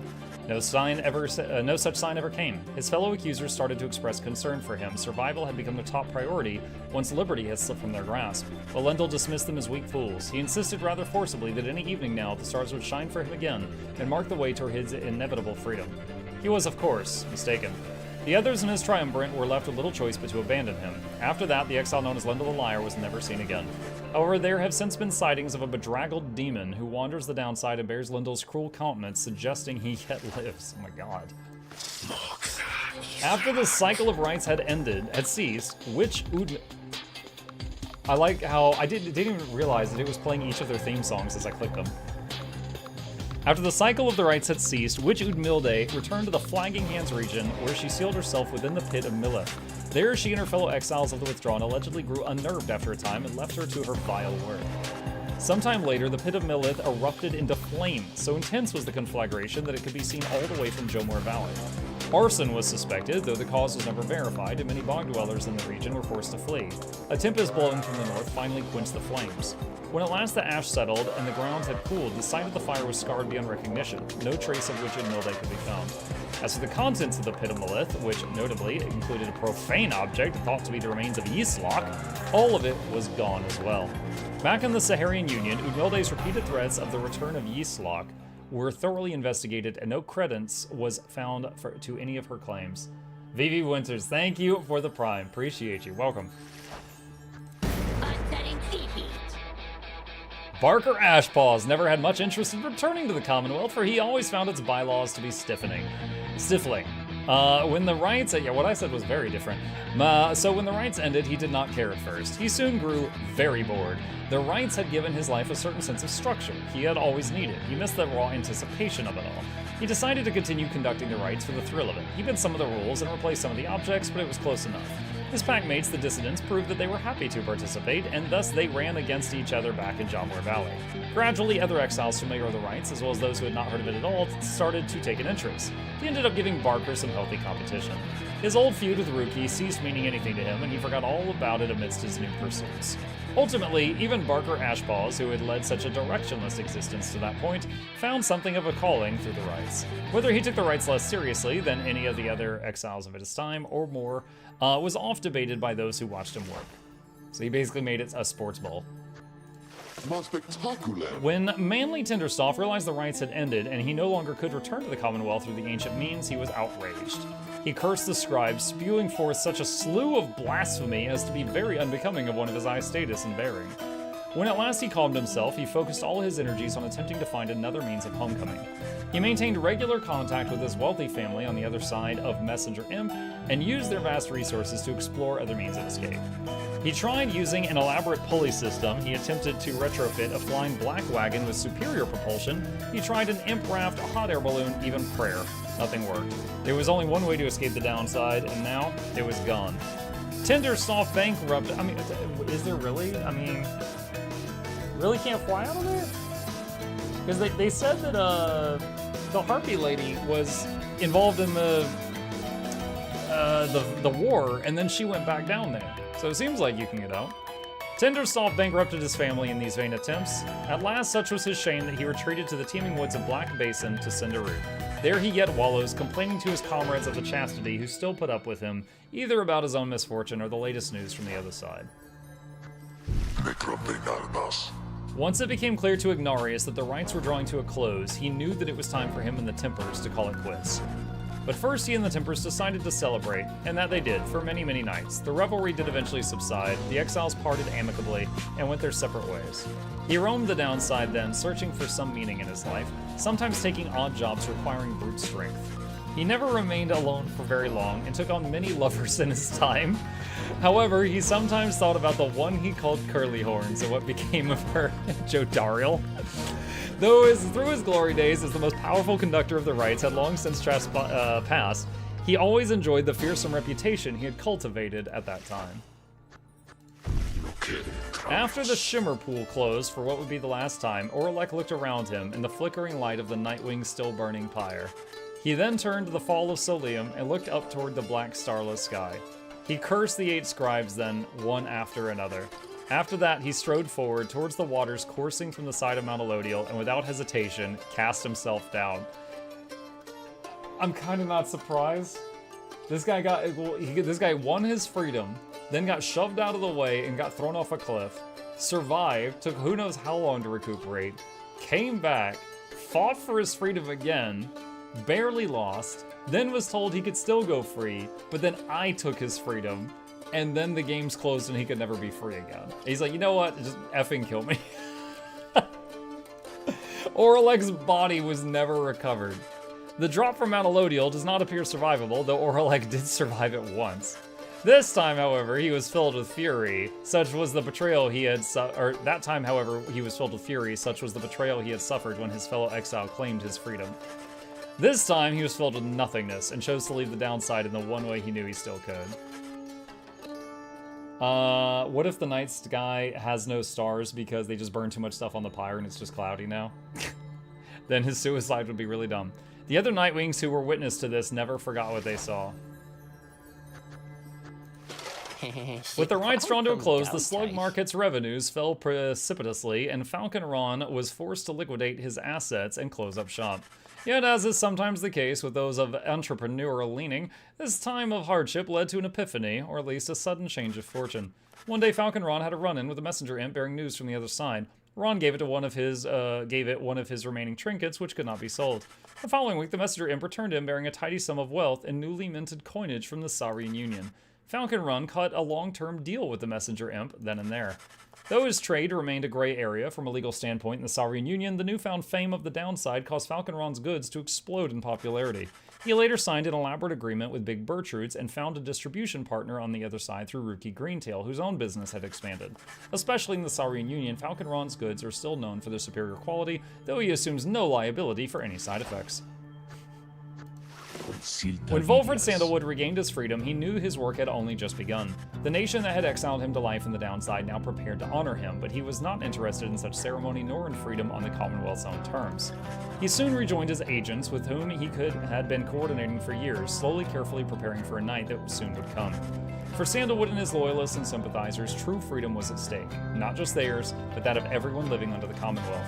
He hoped to gather liberated exiles representing each of the 8 largest ethnic groups composing the population of the Commonwealth. They would stand together as a vision of the 8 scribes returned, inspiring the masses to embrace the older set of values from before the Commonwealth has tightened its grip. With the rites having ended sooner than expected, this optimal scenario became impossible, but Sandalwood did not relent and prepared to execute his plan, imperfect though it was. On the night of the scribe's return, he strode into the streets along with those who stood with him, and they all raised their voices high. It was imperative to Sandalwood that this stand against the Commonwealth be peaceful in its nature. Increasingly, the likelihood of that grew more remote. He had suffered a grievous injury attempting to protect one of his supporters when the Highwing Remnant struck. Amid the chaos, he was pulled from the fray. The following afternoon, when he finally came to, he saw how much had changed. The plan's goal had been achieved. There was speculation that the well-timed assault by the Highwing Remnants may not have happened by coincidence, though Sandalwood denied any involvement. He always maintained a peaceful outcome was his goal. Sandalwood's work was far from over still. He labored ceaselessly with representatives from across the population to restore a sense of stability. This transitional period had its troubles, though none that were not quickly solved, such was the will and spirit of the people. They understood their freedom carried new responsibility. After the Saurian Union was born the next year, Sandalwood was elected as the nation's first prime minister. It was not his intent to run for this office, but the people chose him anyway. He led our fledgling nature through its nascent years. One of his allies in all of this was the imp Tizo, with whom he traveled all across the downside. Sandalwood often cited Tizo as the wellspring of his own enthusiasm for a brighter future. Such was the creature's spirit. He invited the perspective of the reader of the Nightwings at every opportunity and always counted him among his trusted advisors. As Volfred Sandalwood gained more fame throughout this land for all his sacrifices and contributions, he remained ever steadfast about 2 things. The first was that the cause itself ought to remain in focus. The freedom that the people had achieved was a gift to be cherished, a set of values that needed to be nurtured. The second point he made was that he himself had little to do with the outcome. He would often praise the exiles of the Nightwings who had stood with him, and in turn by name, he never forgot any of them. One day on his birthday, the people of Saurian Union presented to him a monument depicting him and the Nightwings as imagined in their prime. It is since ensured that those of us with memories more fallible than that of Sandalwood likewise remember the achievements of his fellow former exiles and our cause. After the cycle of the rites ceased turning, the lone minstrel bade the remaining Nightwings take the Black Wagon and seek their fortunes elsewhere in the downside. Their parting was heartfelt but brief. He remained there at the summit of Mount Elodial with Celeste, where the two of them would chronicle the final outcome of the cycle. Neither Tariq nor Celeste were ever seen again. We know all this now through song attributed to them. Some claim these songs originated in the taverns of the Saurian Union and merely were imbued with the weight of folklore. However, exiles liberated from the downside corroborated each other's claims at having met this duo that presided over the liberation rites. Another folktale suggested that these minstrels were heralds of the scribes. Having fulfilled their obligations, they departed the world we knew and rejoined their patrons. One of their famous songs describes another, simpler outcome, that the two of them gave up their duties to the rites in favor of a life they could share together. In any case, they are likely to remain the subject of such verses and such songs, for it was they who watch over the rites and ushered it in our times. Oh, man. There is one more account which warrants mention, the reader. The Nightwings conducted the rites under the guidance of a reader. Little is known of him. However, some accounts of him begin to paint a picture. We know he was of common birth, weak-framed, though raised with a penchant for learning. The journey to the downside left him close to death. It was then that the Nightwings found him. They brought him from the brink. He showed them the path. He pressed onward with the others. He did not know how far their path would lead, thus did the cycle of the rites commence its final turns. When the final rite arrived, the reader's freedom was at stake. That freedom he indeed achieved ere the morning's light. From that point on, accounts of him diverge. It is said the voice which troubled him he never heard again. Some say he chose to tend the Saurian Union's land, though whether that is true, only he knows. Someday perhaps that reader's own star shall emerge, then it shall pierce the dark of night in all its brilliant glory. Until such time and ever after, all of us give thanks. Their journey began on a barren waste where the reader arrived, afraid and alone. Now read the credits, Muklu. When he arrived, the book of rites awakened the Nightwings and ignited the flame. They follow the stars. Oh, that's Headwind. Oh, this is going to be the logo from the Steam page. So it's going to be Headwind and Jodariel and Ruki.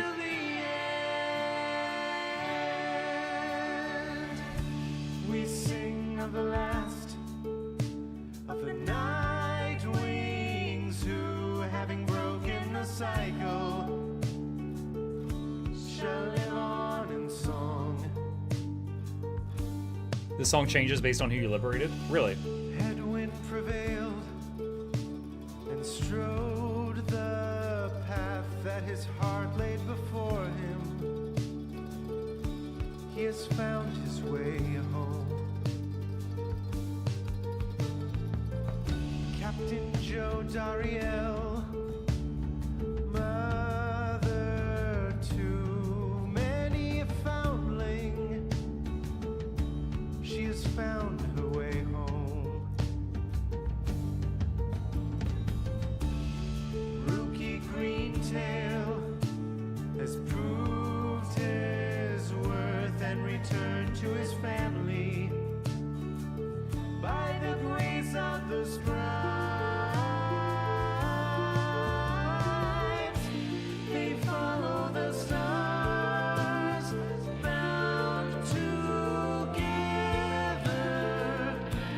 strands in a braid till the end. The moon-touched girl feels the scribes in the heart of the downside. The imp on her head.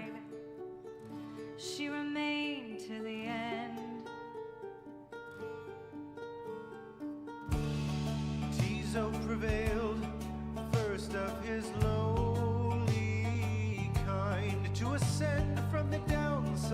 no need to call him lowly kind. He has found a new home. Sir Gilman the Bold, duty bound to honor the Night Wings. He remains to the end.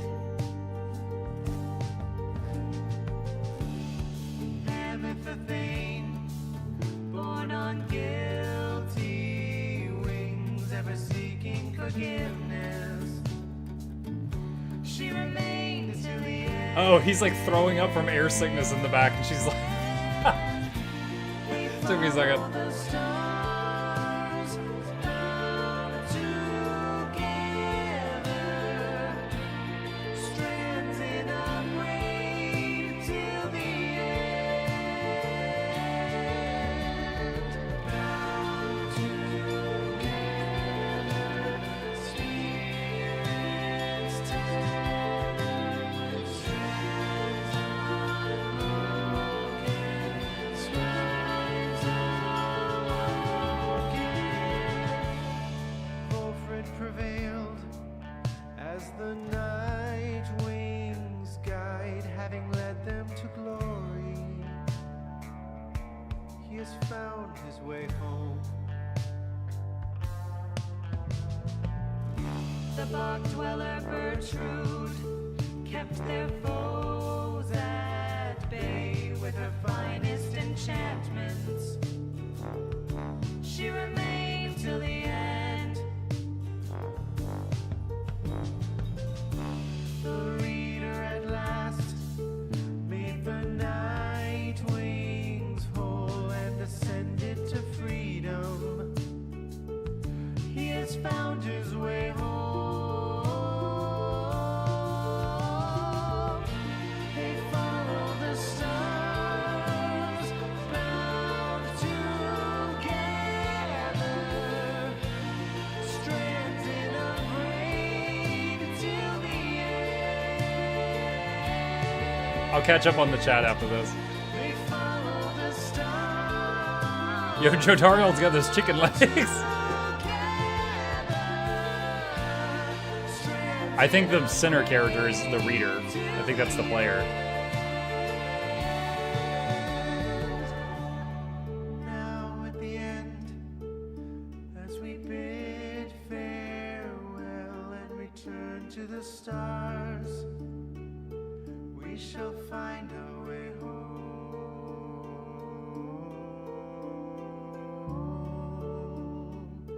We shall find our way home.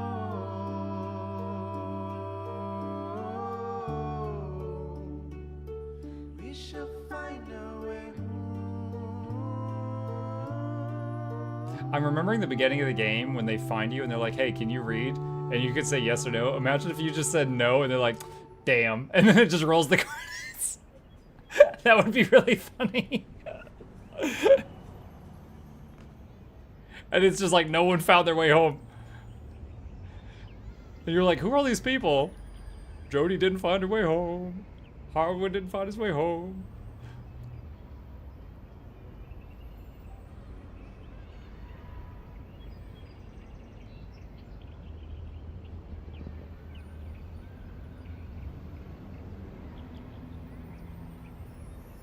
The end. Okay, so Plague says, as you were going through that last bit of gameplay, I went and I read about the endings, and you were right. Depending on who you let go, even enemies, it changes the ending a little. So I was thinking the ending would be like a cinematic, and I was going to go to YouTube and like look up the cinematics for the other endings. I didn't realize it was like every individual had an ending where you read 5 pages. So I've kind of changed my mind on that. Because what that means is that the ending is a culmination of many puzzle pieces, and they would fit together in, you know, 100 different ways. And so that would, there would be so many ways. So basically, like, I would imagine each character has a block of text for if they got sent home and a block of text for if they stayed outside. And then a few of them intermingle. For example, the Bog Dweller, Big Bertrude, and Pamitha both stayed outside, and it talked about how they would hang out together. So if either one of them got sent home, then both of their text would change. and Faye, who we named, by the way, so her name could have been different. Faye and the boy from the other team that paired up. If either one of them had been sent home, then they wouldn't have paired up. Stuff like that. So yeah. True Nightwing campaign mode unlocked. Press escape to return to main menu. What is True Nightwing campaign mode? Time to get reading. What have I been doing, Mittens? Alright, I just want to read this. What is... Does it not say? I don't know what True Nightwing campaign mode is. Versus mode? That's just like doing just a battle. What is it? Hang on. Pyre game True Nightwing mode. I'm just starting out True Nightwing mode, looking forward to getting absolutely plastered. Do you have any advice? Which Titan stars do I choose, Talisman? Okay, so it's like doing challenge modes or something? What is this? Hold on, True Nightwing mode update. Okay, so here's back when they released the update. One sec. The centerpiece of our newest update is called a campaign mode unlocked after you beat the campaign. Reminiscent of Iron Man mode in other games, the new way to play really amps up the challenge and emphasizes many unique aspects of Pyre's campaign, notably how the story has no game over state and keeps moving forward, taking your choices and outcomes into account. It's designed to enhance playing through the campaign's successive times, whether you want to visit your favorite characters again or experience all the many millions of event combinations in a whole new way. Millions of combinations. Some of the specific changes in this mode. Base difficulty is heightened. All Titan stars are unlocked and some must be used, so you have to have a challenge mode active. Enlightenment required to rank up rescaled. Cannot load checkpoints or restart rights. Book of Rights and White Loot fully unlocked. Slug Market inventory fully unlocked. Feats of Glory introduced sooner. Once chosen, this setting cannot be changed. Okay, so it's like a challenge mode run, basically. Okay, interesting. Oh my god. Okay. Alright. So, we beat it. Chat, for those of you who have not been here in the past, we have a tradition on this channel. We do a little bit of a review anytime we finish a game. So let's talk about Pyre. Pyre was a game that I played simply because I saw it was a Supergiant game. And I was like, oh, I've enjoyed Bastion and I've enjoyed Hades. I will try Pyre. I also recently played Transistor. I was playing Pyre and Transistor at the same time, but Transistor was a very short game, so we finished that really, really quickly. Like all the other Supergiant games I've played so far, the story was good, and the music was amazing. Those are a constant. The gameplay of Pyre was kind of weird. I was okay with it. I didn't love it. I didn't hate it either. I did not expect to be playing sports ball. I don't know what I expected from a game about people that were cast out in the wilderness and trying to fight their way back for civilization, but playing football was not what I expected.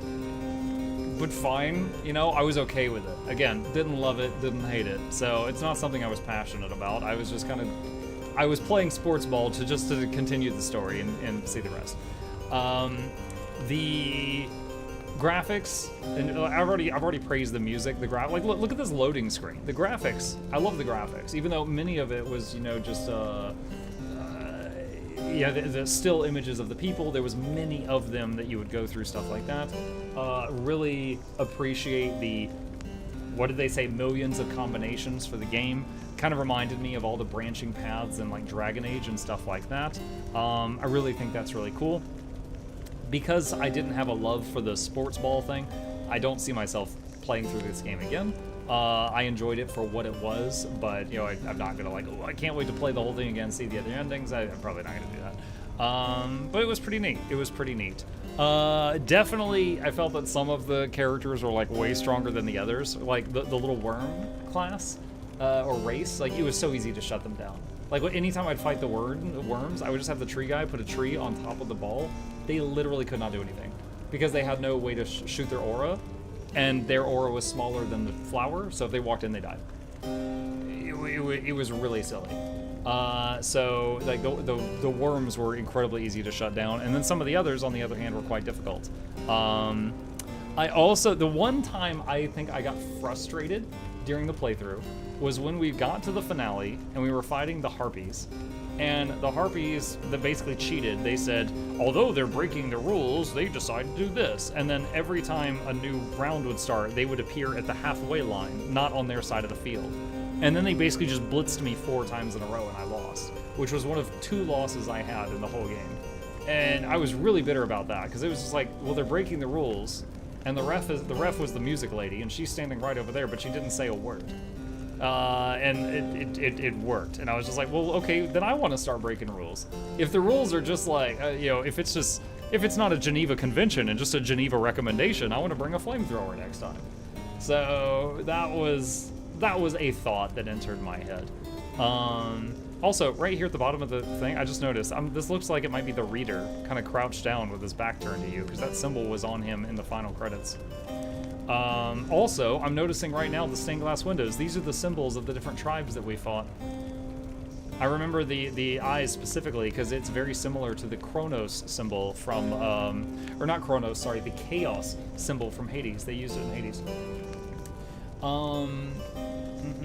I think part of the reason Supergiant Games have never done a sequel for any of their games is because they built it on the premise it's a bite-sized, complete game. Hades is an exception, where I was about to say Hades has a sequel, where there's an insane amount of variations of playability with a roguelike element, which I'm super excited for Hades 2. Yeah, we played Hades 2 early access until I beat Kronos. There was a little bit more, but I stopped there because I wanted to save some for when it was complete. But it's good. It's good. But yeah, overall, I enjoyed Pyre. I would say if anyone's thinking about playing it, make sure that you're okay with a little sports ball game. But if you're okay with that, it was an enjoyable experience. Total running time. What did we get out of this? Let me look at Steam. We got about 13 hours out of this. Yeah, you have good visuals, better music, good story, okay gameplay in between all that. But I had fun, and that's what's important. And hope you guys enjoyed it too. Boom. That's the end of the YouTube playlist for Pyre, chat. Okay, I desperately need a bathroom break before we continue, chat. I was like, oh, I'm just gonna read these credits and then I'm gonna go to the bathroom. I didn't know that was gonna take like 90 minutes. All right, I'll just leave it on the title screen so you guys have some music. I'll be right back.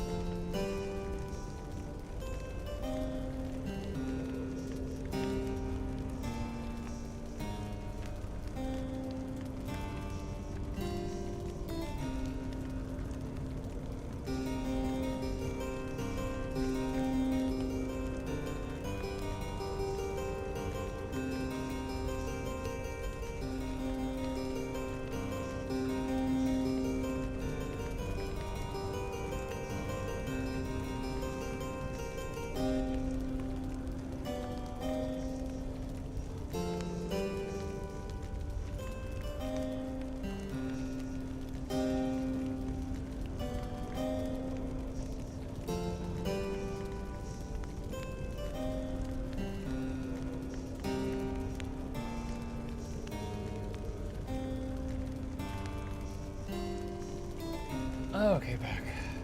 My son has a beanbag chair that's in our living room, and Chip he has formed a crater in the beanbag chair, and he is a donut within it. He's zonked out there. All right, chat. It is a little later than usual, but I wanted to finish that tonight when I realized that there was a possibility to do so. We are going to be swapping over to our second game of the evening. Total War Warhammer 3, where you all, the community, voted for me to play Papa Nurgle. We are learning how to spread disease and plague and all that good stuff. Chip dodging work again? Yeah. Bets on what he plays to replace this one. Actually, I saw a game come out today that not within a genre I usually love, but I thought it looked really freaking cool. There's a game that came out today, or really, just in the last couple days. I saw it today. And it's called Five Nights at Freddy's Into the Pit. So it's a little bit of a horror game, but it's like a 2D horror game, and it looks graphically freaking amazing. And I was thinking about starting that tomorrow if we finish Pyre today. Now we'll see how people feel about that. Alright, continue Tamarcon campaign. Cool NG said, to add to my last message, I think the reason Hades is heavier on mechanical elements, I think the reason why Hades is heavier on mechanical elements, gameplay loop aspect than story-based game is that they wanted the game to be almost infinite replayability, and Hades 2 is the first sequel, so I hope it lives up to the hype, as most sequels are okay, but not good. Space October, why not? Beat up game, I saw that on Steam. Beat up game? Wait, what? What do you mean a beat up game? It's not like Mortal Kombat, if that's what you're suggesting. Hammer time? Indeed! Indeed. Time to hammer with some Nurgle boys.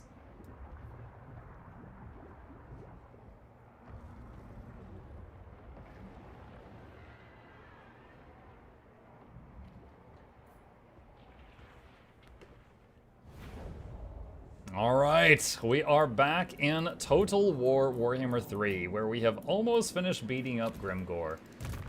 So let's take a look at everyone. We have got Tamarcon right here, who is... I don't think he can reach that guy in time, but we can start going that way. Can he reach him? He can. I'm surprised. Those are survivors from the last battle. So they gone. Get some infections out of him. Okay. Enemy killed in battle. Enemy killed in battle. Mission aborted. Oh, I was supposed to assassinate that guy. Oh, whoa. Okay. And let's see. Check this. Do I want to spend money on that? Not really. Do not have much. Do not have much. Okay. This guy is heading over. Yeah, he can just wait until next turn. So skip that, and enter. You always make Is It Worth It videos after completing a game? No, I don't. If I think making the Is It Worth It video is going to take me more time than completing the game, I definitely don't do it. If it's an old game, I lean toward no. I have made some Is It Worth It videos for some older games I've played. Example was Styx, and there was a few others like Resident Evil 2. So essentially I have made Is It Worth It videos for some various games, and they've never done well. Probably because of the age of the game. So I don't know that I am going to do that again, because it's a lot of work to make those. And if I don't think it's going to do well, I think I should not do that. Let's see. Growth or infections or money. I think we need more money. Okay.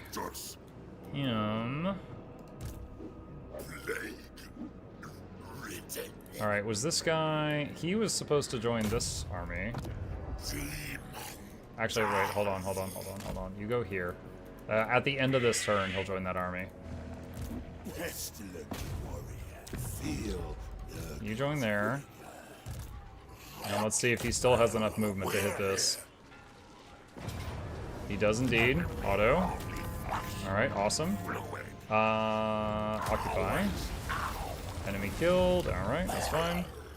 It still has the money building. That's good. Okay. So Dennis has leveled up. Fleshy Abundance. This guy in his army. What do we have here? Missile resist, spell resist, melee attack, and a weapon strength. Do I care about devolve? That was the AoE debuff. Guess Earthling, so we can get Arcane Conduits. Okay. Alright, so he's done his thing. Who is this?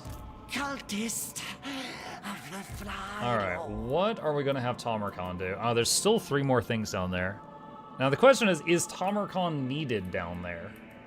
I don't know if he is. Because I could send Tamarkan to do something else.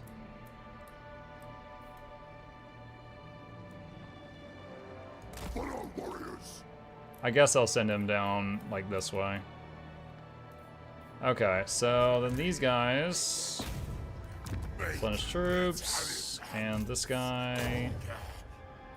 Hold on. Go this way so that you meet him. If you go that way, it'll take you longer. I remember seeing your first term in Total Warhammer. How's the game for you now? Still loving it.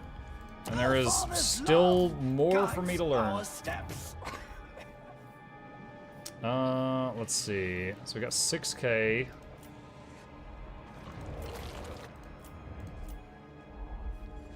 Okay. Could get the growth building. Yeah, it's not much. We'll do that. All right.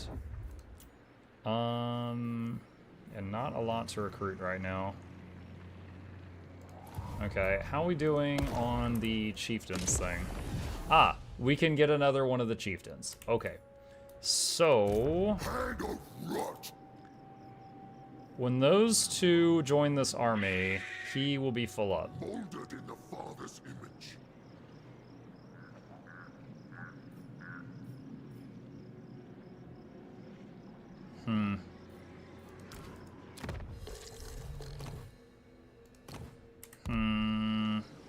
Trying to decide who would leave this, who would, like, get kicked out of the squad.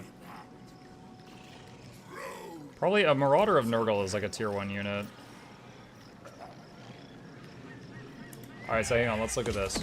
So we could get another cheat, or we could, like, recruit a unit.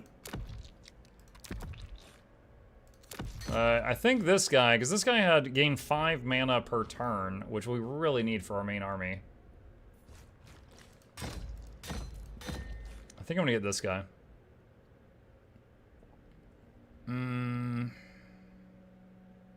Reduces cost of spells by 25%. He can cause fear and terror. Gives your army 5 mana per turn. And 5% more income from sacking settlements faction-wide. He gets more fealty as you research, which is easy. It's just time. Defeating high elves, dark elves, or wood elves. He just freaking hates elves. Alright. Let's recruit him. Chieftain recruited Fetzak Fimderok. That's him right there. Let's see. Though the Fimir were long since abandoned by the malevolent gods of chaos, the mysterious power of their Bale-fiend sorcerers are still frequently used in service of the ruinous powers. Among the dark magic users, there are a few more dedicated to the cause than Fetzak Fimderok. A Bale-fiend of rare skill and intelligence, he is prophesied by the Miarg to restore greatness to the Fimir clans. Thus, a glorious destiny calls him forth on a quest of grand importance of understanding the deepest arcane law of the word and wreak havoc in the name of his long overlooked race. Chieftains are Tamarkan. Okay, yeah, blah, blah, blah, blah. Alright, so...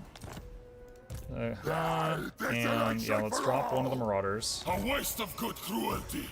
Put him in the army.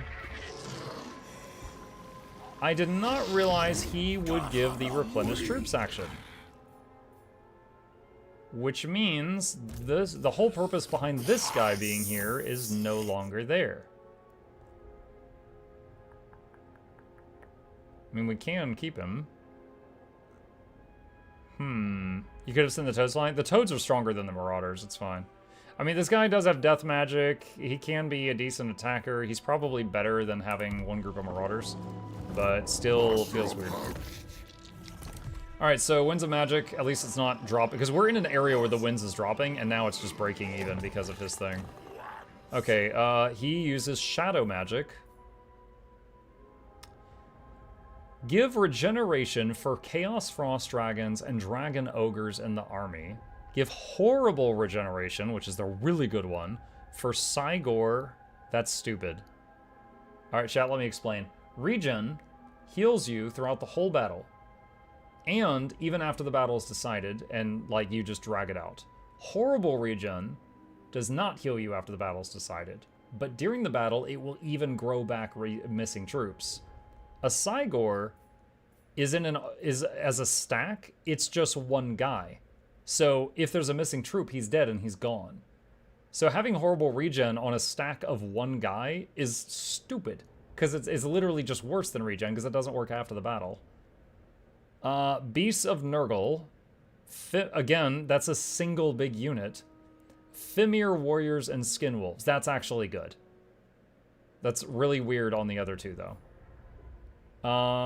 Let's see. Mystifying Miasma, Pendulum, Smoke and Mirrors, Evasion, and then we've almost got to Pit of Shades. Okay. And let's see. Disease! Death! Those two will join his army soon. And then there's this guy over here doing his thing. We've got 2 fealty remaining. If we get 2 more, I mean, we could go for the other heroes, or we could try to get like some Rot Knights for this army or something. Okay. Don't think I really want to build anything else. I do not have much money right now. Alright, intern. Question mark, is your Changeling playthrough on YouTube? It is not. That one, I have never played on stream. That was when I was fumbling around with the game off stream. Funny enough, my first playthrough with Changeling, he's easy. He's fun, but he is easy. Like, the enemy basically can't catch you. You are invisible on the map if you're in a province where you have a cult. So if you keep spreading cults, they can't find you. So as long as you don't just horribly lose a battle that you start, he's fine. Like, I actually got my very first ultimate campaign victory while I was playing him. And it was my first time playing him. A plague spread, one of my plagues, so that's fine. Let's see. Yeah. Okay. So, move him there, and then have the cultist join in, because he's right there. And we could have him go down to... The thing is... Hold on, who do we have here? Are these just heroes? So there's Dennis. Alright, there's no hero there. So Dennis is working on finishing off the orcs over here.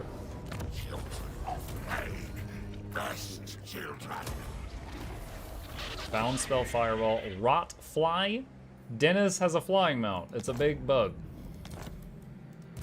Hold on. Why is it not showing? There we go. Alright, so the Palanquin has 1/4 of the speed, but it has more armor, and it has more health. But currently, he is much faster, because he's on that flying thing. Huh. When does he get this? Level 13. He's 11 right now. Alright, Fleshy Abundance Overcast. He can do the AoE heal thing. Okay. So, he's done his thing. This dude can get something nice. What is Crazed? Oh, that's not bad. Yeah, we'll take that. Okay. Alright, so there's at least 2 more places. Now, it's important to note that Grimgor is going to respawn. And I don't know if Dennis is going to be able to handle that. That's kind of why I'm keeping Tomarkon around. Oh, that's a hero. Okay.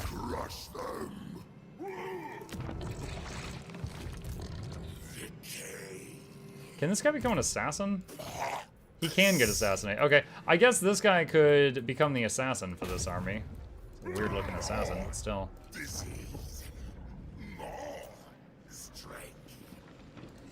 Looking at the different cities.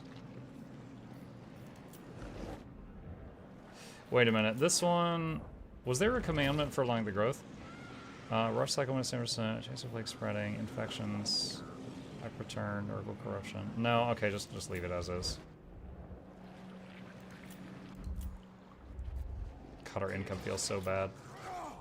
Okay, so here we go. So we finally got this building that is building like better units, but it needs 5 turns to make more. So Nurgle's unit production is pretty cool. I like it, but wow, it's kind of slow sometimes. Alright, new commandment. Do control and growth. And enter.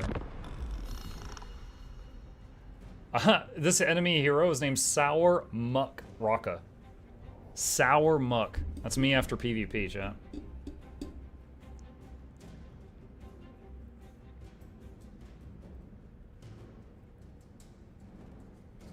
Oh, I just noticed Skraga right here. That's an enemy lord. I didn't see him till this moment. Unless he just moved there. Okay, so we gained a research. Strain resistance.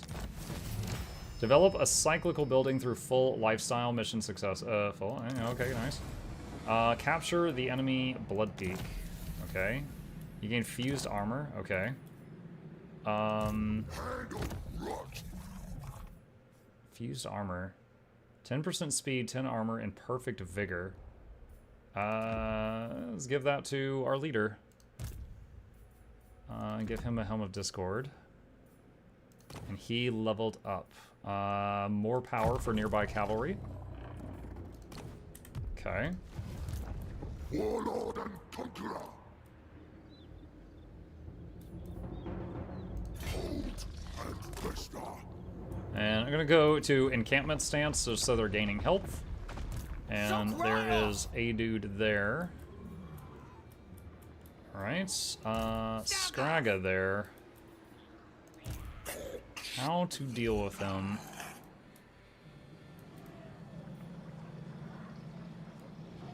I think we're gonna move back. Oh, look, his fly. His fly mount. You can see it there. Oh, that's so goofy looking. Okay. Oh, there we go. We can get some better tier stuff. Alright, Chaos War Shrine of Nurgle. This is a standalone unit, but it also is a mount that you can eventually get on like the cultists and stuff. And I said that I wanted one of those in each of my armies. And the reason for that... Hold on a sec. Campaign movement range, speed, tough. Yeah, get the one with more armor so he hopefully stays alive better. The reason for that is as they see death around them, they have a aura that builds up, which you can see right here, and it basically gives regeneration to everything near them. So if you can get them near the battle, and then just have them sit there and not die, phenomenal.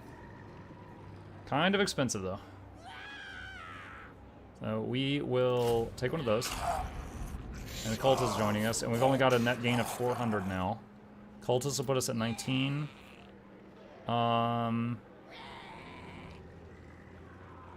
Get the Forsaken. And that puts us at almost broke. But two pretty decently strong armies. Let's see. Bonuses for demonic infantry. Humanity is a virus. Plus 10 armor for non-demonic infantry. The Forsaken are considered non-demonic? They have claws. Is it like if they're mutated humans, they're still considered humans, I guess? I guess so. Locus of Virulence. Okay, yeah, I'll take the bonus to our infantry because I am using a lot of those. Virulence, lethality, we got 3 of this.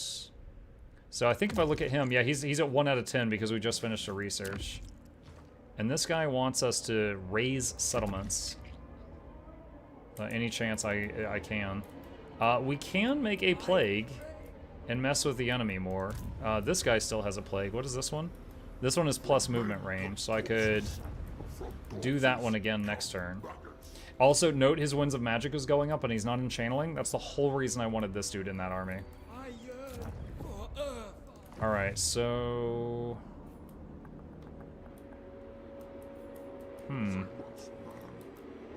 What is this quest? Is this one just take Blood Peak? Yeah, it is.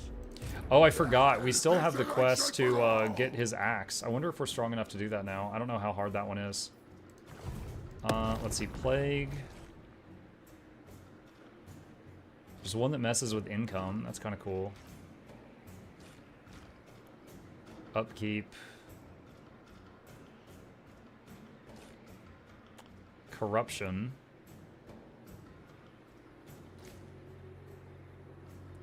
Minus cycle time for military.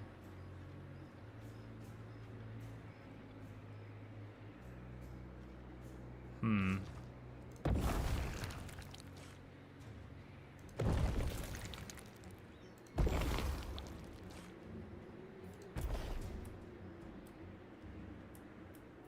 Can I have I wonder if I can have 2 plagues on him, or if a new one would get rid of the old one. You're not right, Dave. Let's try...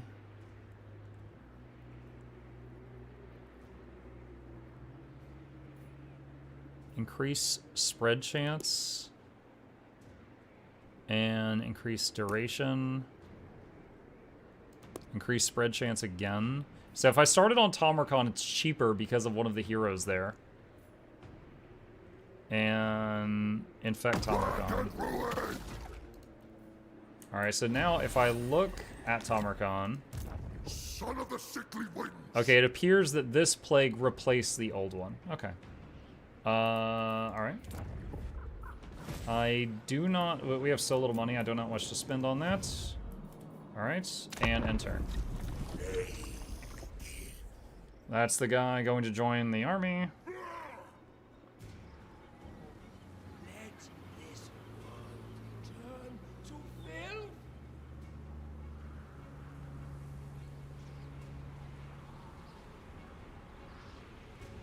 Yeah, I would not mind playing the Changeling again, because I'm sure I could improve a lot after seeing it the last time. And also, the Changeling is very different each time, because the Changeling gets shapeshifts based on who they've defeated. And so, and you get one random one at the beginning. So you might play part of the campaign, you know, able to turn into a dwarf, or an ogre, or the Cathay guys that can turn into dragons, or whatever. Due to high levels of corruption in a province, a cult has manifested there. Okie dokie.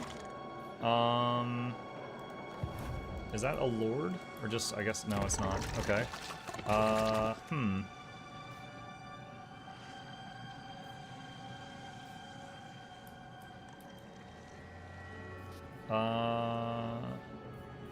And wait, what does this do? A random plague will be given to the settlement, and the cult destroyed. Alright, let's just give 5 infections per turn. Gruckmar now has a chariot. Okie dokie. Alright. Grimgor respawns. So he did. And fortunately, he's by my tougher character.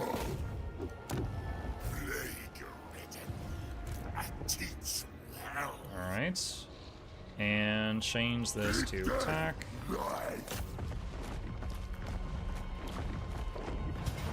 Pyric victory. If I hit auto, it says no losses. And Grimgor's there. Oh boy! I'm gonna do auto.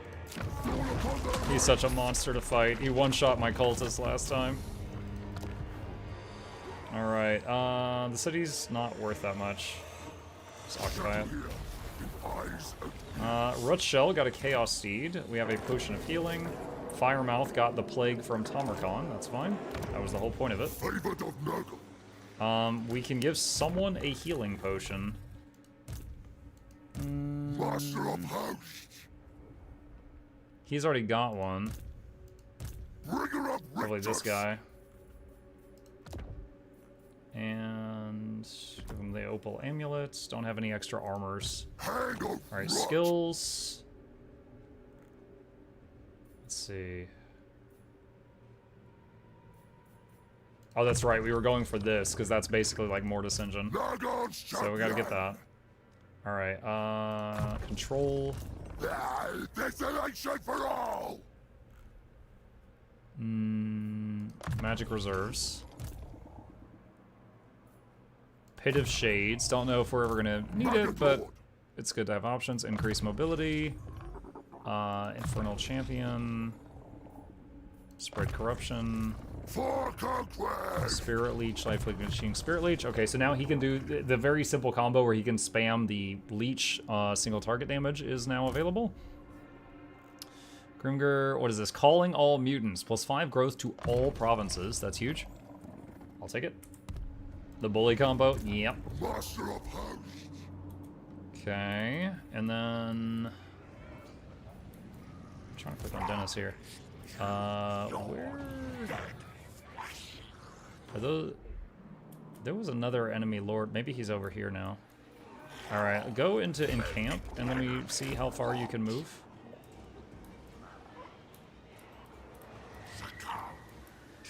I don't see the other red lord. Unless he was in the city where Grimgor was and we just defeated that one.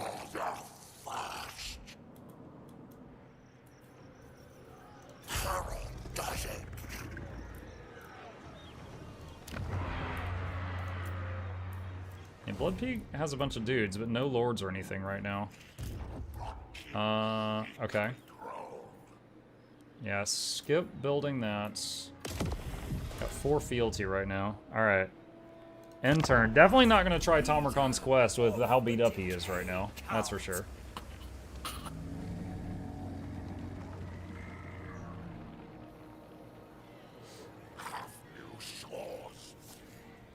I feel so, like, honestly, I feel like my armies are pretty solid, but I feel like I'm so poor for how many cities I have. You still have a tongue to talk? Oh no. Their offers, they will pay. Oh, yes. The reason I got scared is it moved the camera up to my very wide open left flank that I've been complaining about the whole game. But this guy's like, hey, I'll pay you for a non-aggression pact. I'm like, yo, dude, yes, please. Don't hit me. I'm weak up there. You just don't know it. Rats don't know my back is exposed. Rats paying to not be exterminated? Yeah. Dude, I would have paid 500 gold for them to not hit that base. They didn't know it. Faction destroyed, Grimgor. Wait, what? Huh? So Chaos Dwarves just walked in front of me and destroyed Grimgor. These dudes came down here and killed Grimgor. And I said, dude, I have a quest to destroy that, you punks. Oh my god, taking all the wind out of my sails. Pestilent Decay. Okay, we have got the permanent damage hurricane around Tamarkon now. Truly blessed am I. Alright.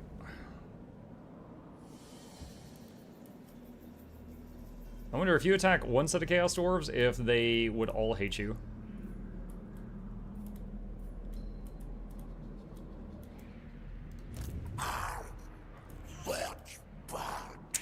Okay. Pretty sure I have like a peace treaty with these guys. I have a non-aggression pact with them, so yeah, I don't want to hit them because my east side is safe as long as that's in effect.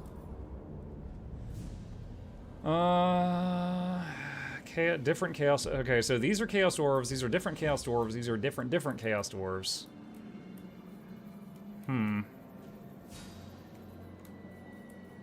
Are these the guys I just did peace with? I don't know.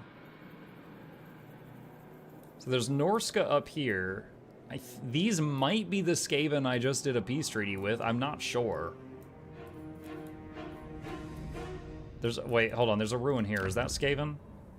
There is Skaven corruption there. Yeah. Hold on. If I do... Hold on. Who was the... These guys? Safe here. You stay your distance. I look safe here. I was trying to see if it would, No, it knows what I'm up to. It won't center the camera on him. It won't show me where this guy is.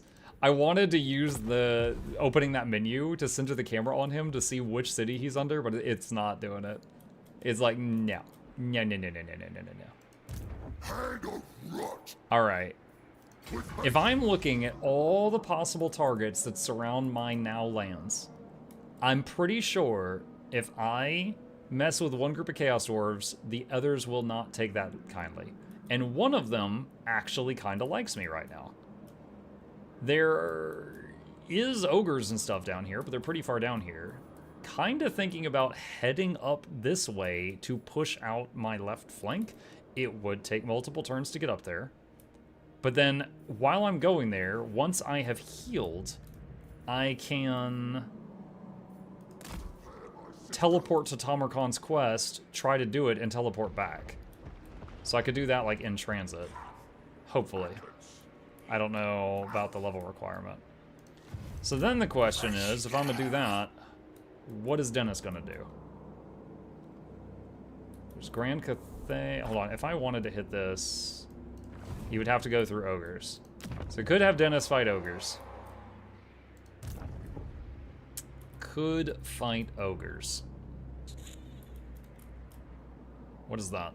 That's also, there's a 4th set of Chaos Dwarves. We have so many Chaos Dwarves around this channel.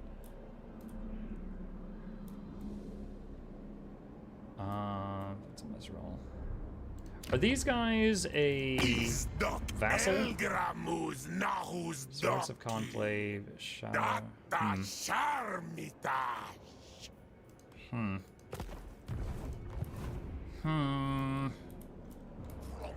Alright, my gut is telling me don't mess with the Chaos Dwarves. Alright, if I want to go there, that's 3 turns. If I want to go there, that is also 3 turns. Alright. Dennis is going to fight ogres.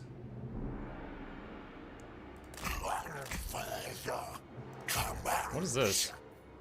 Beast. Oh, is this why Plague said it's Admiral Akbar in chat? I didn't even see this guy till just now. Alright, do I want to mess with anything here?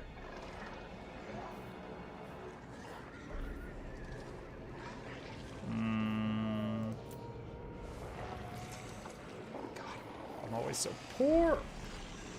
Cultist camp. 20 infections per turn, sure.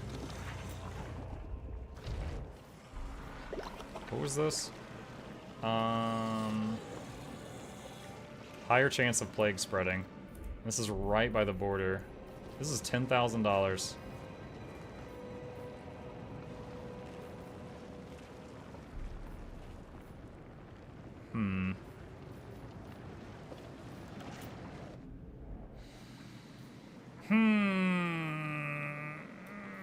That is pretty good. That is pretty good. 5% higher chance of plague spreading across the whole map. Alright, end turn. Speaking of that Lego What If Star Wars movie is looking hilarious. Lego What If Star Wars? I've not heard of it. Bernhard Brash is almost to Dennis's army. Why not follow one of the 4? Military access. Sure. Just because it increases the chances of you not attacking me. I'll DM it to you, Muck. Roger that. We need Total War Chip Hammer. Chip is currently curled up in a crater he has made in a beanbag chair in the living room. He looks extremely comfortable. Like, think about that size difference, chat. Imagine a beanbag chair the size of like a king-size bed, and you just like cratered into the middle of it. That's basically Chip right now. Black Fang. The plague has spread.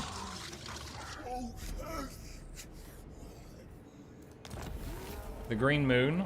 Tamarkon Maggot Lord. Plus 15% chance of plague spreading for 6 turns. Nice, he's already got a plague on him. That's actually great. Shelter before my conquests.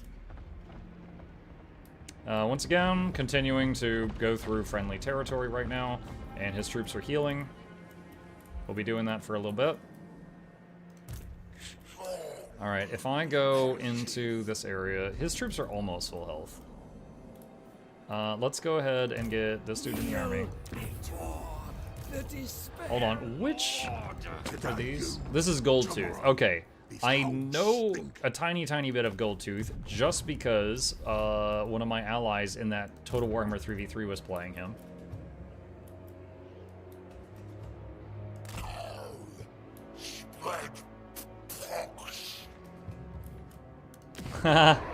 My plague spread to this guy. I didn't even realize that. So it's actually putting some Nurgle corruption there. Or it's trying to. Alright, and 4 of that. Alright, enter. Freaking Greases in his decadent chariot. Decadent. What was his thing? He was like, Greases, the disgustingly obese, or something like this. Is the something obese? He would brag about it.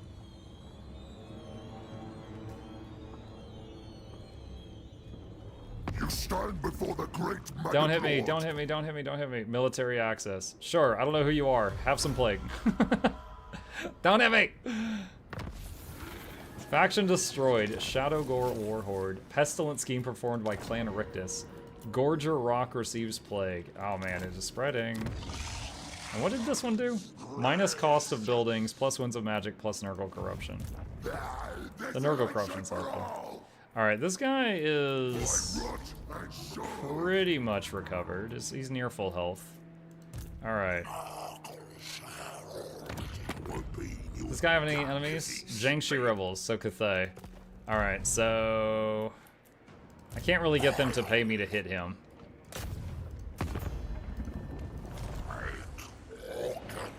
It's already plagued for me. Lol. Decisive victory. Easy money.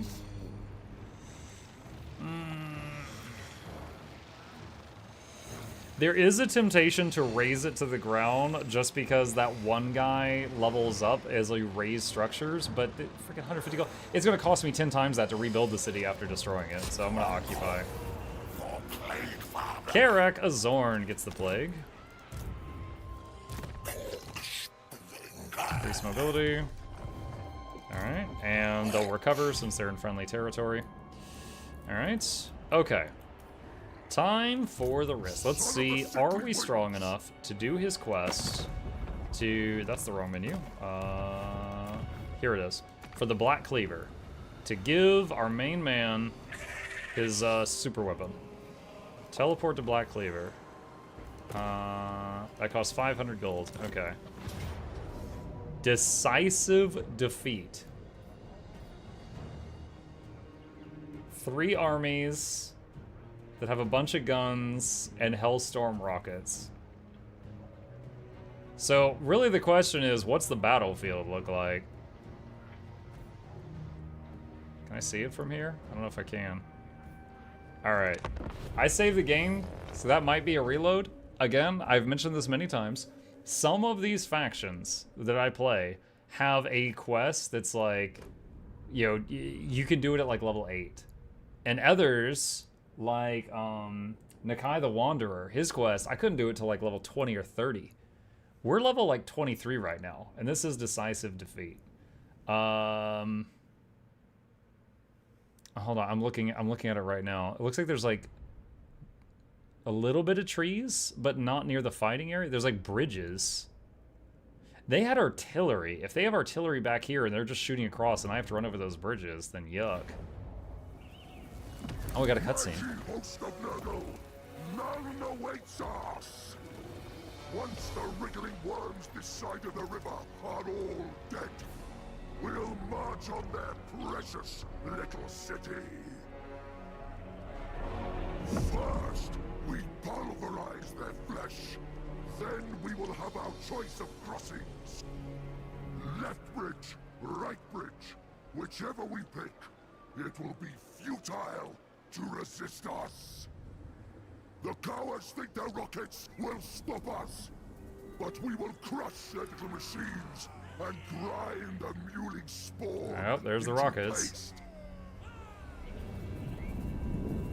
We do have that one-use map-wide artillery spell. Mounted by beady eyes. I will take pleasure in blacking. Okay, so they have a what appears to be a tank. Then to the city and its fodder. I am sure the garrison is eager for an audience with the Maggot Lord. The garrison. So maybe that's the reinforcements? My great conquest is finally at hand. Null and its souls mine for the taking. Gifts worthy of my rise to demonhood.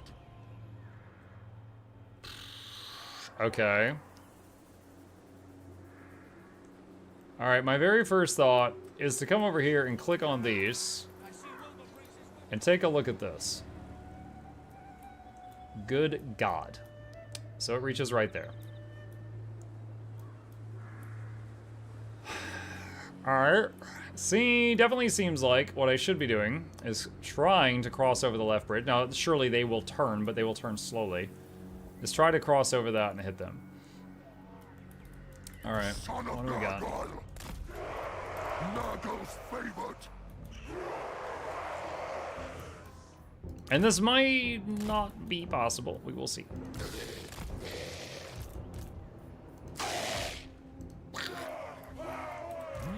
Lord. We're gonna have a total of 90 mana to work with here. I don't have the heal shrine in this army yet.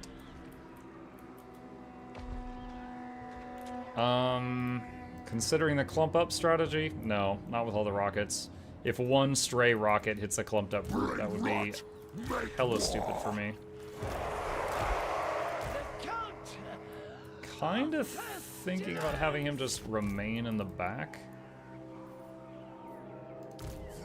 The rest of them can go. No, I guess no, it's fine.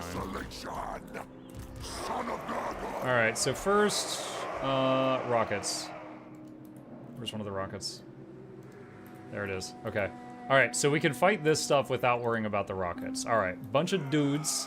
What are these? War wagons? Can fire while moving. Alright. So let's just use the whole army to deal with this. To try to divide the damage up as much as possible. Boobalos shall feast well this eve. Crush the defenders on the bridge. The garrison will be forced to sally out. Crush the defenders on the bridge will force their garrison out. Okay. Trying to use the vomit thing.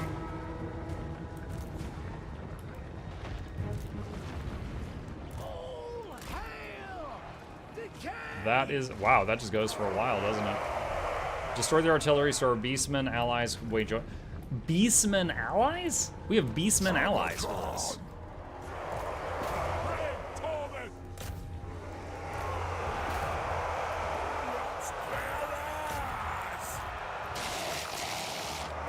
Okay, that artillery spell is available.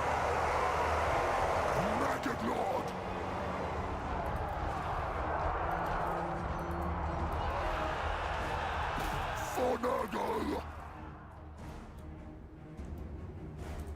Bring rot, make war! Wow, Rot Knights ran over that group. Bringer of desolation! A lot of them going to the skull right away. They were breaking fast. F5, by the way.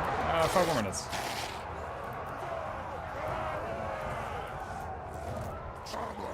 Okay, hold on. Whoa! What the hell? What are you? Outriders.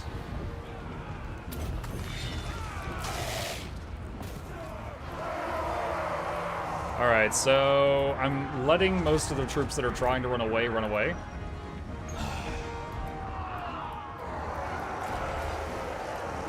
Because I'm trying to not accidentally walk into range of that stuff before I'm ready.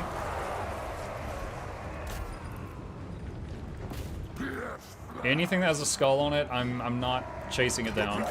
This is a quest battle, I don't have to worry about survivors.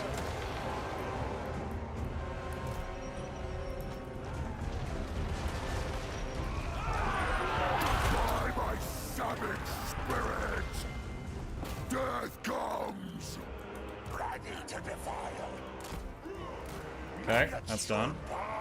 Oh boy. Ow.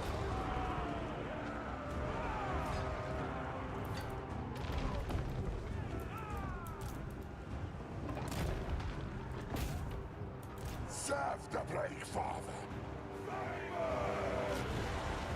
I'm watching to see when more rockets come over.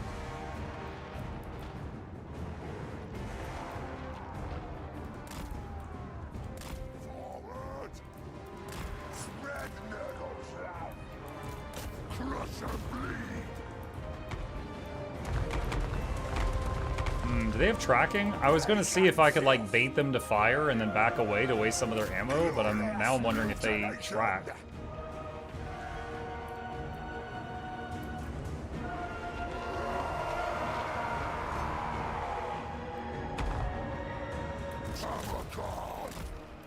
Alright, let them back up and regen for a bit.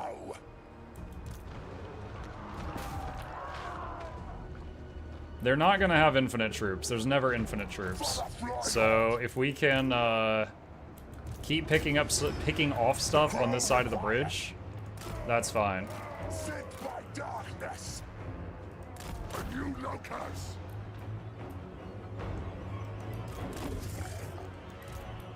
Glimmer of corruption. I have faith.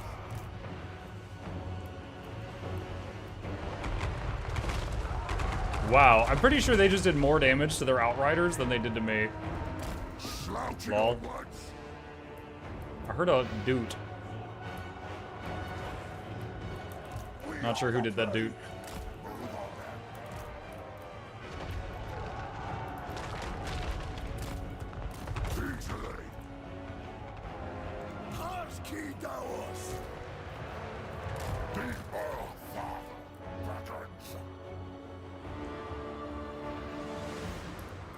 Okay, they're still regenning. This guy has one of those damage auras as long as he's in melee. So he is actually doing a lot to this group, even though he's the only one there right now.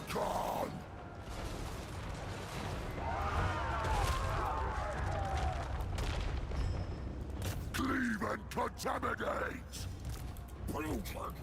And we still have all our mana and abilities unused.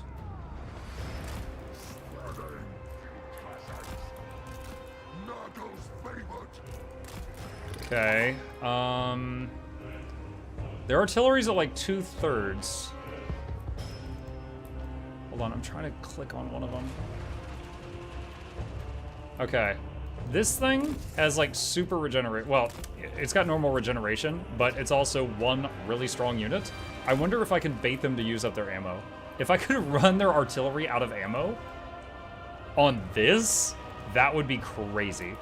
Like really, really good. So, my strat right now is to just sit this guy here and hope that they use up all their rockets. What do you guys think? Because I'm pretty sure if I group up all my guys and go across this bridge while those have ammo, I am going to get ripped to shreds.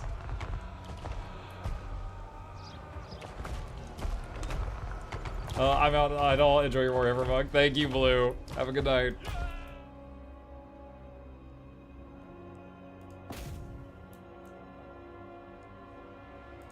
Alright, back up, back up. You're not invulnerable. Hold on, pop your defensive cooldown. Back up. You do have a healing cap.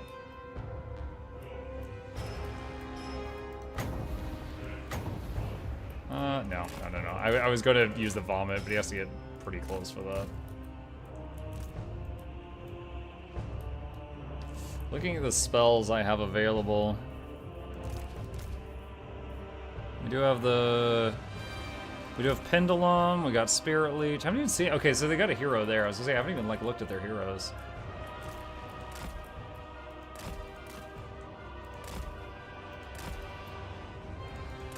You know what, hold on. This guy's so much faster. Let's let him use up a little bit of his health. And activate the helm.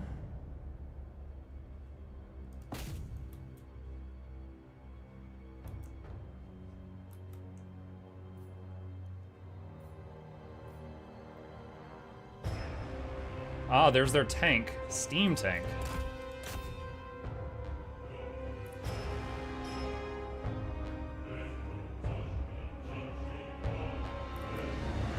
Now, he does have an emergency potion of healing if we're forced to use it.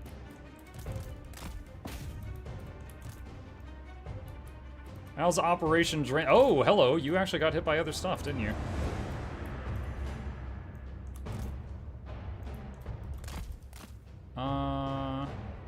I'm pretty sure their rockets are helping my Beast of Nurgle kill their greatswords.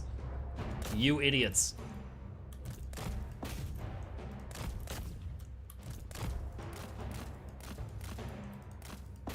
Like the splash damage from their... They just annihilated so many of their Outriders. Oh my god.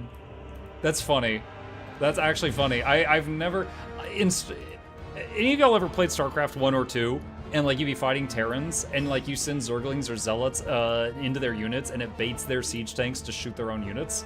Like, I feel like we're doing that right now, but I didn't even mean to. I'm like feeling that vibe at the moment. He just threw that dude off a bridge. Dude, can you swim? He's T-posing in the water. I've never seen a T-pose in this game. That's great. Oh, Tamarkon's fighting the tank.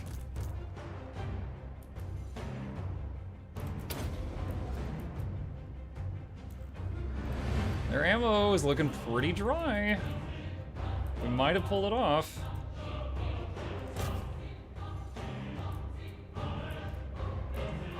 I can cast Fleshy Abundance to heal up, but... Alright, I'm continuing to just patiently chip them down. And this guy's regenning back from all those rockets he tanked. I think it's nearly time to move out.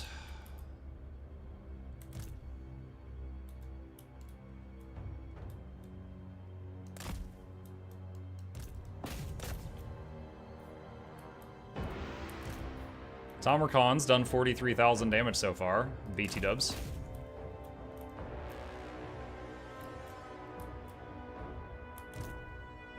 Let's go ahead and use that potion of healing.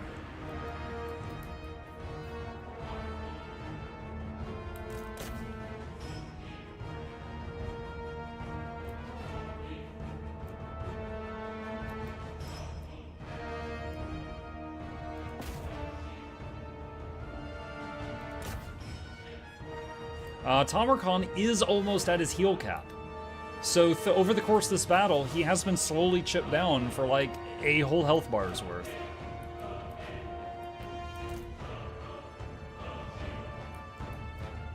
Wait, whoa, why are you so low? Alright, you back up. Also, this is almost at its heal cap. Alright, you just back way up. You have done your job very well, and you may sort of retire for now. Who is this? You back up. Let's use a little magic. We haven't used any so far. There we go. I don't know how Rot Knights are gonna do versus that, but we'll see.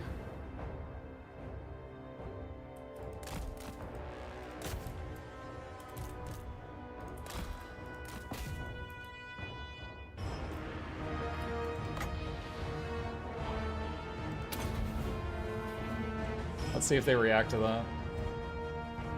Nope. Well, there was the free nuke. It's done. You know, I still have some of my, like, big heal spells active, but the units that really need it are at their heal cap, so. The defenders are routed and the main garrison sallies out. Their commander will surely follow. Hold on, let's form up.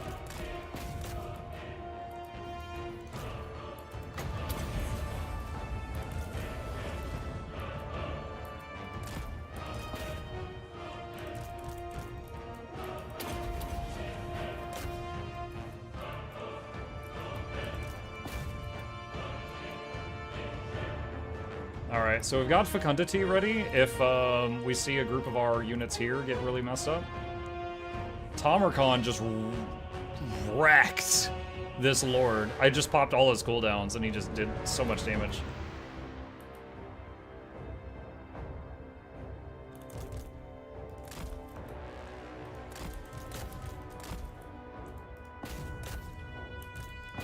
Now, Tamarkon, his health just keeps getting lower, which is concerning. Alright, I'm doing Fecundity through the army. Alright, Tom, you need to back up. You don't have much left in you. Especially while that is happening.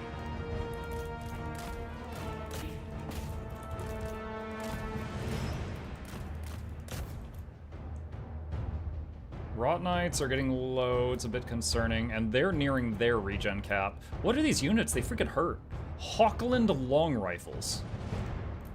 Look at the range. I think we encountered these earlier, but okay, yeah, just really stupidly long range units. All right, it's time to use Overcast Fleshy Abundance. Put super regen on every friendly in that circle. Done. Oh, Fecundity is up at the same time. All right, yeah, do that too.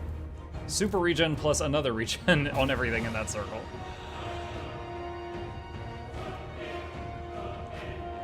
Okay, those are routed. Hit the next group. Oh my god, Tomarkan is so low. Wow.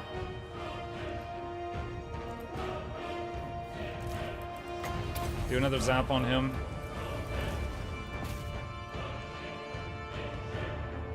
Yeah, we are just asking to get AoE'd right now. Luckily, we drained their ammo already. Alright, get this group.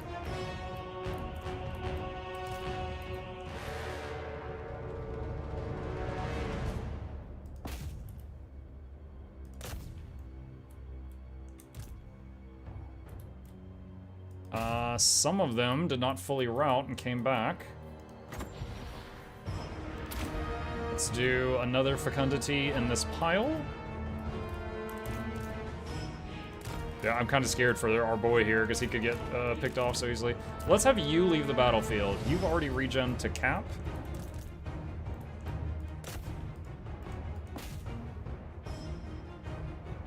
Surrounding this guy. Give him another zap. We know he loves that.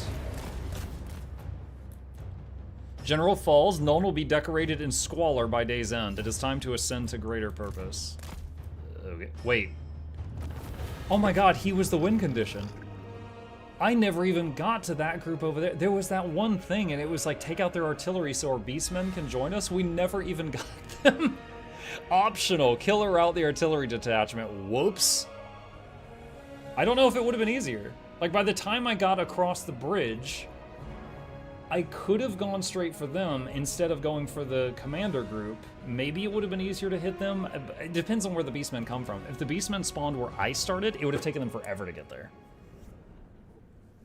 I think we handled that pretty smartly. Now, granted, if we'd been fighting another player, they probably would have manually told their rocket. They would have had to put the rockets on manual to stop them from shooting at the one regen boy that we set out there in front to soak all of them. If it wasn't for that, that would have been way more problematic if we were forced across the bridge while getting shot at.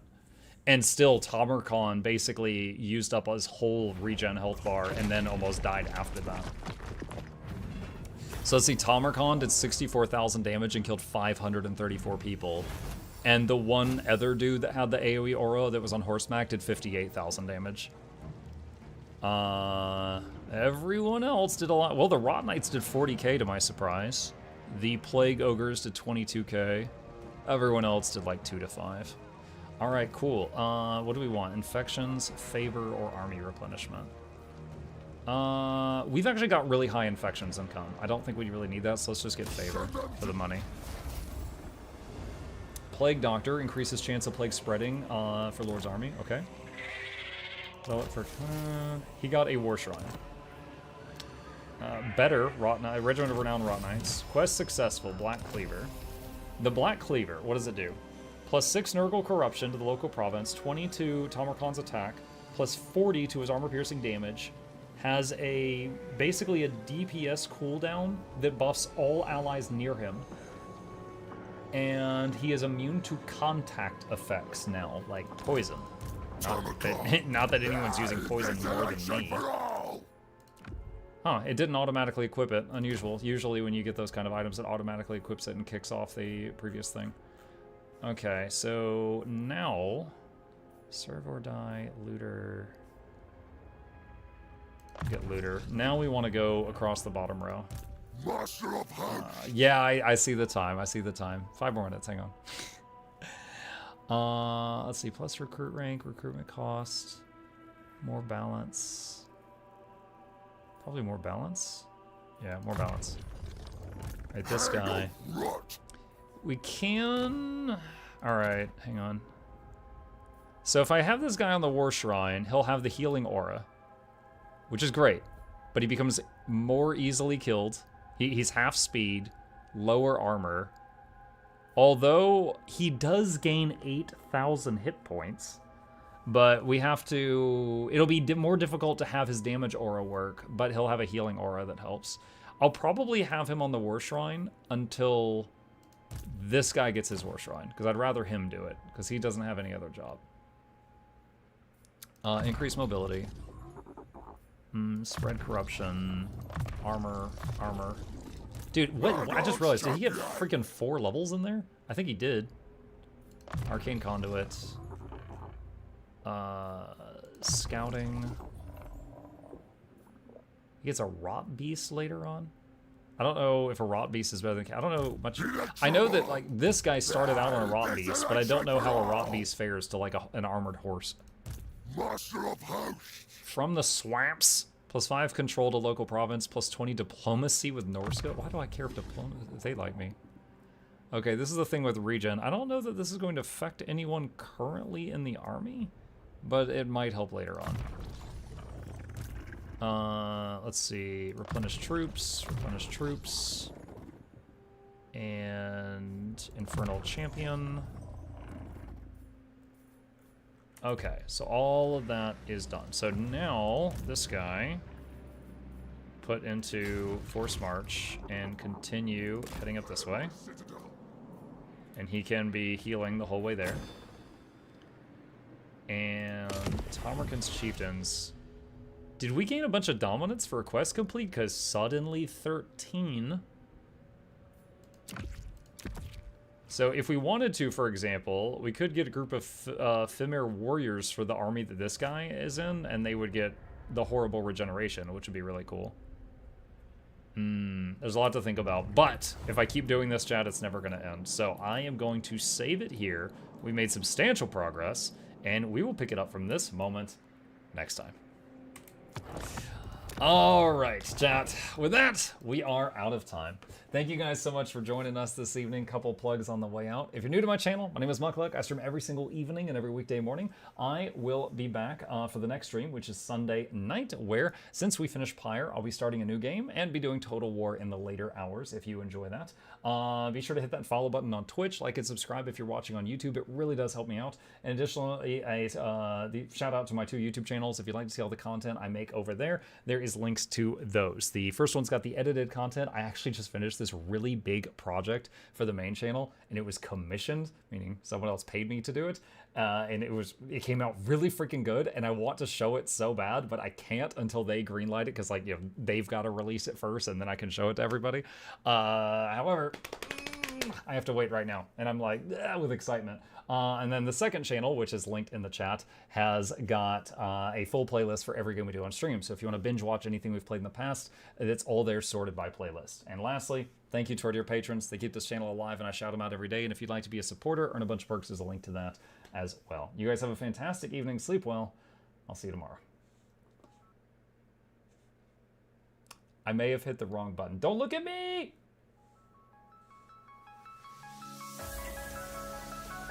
Say it backwards. Edge the need only you'll but C to take, please. Week every giveaways, beakers, the touch don't speakers, the up crank way, the on is entertainment, stay the enjoy. You hope we lab the 2 viewer, dear you welcomes, third the Snuffles, Van Chauncey, Sir, and fourth the Esquire, Reginald Bartholomew, Douglas, Mukluk. The words pour from his mouth, nearly tripping over themselves in their haste. My name is Thunakai. I used to be a slave here, but then I worked hard and it made me an overseer. I kept a good eye on the slaves, and if anyone slacked off, I whipped them hard.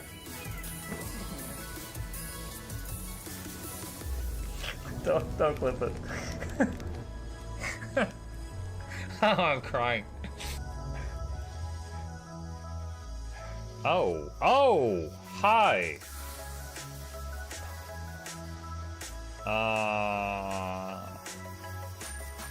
You stay there. I'm going that way. Deal. You broke the deal. Oh, Chauncey can swim. I didn't know that. How does he look so dapper while swimming?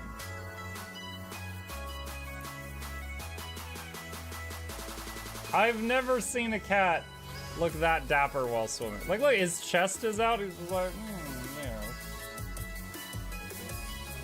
yeah. Have you attempted oxygen not included? I played it on stream, and one very memorable memory is anyone who was at the stream, I was letting them name one of my replicants after them. And I said, Joe Niels, which one do you want to be you? And one of them had like explosive bowel syndrome or something. and he donated $50, and he was drunk, and he made the British guy said, I want a character, make me the poop one. I don't know if anyone on Twitch has ever spent $50 to say, make me the poop one. But that day, Joe did, and it burned into my mind. The flashlight that we picked up earlier is in hand now. Oh, that's us. Oh, yo, I was getting...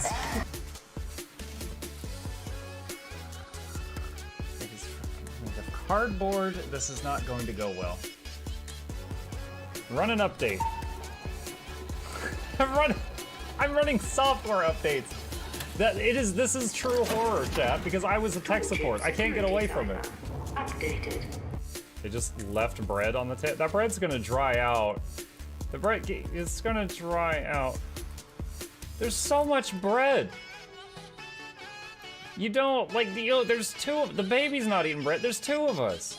There's like 3 loaves of bread there and another 4 right here. What are you doing? Put some saran wrap on it. It's gonna dry out. New oh my god, a freaking patron sound. Oh, yeah, just like, a new arrival, and then Ed Wolf was sure to follow. Oh, hello, welcome, page. Sit down, you. Oh, Season, good to see you. I use numpad for my mounts. I use numpad for this, and this, and this, and this, and this, and this, and this, and this, and this, and this, and this, and this, and this, and other things. I'm trying to sleep here. Am I too loud? Okay. I love you. I love you too.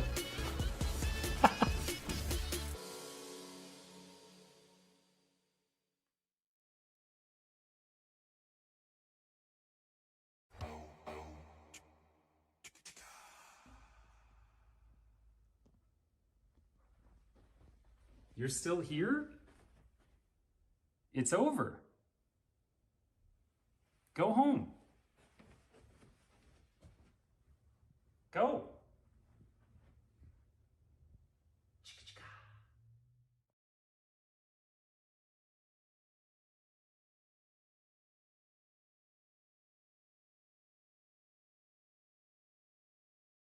You are not prepared. Oh.